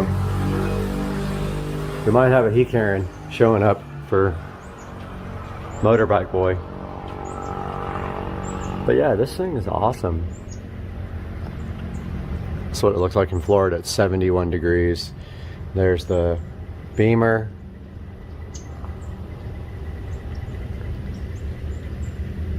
Nice. I'm stoked. Now today, I actually ordered a video card, finally. So I've got a video card coming for editing, which I'm really happy about because I've been struggling with my existing machine. I haven't really had a decent graphics card to do video editing, so I ordered a Quadro, and that should be here any minute. So I'm stoked about that and doing a video about that and getting that installed, and I will see you guys in the next video. Check out this tripod though, it's bomb. Hey guys, welcome to the channel. And so got some exciting things happening out here. I wanted to take you guys outside and show you the dust. So today these guys came and cut the cantilever off of the pool, so you will be seeing footage of that. So do you see how they cut the edge off of that, and you notice all the dust that it generated? I mean, until it rains, that's gonna look, looks like it snowed out here. But yeah, so the cantilever was cut right off the edge of this pole. What that will allow them to do now is come in with the travertine, and they have the travertine pieces that wrap right over the edge here.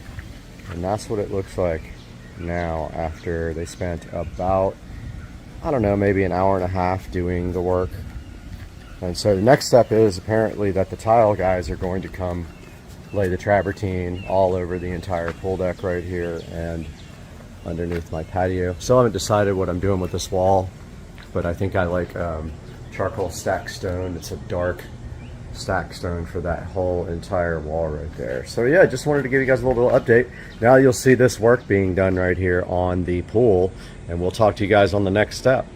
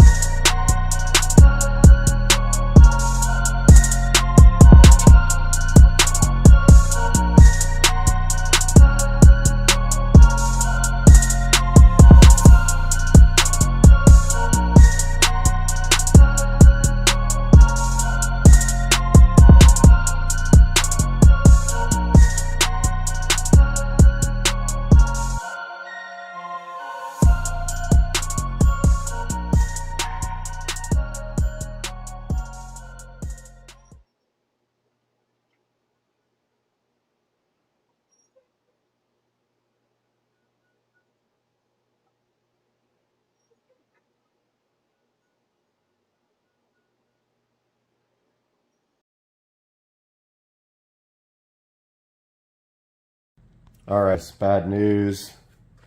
Last night coming home from a work event, there was a big, huge box in the middle of the road. Did all I could to avoid it, but unfortunately, I swerved to miss it, and this is what happened. I hit the corner of it, and it looks like it broke my bumper pretty hard. It didn't get my headlight. It did get this whole entire bumper though, and this fog light is in the car. Not good. I think at this point I'm also going to get my hood repainted since it's already going in for this. So we will see. Shit! Oh my god.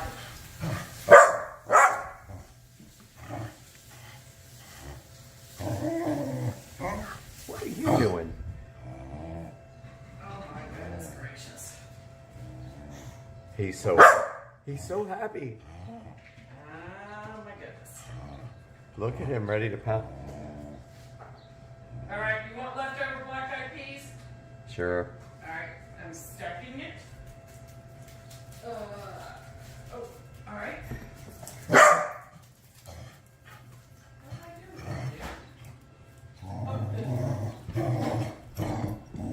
Okay, Bubba, Cooper, stop. Jesus, Cooper, stop. Cooper, why? You don't even care about mice. He is looking straight at it though. Alright, you guys, seriously. Goodness gracious. This is the best.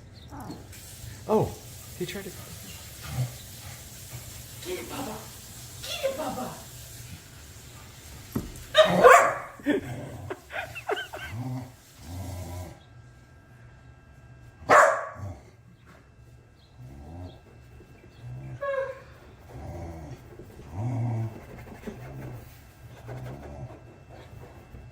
Oh my word. So cool.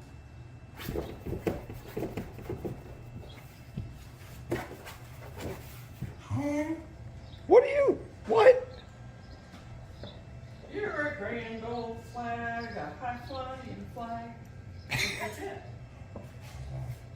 That's it. I don't know the rest of the words. Da da da da da wave. Da da da da. The land I love, home of the free and the brave. Exactly.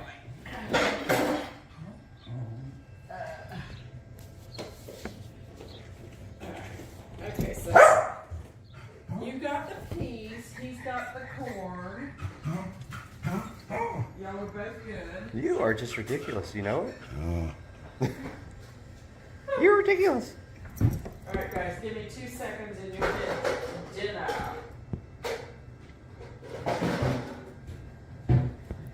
This is the best video ever. You! Cooper, please stop. That's enough, buddy. Enough. Enough, asshole. All right. I thought I'd do a cold start video for Ricer Miata. Tribute to Ricer Miata. We just got off the phone talking about the BMW 335i. There's mine right there. Here's the SL. So I figured I'll hang the camera out the door here, cold start this thing and rev it a little bit. Here we go.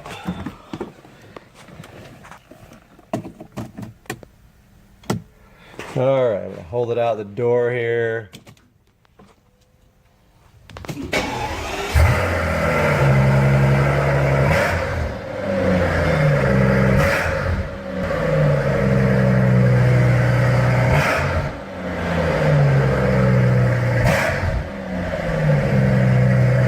Thing sounds fucking mean. All right, Ricer Miata. There you go, Chris. All right, what's going on, everybody? Supercross Street Racing here. This is my Aerosmith poster right below my guitar. epic. So taking a look at an unboxing today, we have the 335i, so that's the E90X. Fits 2007 to 2012, I believe, or 13, not sure. E90X, that's convertible coupe sedan. Now, what we have here is a caliper kit, rotor kit, and pad kit. Pardon me. And so we got everything in this kit from eBay. Now, this is not a big brake kit. It is not it's a performance brake kit, but it's not a bigger brake kit. And I am not a race car driver, so I don't need a bigger kit. But it was almost time to replace the brakes, and I figured that I would do something cool. Now, I wanted black calipers, but these are powder coated in red. But these are freaking awesome looking, aren't they? If I had these out of the bag, I could show you. But yeah, these are the red powder coated calipers. I believe they're remanufactured. I'm not 100% sure. Don't care. But those are the brand new front and rear brake calipers. And then in here we have a little treat for you. If I can get the box open. Oh yes. So here are the vented and slotted disc rotors, front and rear, for the 335i. So this is all from eBay. I paid $550 for this whole kit.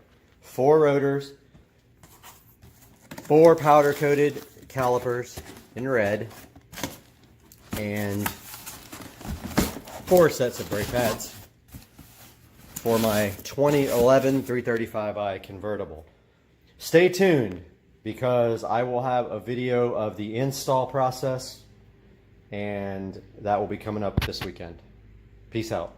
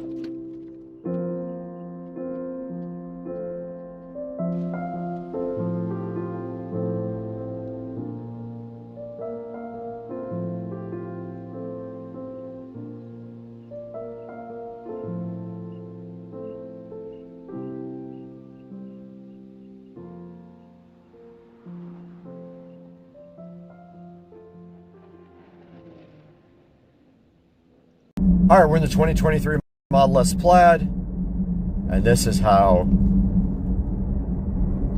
you punch it.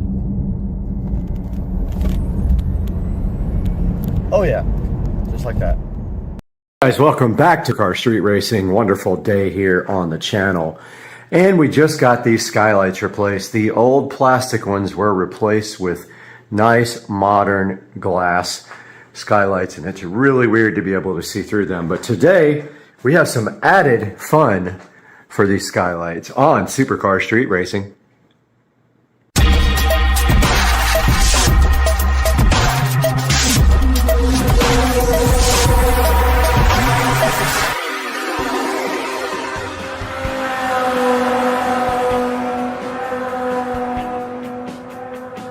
Guys, today on the channel, we are going to get the skylight insert, these, whatever this is called, the inserts where the skylights go up to the ceiling. We're going to get those painted if we have enough paint. Hopefully we do. We have just a little bit left. And also, we are going to be adding LED lighting to the top of these. We have a couple of Govee smart strips.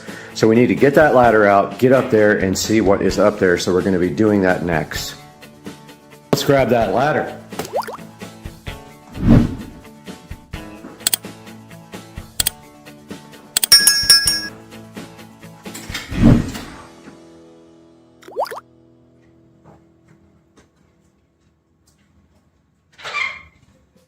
Alright, I think it can be done on the lip of the skylight, which is just above the white part there before you hit the glass. It's going to be fun, but I am going to have to try to get this ladder all the way up and in the center up there. See if I can do that.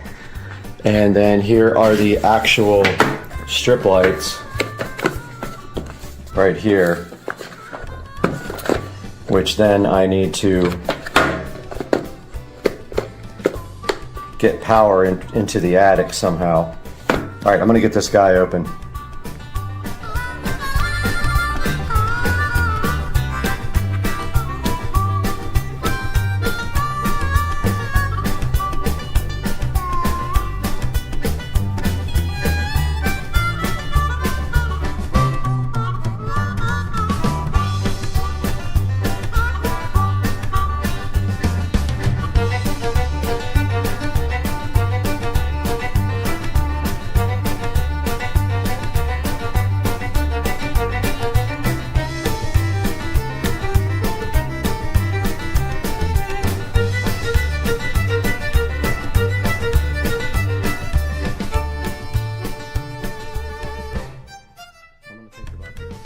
Okay, so I have to get at least this part through the wall up there into the attic to get power to these things. So I'm thinking the lowest part up there is the best place to do it, so I'm going to shoot for that. I'm going to go ahead and just start running these LEDs, I guess. Okay, I'm not 100% sure if I got the wire actually to where I can get it in the attic. That means I have to get in the hot attic. This is going to suck big time.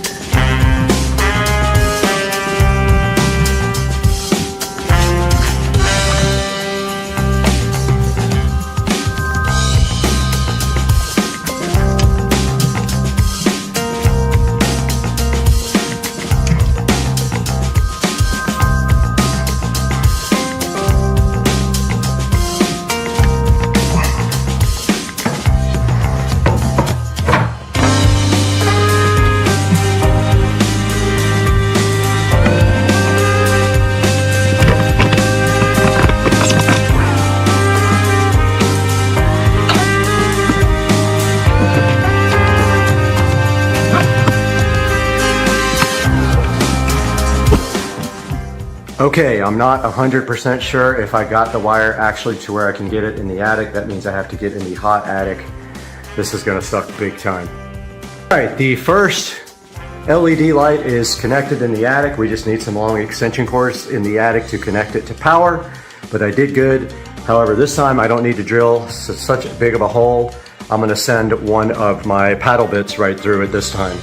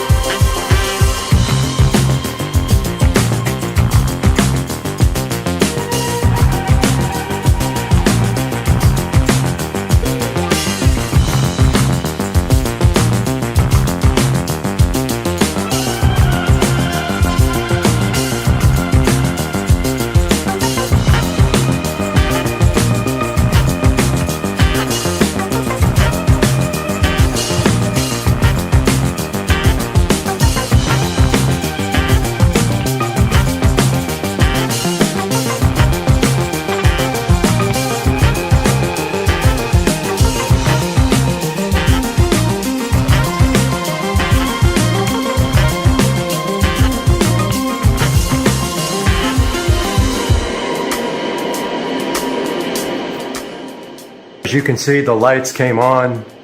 I have power in the attic now. And I think they are set to microphone. They are. All right, let's get them hooked up to the Gobi app. Guys, we are back in the Supercar Street Racing living room where I've been working hard to finish this project of these refurbished skylights. And as you can see right here, right now, we have replaced these skylights with glass, and you can see how clear and good they are. And then we did some work afterwards, and we are about to witness that now. We installed some special Gobi LED lights, smart lights, into these skylights, and also painted the skylights for the first time since I've owned the house. So let's check out what this looks like. This should work something like this. Alexa, turn on the skylights.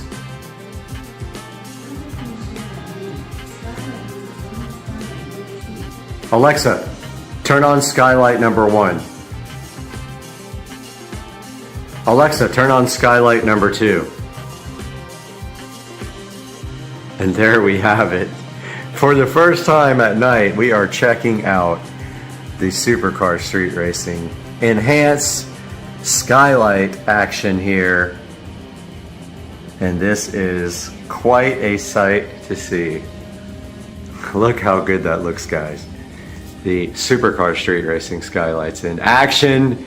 We have taken these skylights from just a normal skylight, which you couldn't see through, to something special. Now let's get a thumbnail for the Supercar Street Racing channel. And there we have it, guys, the Supercar Street Racing enhanced skylight experience in the living room, looking oh so fresh to death. And these are the Govee 16-foot LED strip lights, looking so fresh. And we will see you guys next time. Please like and subscribe and click through our links to buy anything on Amazon, not just what's in the description, anything. Click our links in the description, buy anything you want. We get a few dollars here and there. But as you can see, we have installed LEDs and painted the skylights and replaced the skylights with modern glass, and it looks to death on Supercar Street Racing. See you guys.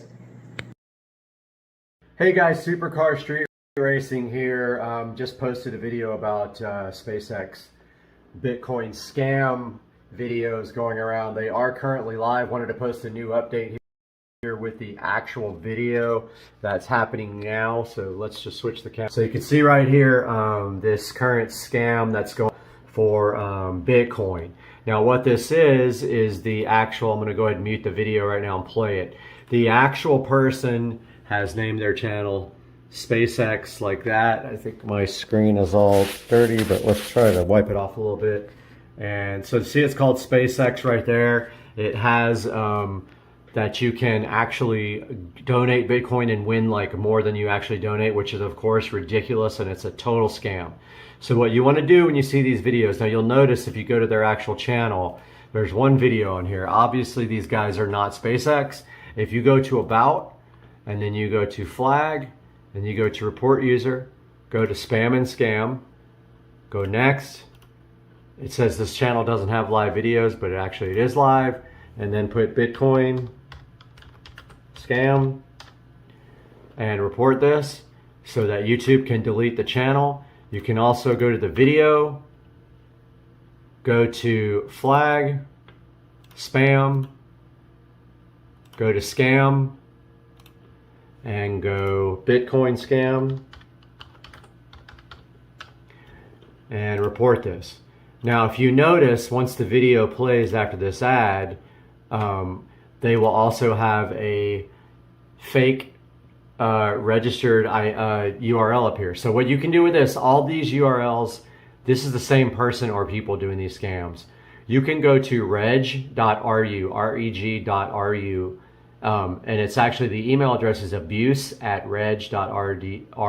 abuse@reg.ru.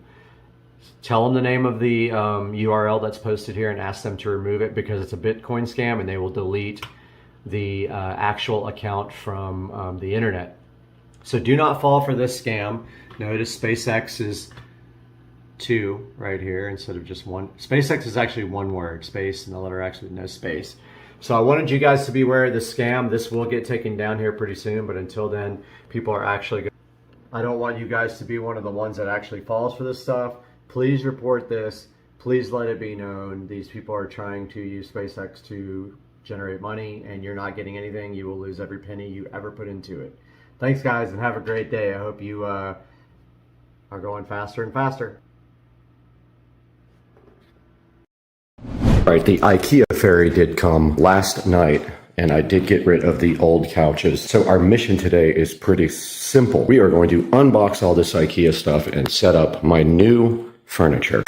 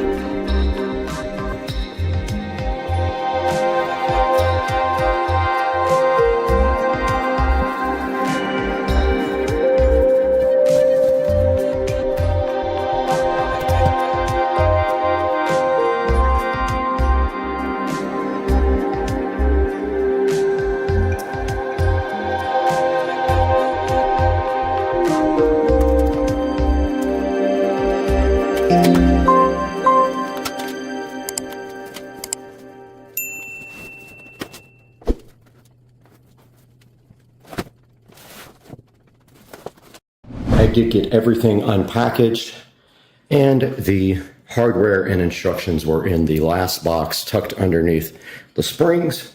So I'm going to get the instructions out right now and figure out what is going on here. This is a modular set, so it has to be put together a certain way. Let's get to work.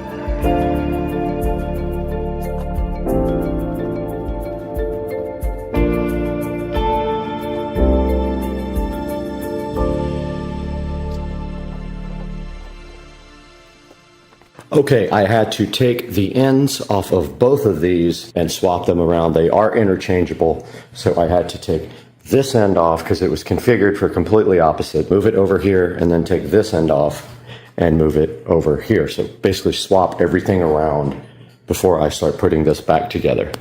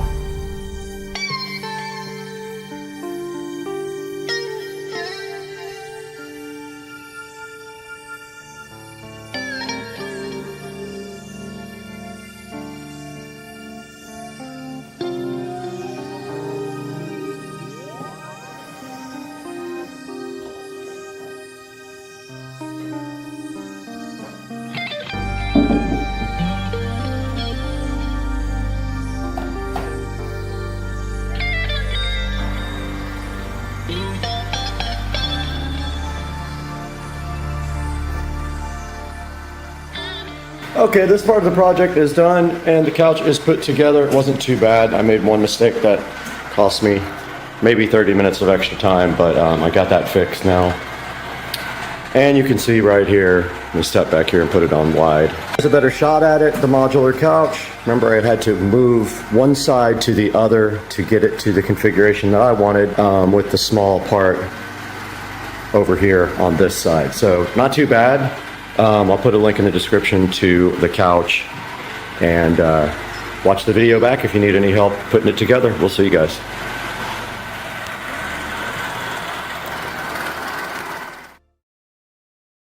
All right, I have to eat pickles, cornbread, strawberry syrup, chocolate syrup, and what else? Pickles. And what else? Sweet potatoes. And sweet potatoes. Let's go. No, I don't want a fork. I need to just eat it. I lost my pickle. Hold on. Ready? Ready? Oh, disgusting. You gotta eat it all. You gotta eat it all. Swallow it. Swallow it. Swallow it. Ah! That's gnarly.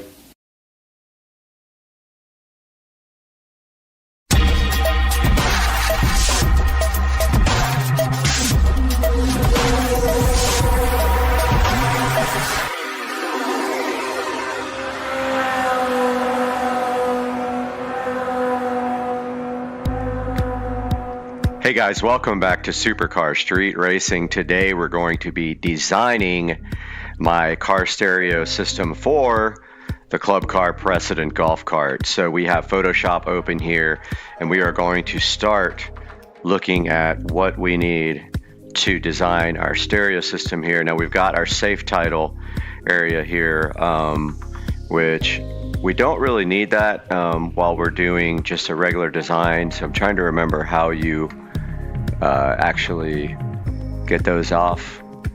Let's see. There's a way to do safe title, but I can't remember it. Okay, there it is. It's extras. So the first thing we need is a speaker for like a PNG file. So there's a transparent, and what we're going to do is go here and look for our actual order, and here's our Infinity Kappa, and I went ahead and downloaded this picture on white. So when I open Photoshop here and I go to my downloads folder, this is the picture here. Let's see, did I download it? Yes, it did. Let's see if it didn't auto refresh. Let's see if we refresh. Okay, there's the actual speaker. So being that this is on white, it's not a PNG file, so it's not transparent. Let's delete the background here and make this into a PNG. So let's delete that layer. Now we have no background, but you see we're still on a white canvas here, but we want to remove that. So what you do is you go to select color range, and actually this is pretty easy just to do a circle and select it, but color range works pretty good unless you have whites inside the actual picture. But let's see. And when you do that, it shows you what it's going to cut out here. Now you want to do an select inverse, so it cuts out everything on the outside.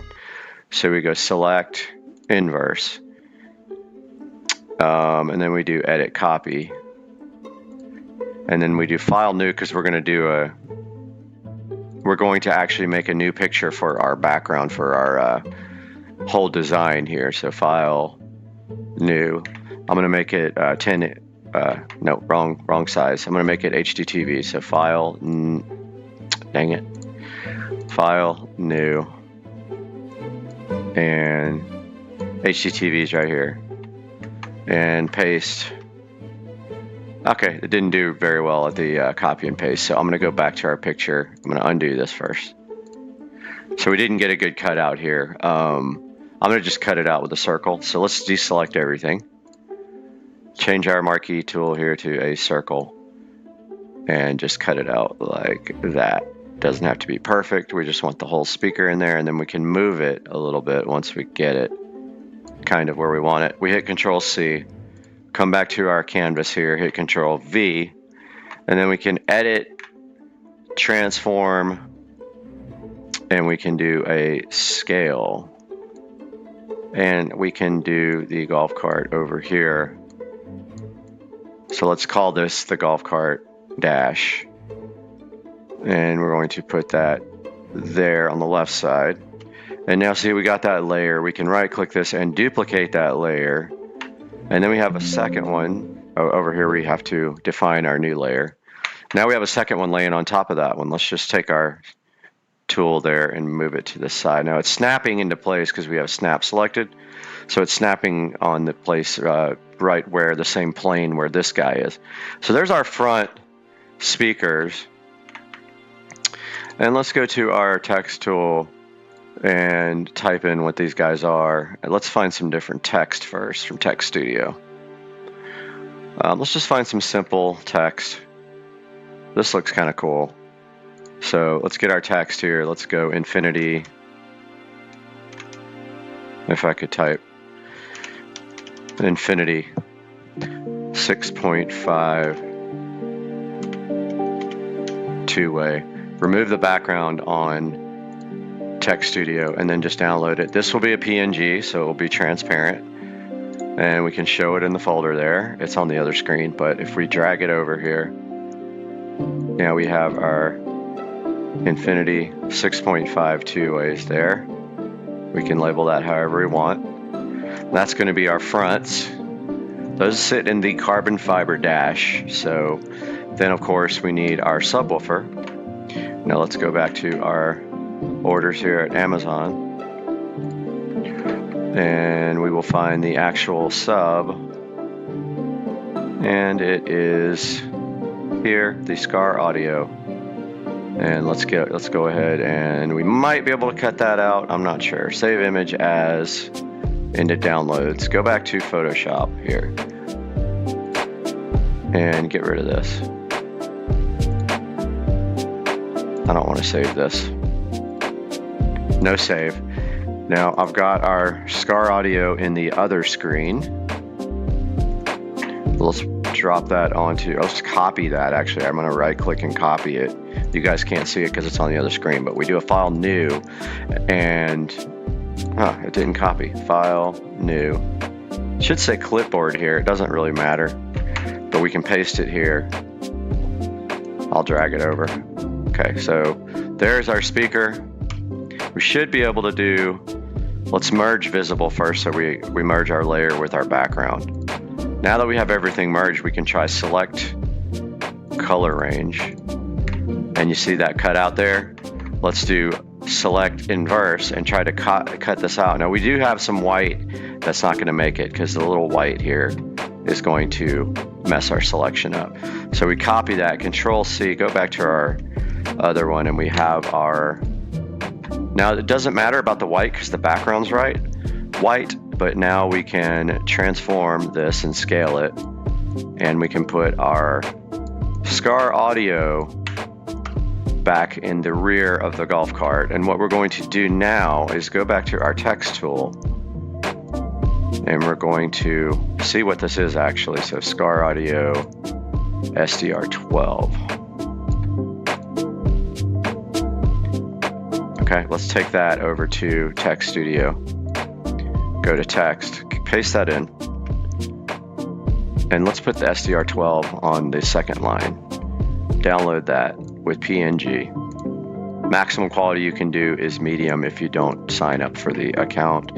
Now I've got it on the other screen. Let's go ahead and put that there. So there's our SCAR audio SDR12, which is going to be in the back of the golf cart, the rear of the golf cart, in an enclosure that I bought specifically that fits in underneath the passenger footwell where there's plenty of space here.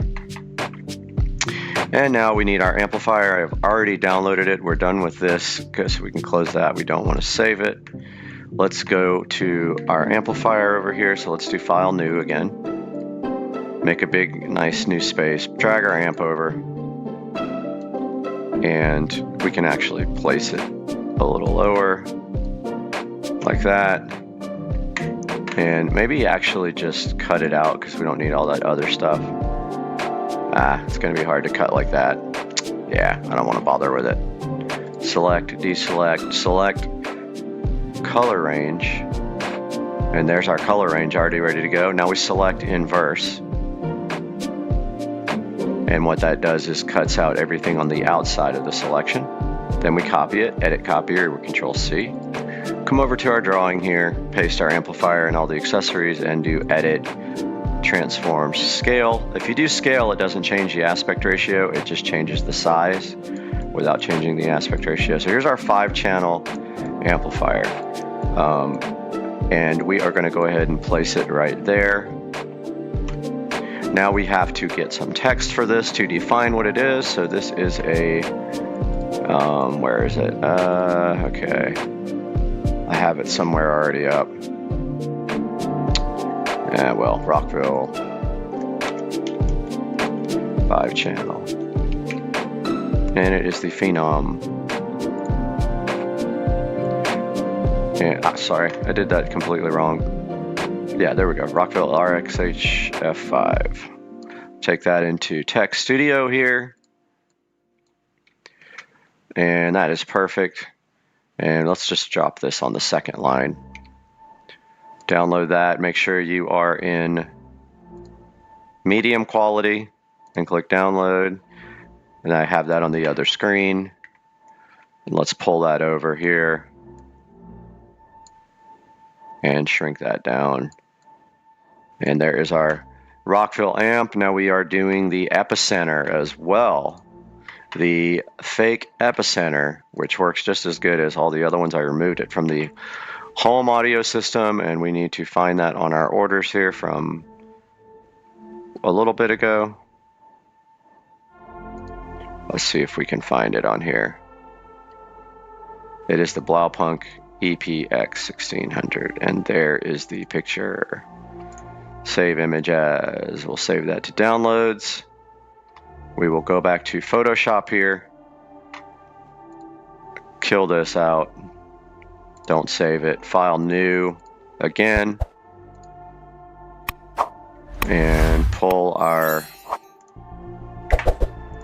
epicenter over our Blaupunk EP1600X. Drop that in. Select color range. Click OK. Select inverse. Copy, edit copy. Go back to our drawing, paste that in. There's our Blaupunk EP1600X. And we need to take that into get the title type. Blaupunk EP1600X. Take us into our Tech Studio. Drop that on the second line. Download that with a PNG file. And on the other screen, we have our downloads folder open. And at any time, you can move this stuff around by clicking the layer over here. So there's our EP1600X. One more thing we got to get. We are getting a Galaxy Tab A7 Lite. Let's get that picture and save that into downloads. It's actually a PNG file. It might be transparent, but let's see. All right, so we got our PNG file. Let's drop it over here and see what happens. Looks like it has a background. Actually, that's fine. It's got a white background. Doesn't matter. Let's put it down here. Let's put it up top. Might be easier to be on the left here. And then take everything else. Dang it. Edit, undo. Man, okay. Layer 4, move that over here. Move that layer. Dang it. Move that layer. Move the Rockville. Move the Rockville text. And take our tablet and drop it over here. Since it's on white, it just blends right in. And this is what we are ordering. I gotta go get the name. It's just a Galaxy Tab A7 light. So I'm copying the text over from the other screen. Going back into my text studio here. Let's drop this down. Download that PNG. We got that now in our downloads folder. I will go ahead and pull that over.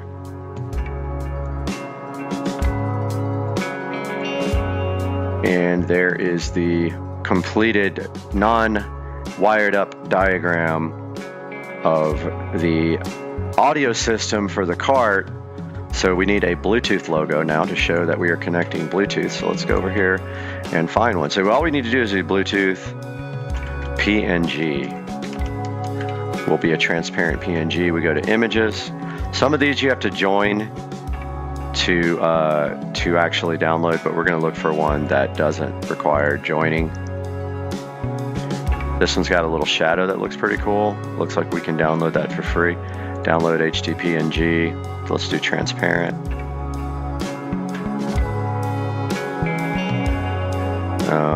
It doesn't look like it lets me without signing up, so forget that one. Let's try this one. That might be also a paid. Yeah, this is also a paid site. Stay away from the paid Bluetooth, or the paid Bluetooth. Stay away from the paid sites. You don't need to do that. Like this guy is completely free. This guy is completely free. Download. Well, it's supposed to be free. Let's see if it... Nope, that's another paid one. PNG Wing I thought was free. Download. There we go. Click alphabets to download. WY3Z. WY3Z. Alright, so there's our download. Took a second, but yes, we have it. So we're going to just denote here that this is Bluetooth.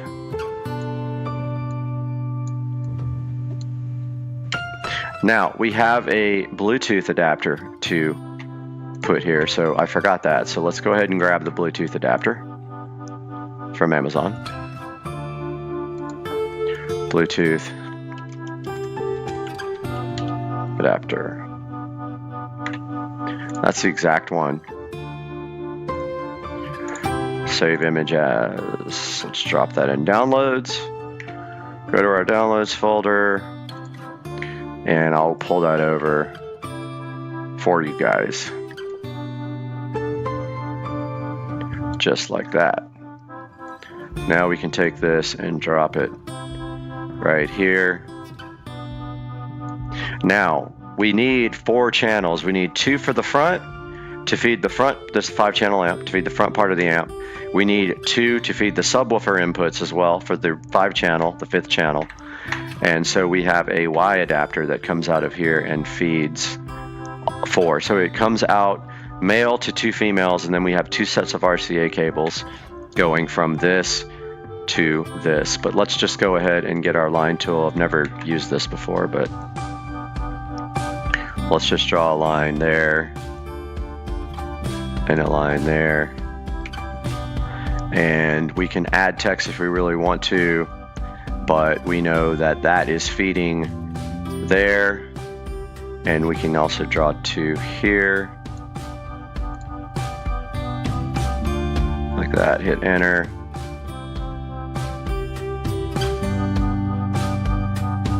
Okay.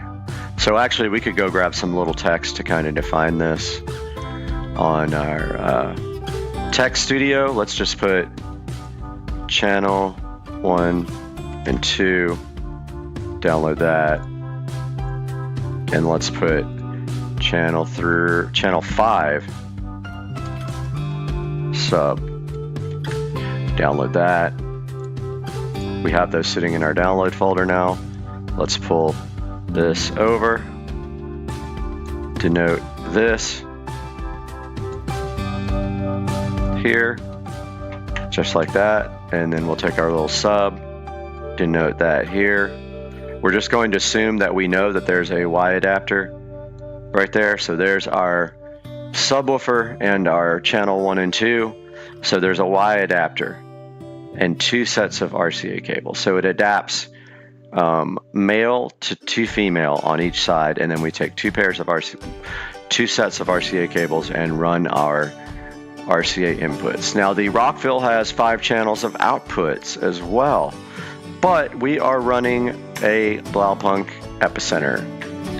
So let's take our line tool, and so this is the input and this is the output. So we're gonna come right here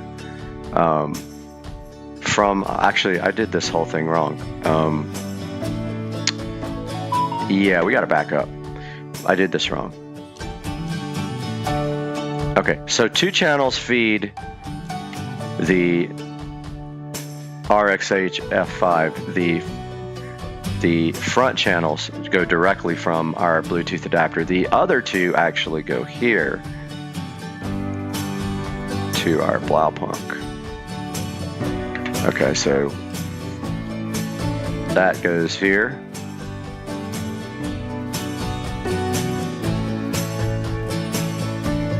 And then also we could place that here. Then this actually feeds channel 5 on the Rockville, and place those there. So this is channel, actually let's move this channel 5 sub here to the center. Get our placement tool. There, that's a little bit more easy to read. Let's put it on top of everything as well by dragging the layer to the top. We could actually put these lines below the Rockville, or we can move the Rockville RHX5 up. We'll just do that. So if you just drag it up the layer wise, now it's on top of the line, see? All right, now we can place our channel 1 and 2 back on here. We had that totally incorrect. I just did it wrong. I wasn't thinking about the epicenter. There's our channel 1 and 2. And we got our channel 5 feeding the Rockville. Then the Rockville will feed the front 2 speakers with channel 1 and 2. Let's get our line tool. And we're going to go here and here. Whoops, I forgot to place it.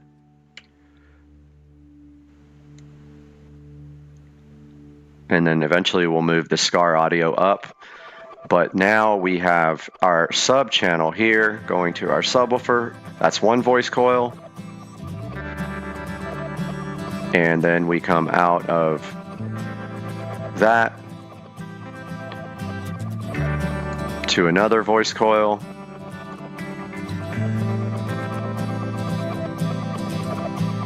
Let's undo that. That didn't come out good. And we need to move everything up. Let's move the SCAR audio up.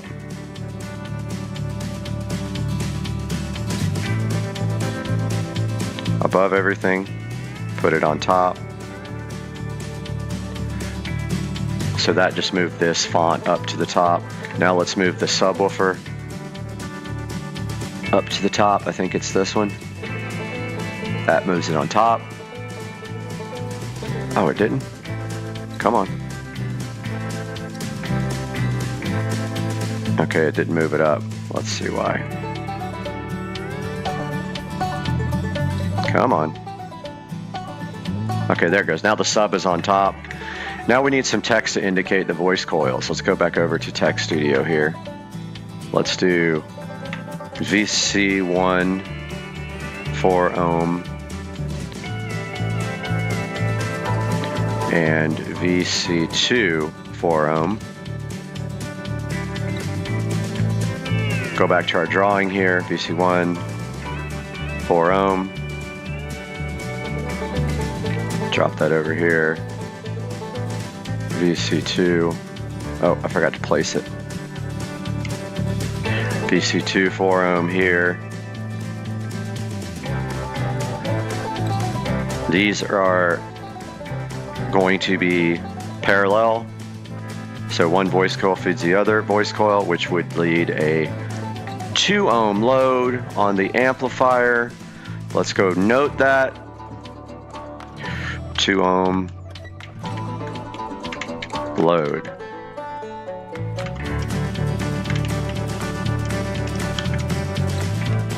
Let's see if I can spell. Did I spell it right?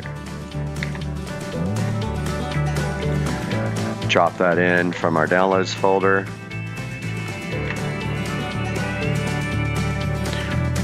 And that goes right here.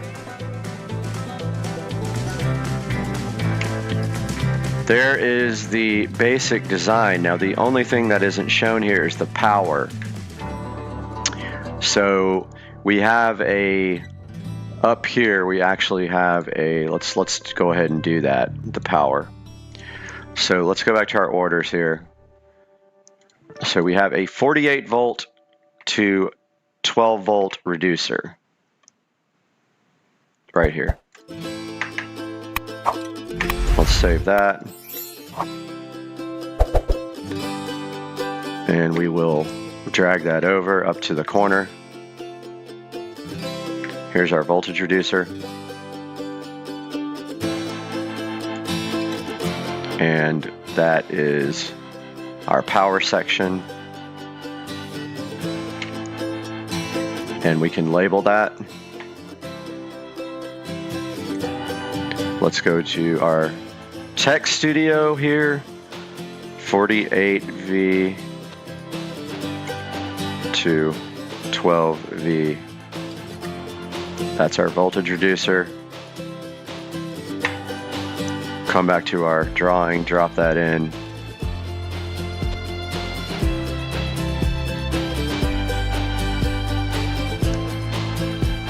And put it somewhere over here. Small. So this feeds both the Blaupunkt and the power amplifier with 12 volts. We could probably draw that line, but let's see. Let's see if I can figure out how to make the line tool. Well, it's black. How do you make it red? I'm not sure how you do that. Not sure. So for now, we know without drawing lines that that's going to feed that, and it's going to feed this guy. Whoops. Edit, undo. Let's place that. Let's go back to Tech Studio. Let's go back here and change this to, I don't know how we do it, blue, or change the color. Color. Red? Let's see.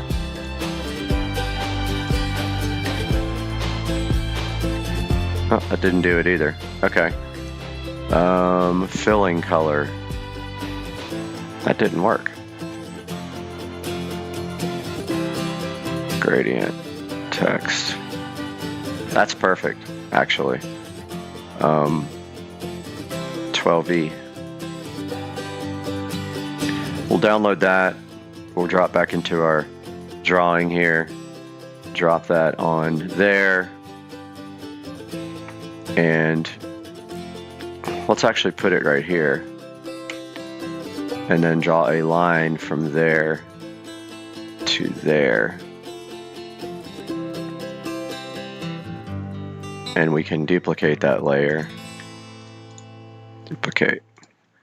And just kind of pull that down here.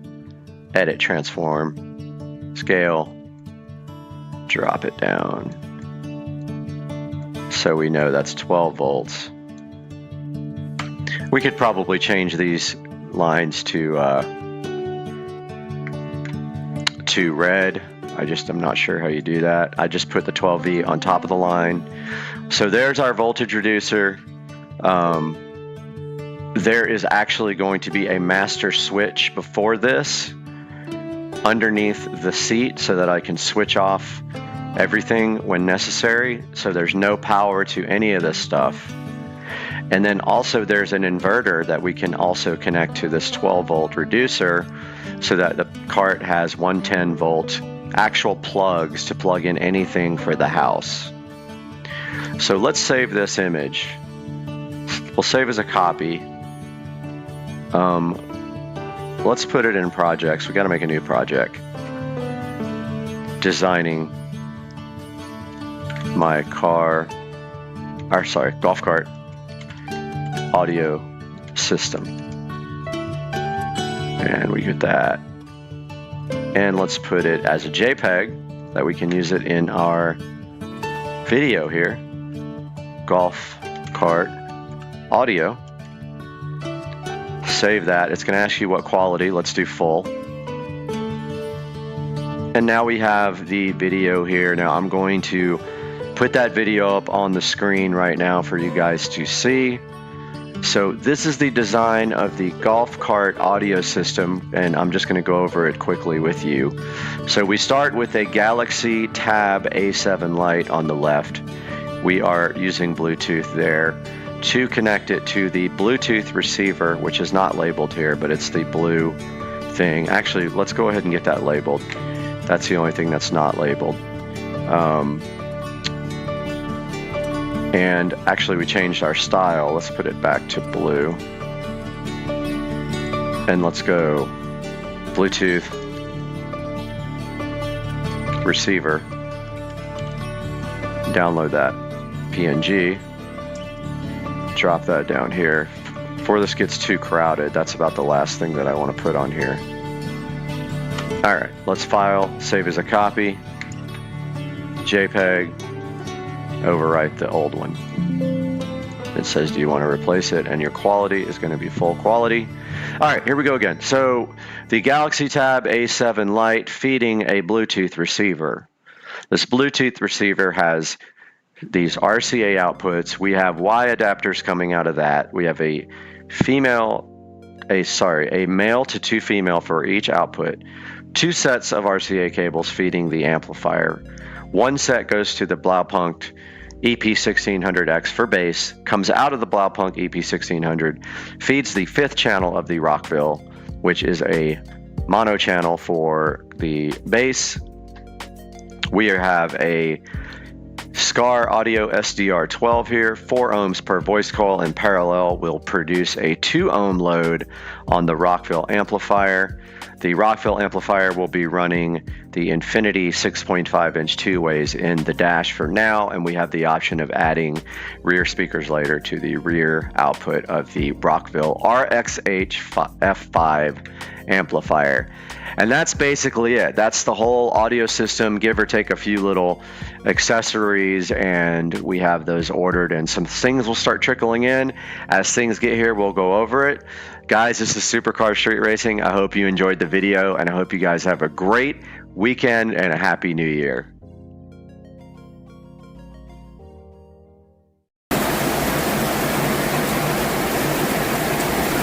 Say it's raining a little bit in Florida. Enjoying it out here on the porch.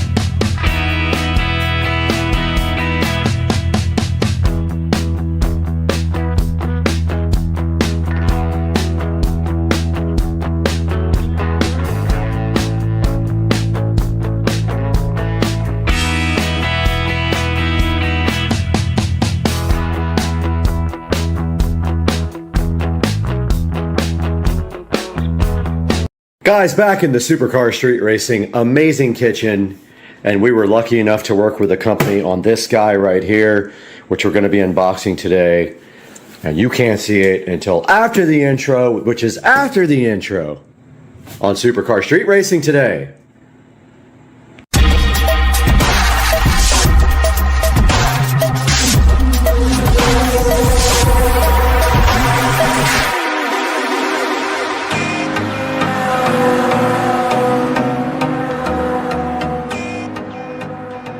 Guys, so happy to have you back on the channel. So hyped to have you watching today.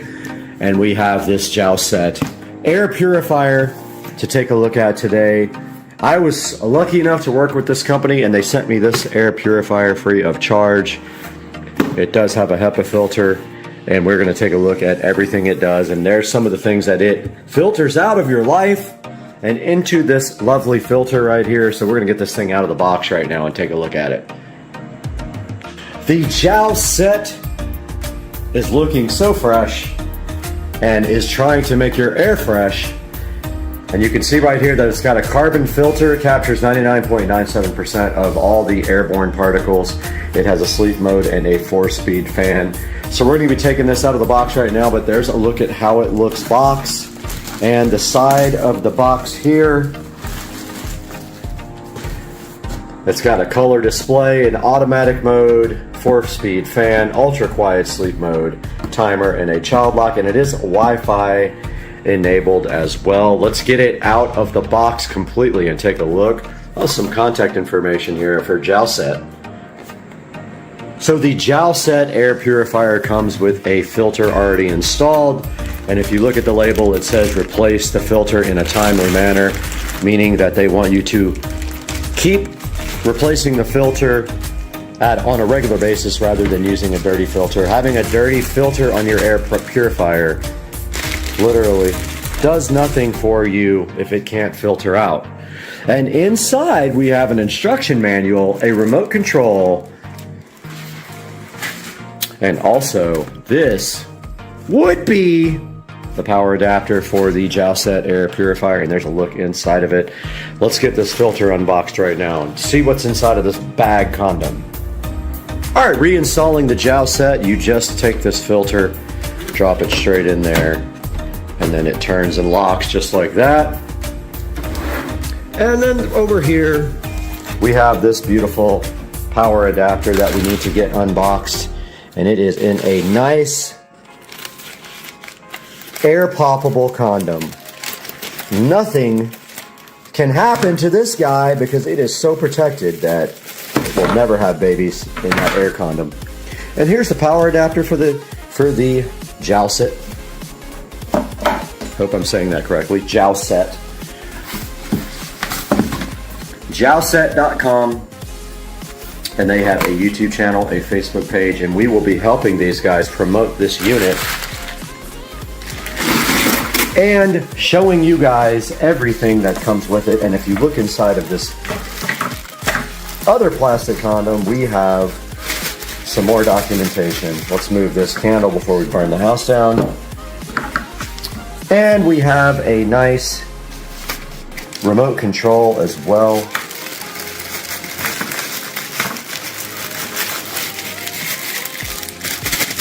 That comes in this bag. However, this thing is Alexa capable. We also got this nice tag that says Opera and has the Joustset.com website, the email address, the Facebook page, the Instagram, and the YouTube. And these guys are serious about promoting their product. Now, this does not come with batteries. Maybe there are batteries in here. They do not come with batteries. Okay, no batteries, but it did come with a little instruction manual to tell you how to replace the filter, but I figured it out on my own.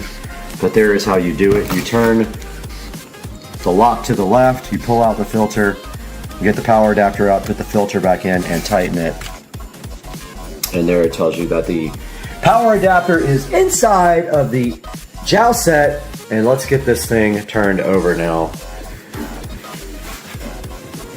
And you can see right here, right now, that the unit just turns straight over like this. And yes, the phone is going crazy, but yeah, there is the unit. There is the display. I don't know if we get some peel satisfaction. No, we don't. But on the back, there is the power adapter that we can now get this thing connected with. And the jowl set plugs into a standard 110 volt outlet, which I will plug in with my foot.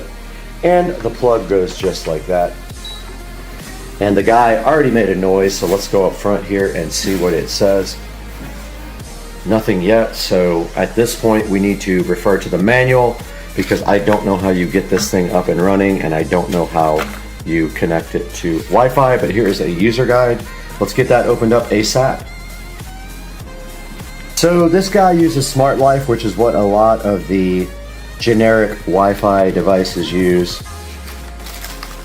And it says connect it to power. And I just need to see what device this guy uses.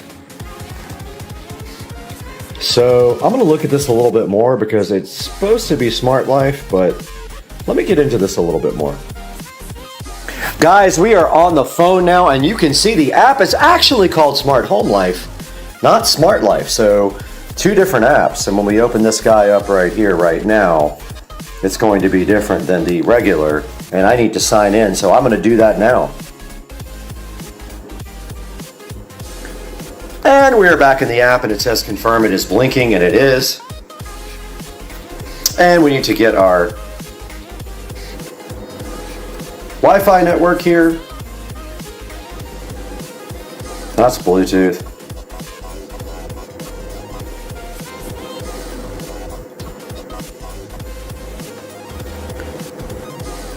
Alright, so we need to be on a 2.4 gigahertz network. Let's check that one off, and you guys cannot see this part. So our device is being added right now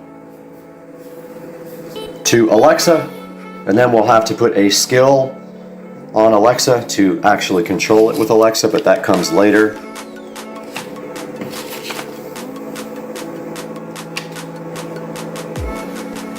And the skill is called just Smart Life, which I already have. Looks like it's adding or trying to add, but I don't see that yet. That didn't work. I clicked it and it said okay. Alright, let's try it again. I'm holding down the reset button. There it goes. It's a 402 and it is blinking. Oh, I put the wrong network. It's supposed to be 2.4. I put a 5 gigahertz, that's why. It's supposed to be 2.4, that's my error. It can't connect to a 5 gigahertz, guys, so don't even try. It doesn't like that.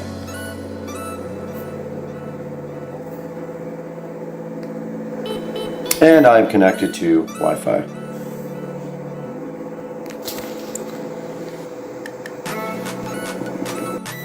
Okay, I was finally able to put the Wi-Fi in after I closed the app completely.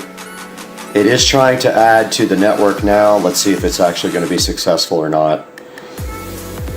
Okay, it worked. And we are on the Wi-Fi network now. So our air purifier is on and connected to Wi-Fi. So back to the camera we go.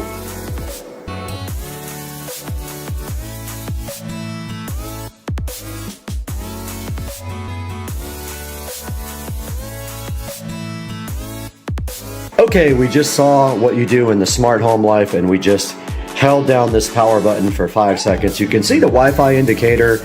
Back on the camera, we have the JowlSet air purifier connected to Wi-Fi here. And so, really the next part of this is just controlling it from Alexa if you want to. And there are voice commands listed right here on the page. So that's a look at the fan speed, the child switch, and the power. for Alexa, and then the whole user manual is right here next to it. Go over some of the areas of the air purifier that you need to understand what they are. So first we have the air outlet area here on top. So you can clearly feel up here that there is a rush of air coming out of the air outlet, and then the next thing is the control panel. The control panel is right here on the front. The air inlet is right here on the bottom. So you have the outlet up here on top and the air inlet on the bottom. And then we have the shell of the unit here, which is this whole plastic area right here. That is the body and shell of the unit. The handle is right here. And right here for two-handed use for your enjoyment. The power adapter interface is on the back. And you can see here we have power from the 110 US outlet right here to the power adapter, and there is the information for the jowl set right there. And the air quality sensor cover is marked as back here. So that would be right there. That's the air quality sensor cover. And then inside the unit, which is under, which you already saw, that's the HEPA filter. The H13 HEPA filter is down there. Now right here, right now on the display, you do see a blue indicator. According to the manual right here, blue means our air quality is very good. If it goes to green, it's good. Yellow to moderate, and red is polluted. So right now we have a good air quality indicator on the front of the jowl set. Taking a look at the front here, the button here on the far left is the on-off button. Right next to it you got the fan speed button, the sleep button right there marked with a little nighttime moon with a Z. We got the filter reset button right next to that where it says HEPA. The timer button after that, and the child lock button. And then on the display up here where it says number, like up there on the numbers, PW 2.5, that does not indicate what that is in the actual manual.